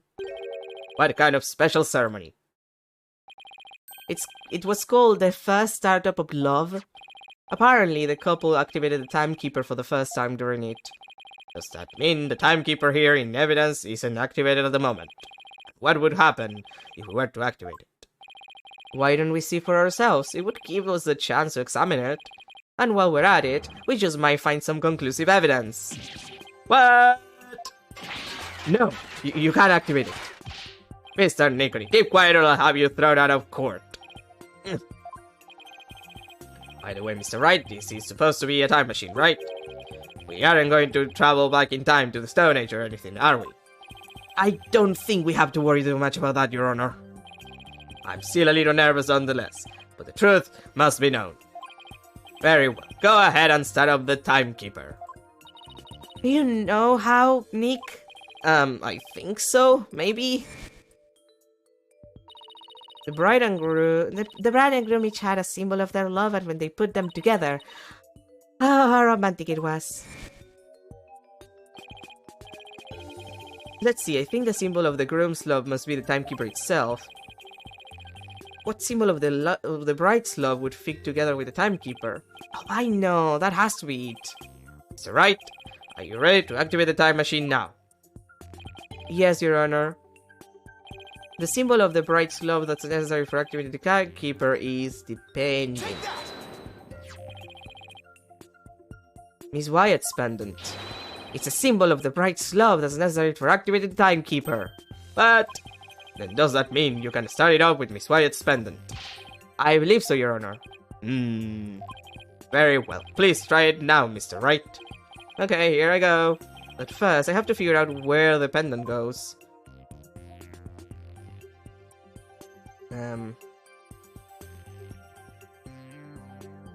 Oh, wait.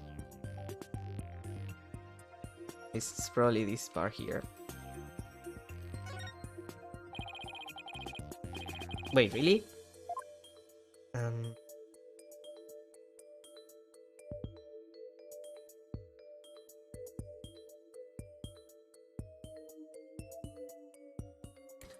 Oh, wait, there's a hole there. I didn't see. Well, hole. There's something there. Like, right beside it. This hole looks like a good spot. That's what she said. I'll try setting the pendant here.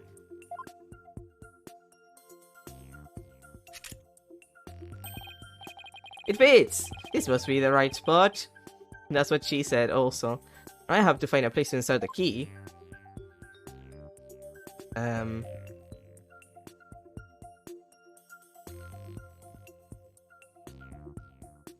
Wouldn't it be the pendant again? It's falling in the middle of the pendant. Could this be?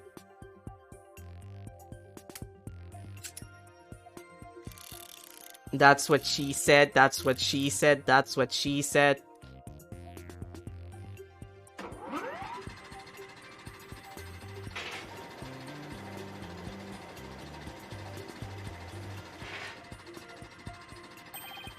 It worked! The timekeeper's been activated!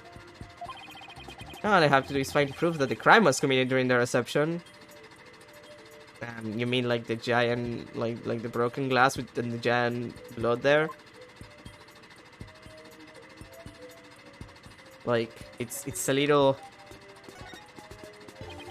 I think I found it. Conclusive evidence that the murder was committed during the wedding reception.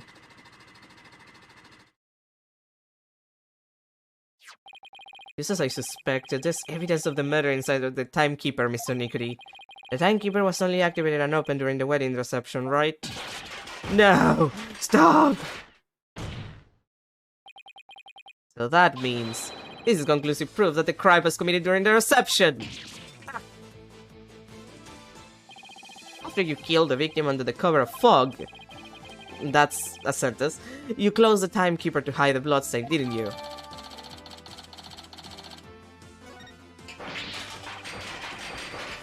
No, you're wrong. Ellen killed Glomsbury. It wasn't me, I tell you. Keep it up, Mr. Nicody. How could the defendant who was in the middle of pledging her love have possibly committed a murder with everyone watching her? It was the family. Yes, all the family members tried together to kill you. There's no way you can talk your way out of this, Mr. Nicody. During the reception, during that one dreamlike moment, only one person could have used the timekeeper to beat the victim to death. And that person was you, Piss Nicody.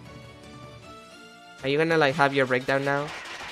Okay, he's gonna have his breakdown. Ow. Like, that hurts.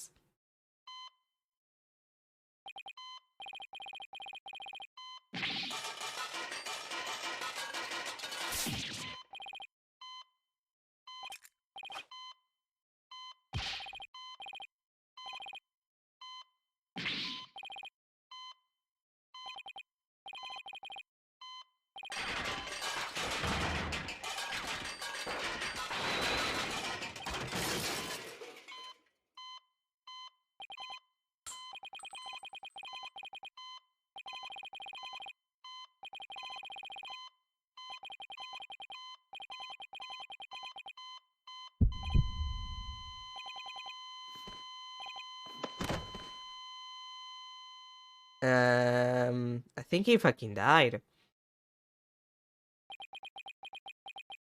Ah well. Not the first death that has happened in court with Phoenix around. Witness, are you finally ready to tell us the truth? It's just as the lawyers deduced. So it was all a revenge scheme against Sorin Sprocket. Do you have any idea how hard it is to lose someone you love right in front of you? Lena's condition was clearly more critical than Sorin's, but in spite of that, she said, "Please help Sorin." Miss Sprocket's last words. Okay, but like, again, I'm gonna point this out. They were at a hospital. There has to be more than one surgeon available. Like, you could have had several people working on them both at the same time. Like, what kind of shitty... Like, you're rich! The Sprockets are super mega rich! What kind of goddamn small-ass hospital were you? Like, you didn't have 2 emergency rooms to do surgery, and then 2 surgeons who could just do the thing. Like, that's the dumbest part of this. Like, I don't care that she was like, "Please save my brother first." Like, that's not a problem. But, like, the other part is just stupid. So that's what she really meant by those words. I was able to grant her wish, but at the price of her life. So you got a job with Sprocket Aviation and waited for your chance to get revenge. You got close to Mr. Glumsbury and hatched his plot, is that right? Glumsbury already bore a grudge against Sorin. So when I tempted him with an even better position, he immediately took the bait. He was your accomplice. Someone who shared the same goal as you. Why was it necessary for you to kill him? I didn't expect Sorin to strike Glumsbury out of the Vista deck. And I certainly never imagined he'd make his way there along the outside wall. But his love is the real deal, after all. My plan had been compromised, so for the time being, I hid his body in the lantern and tried to think of my next move. And then Mr. Glumsbury came to during the second wedding reception. As soon as I saw Glumsbury, I instantly hit upon an idea. I pinned the blame of Glumsbury's murder on Ellen.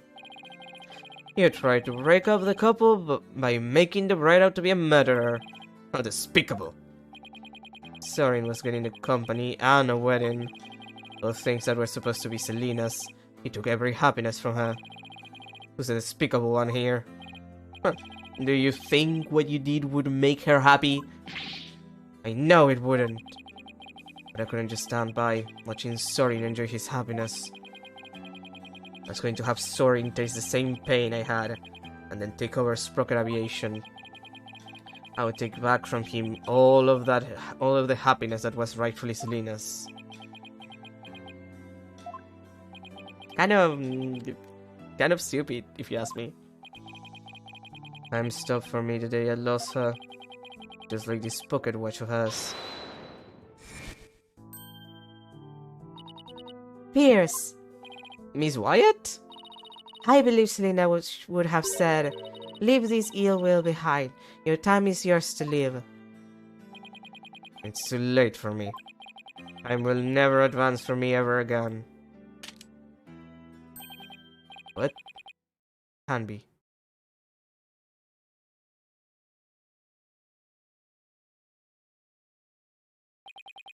I see now, Selena. What I did was wrong.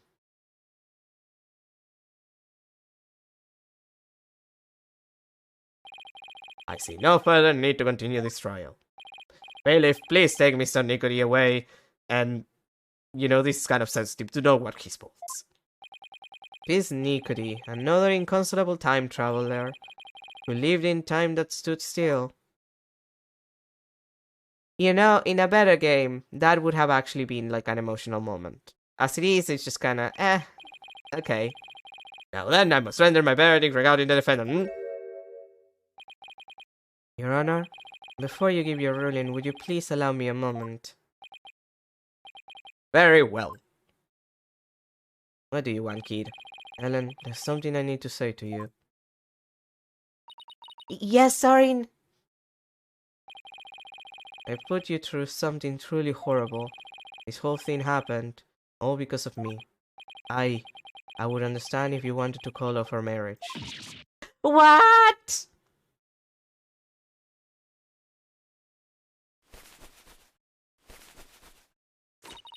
Of course not. I never once saw that. If you stay with me, you'll only face even more trying times in the future. What do you mean? The truth of this incident and the car accident before it. I'm going to tell the public everything.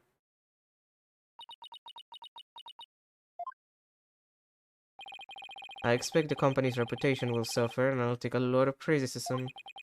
But I feel I can only really start over once I get everything out in the open. Sorry. After all that's happened, I might not have the right to ask you this, but... Well, how should I say this? Maybe I'll just...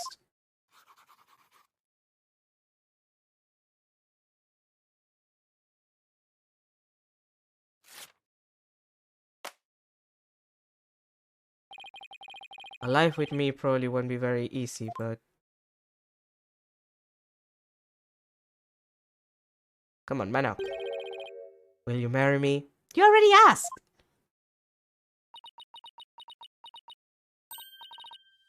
Yes, of course! Aw, she has freckles!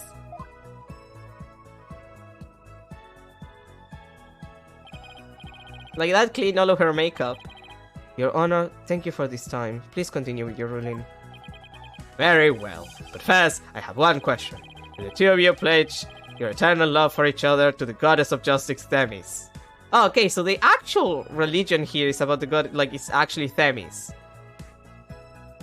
Like, I always wonder, because it's, like, really weird with investigations and everything. Although, to be fair, I also feel like they just added this because investigation did this shit, and that came out first, technically. Like, it's weird. I do, Your Honor. I do! Does the prosecution or the defense have any objections? Well done, Your Honor. No objections here. The defense has no objection either, Your Honor. This court finds the defendant, Ellen Wyatt. That's not right. This court finds the defendant, Ellen Sprocket. Not guilty. Yeah! we're finally done with this fucking game! Well, we need to, finish the thing. Like, we're done. Incredible that I said I don't care if I had to go 30 minutes over time, and we're about almost 30 minutes over time. The score is adjourned. We're almost done. We're almost free. God for it. September 23rd, 11:36 a.m. Please record defendant lobby number 3. Ellen Sorin, congratulations. Mr. Right, I can't thank you enough.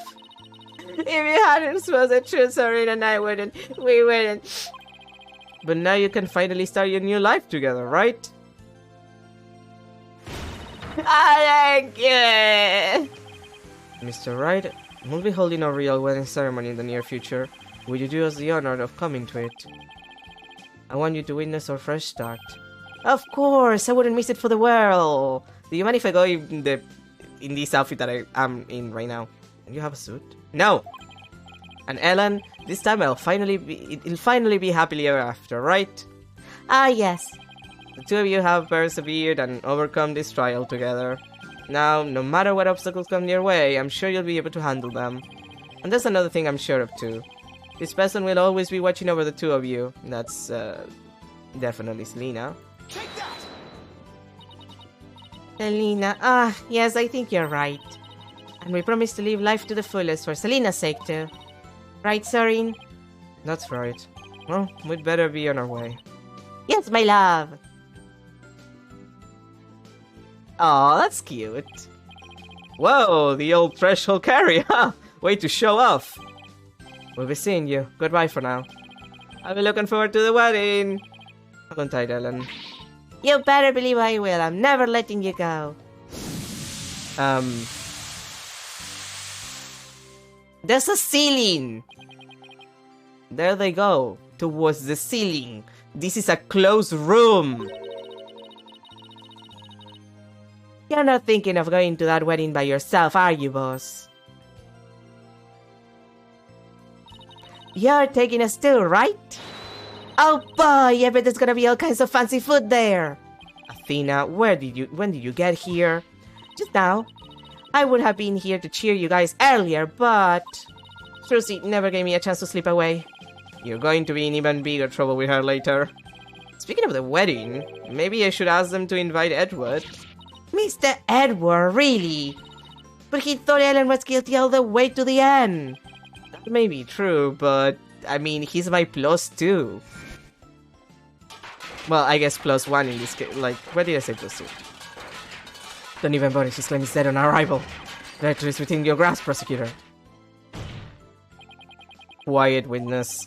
I have no interest in victory. All I care about is the truth. And that we can only arrive at through further deliberation. If he hadn't stood up for us when he did, the trial probably would have ended there. You mean Mr. Edward gave us that chance? Maybe. I mean, he's my boyfriend, I would know. Though, knowing him, I doubt he'd ever tell, even if I asked. Well, if that's how you feel about it, Nick, then why not try to get him invited? Hey, Maya! Have you ever tried to catch the bouquet? What? No? I never had either. Fighting over a bouquet that's been tossed by the bride. Talk about a fierce competition. I'm totally stoked. I'm not sure it's really supposed to be all that competitive. I'm a pretty good jumper, so I think I got a chance. She's definitely missing the point of the whole thing. And Larry, how did you manage to stay so quiet for so long? Shut up! Wishing the lady you fell in love with every happiness is what a real man does. I'm pretty sure that the relationship was over before it even began, Larry. Damn it all! If only I was 10 years younger, things would have gone differently. Hands of time, why won't you turn back for me? Larry, it wouldn't have worked even if you were 10 years younger. The games where you appear are when you were 10 years younger. September 30, 9:20 a.m. Sprocket Park, Moonring Dock. Today is Ellen and Sorin's third wedding ceremony and reception. God. I heard the bride and groom insisted in it be on the flying chapel again. In the end, they were nice enough to invite me and Maya, and Athena kind of invited herself. They also invited Edward, Emma, and even Larry. They say third time's the charm, right? I really do hope it's happily ever after for them this time around. Still, I get the feeling it's going to be one rowdy party.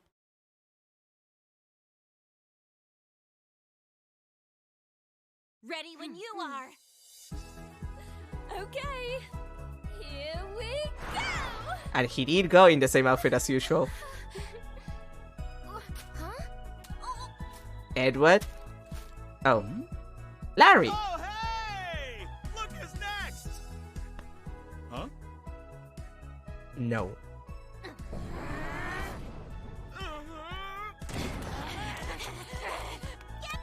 Haven't you ever heard of ladies' response?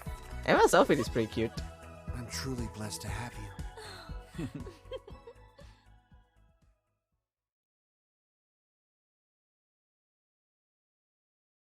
And that's the entirety of Ace Attorney Spirit of Justice. We're done. Oh, that's a cute illustration. No, really, that was cute. That's also pretty good. And now I don't have to play this game anymore. And I'm free. Yeah, just send me to the title screen. I don't have to play this game anymore. I'm free. Thank the Lord. Okay, we're like over 30 minutes over time. Not by much, but we are. So we're finishing for today. That's it. We're done. We're not playing. We're done the entire Ace Attorney, the Apollo Justice Ace Attorney trilogy. We're done. I don't have to think about it anymore. Now the only Ace Attorney I haven't played is fucking Great Ace Attorney, and that is Beam, according to everyone. So at some point we'll get to that. But like first I want to play some stuff that is not Ace Attorney for a second.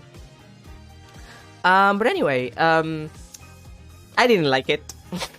I already said what my complaints were with Spirit of Justice for like the entirety of the ending the last time. So yeah, it wasn't good. It wasn't good. Like Dual Destinies, I can find salvageable things in Dual Destinies. Spirit of Justice is like 3 things, maybe 4 that I can think, oh, that was nice. And then most of the other things that maybe were nice is like, this will look better in a better game, or this would be better in a different game. And this is just, yeah, the rest is just, it's mediocre. It's a painfully mediocre game. But I don't have to think about it anymore. I'm free. No one can do anything. My cess for life can go back. But anyway, that's gonna be everything for today. Thank you everybody for being here. Since I was feeling awful and terrible and in pain on Friday, I'm better today. I didn't play anything, and we didn't finish yesterday. So tomorrow, to make up for it, I'm gonna start whatever new game I decide to play, which I have not decided yet. I'm gonna consult with myself and the people I usually consult when I have no fucking idea what to play. So we'll see tomorrow what I play. So Sunday and Monday we'll be playing like the same thing, and then we'll play something else on Tuesday as usual, just to, you know, move things along. But anyway, again, thank you everybody for being here. Have a good rest of your day, a good start to your weekend, and I'll see you tomorrow for something else. Thank the Lord this game is done. I'm tired. I'm tired.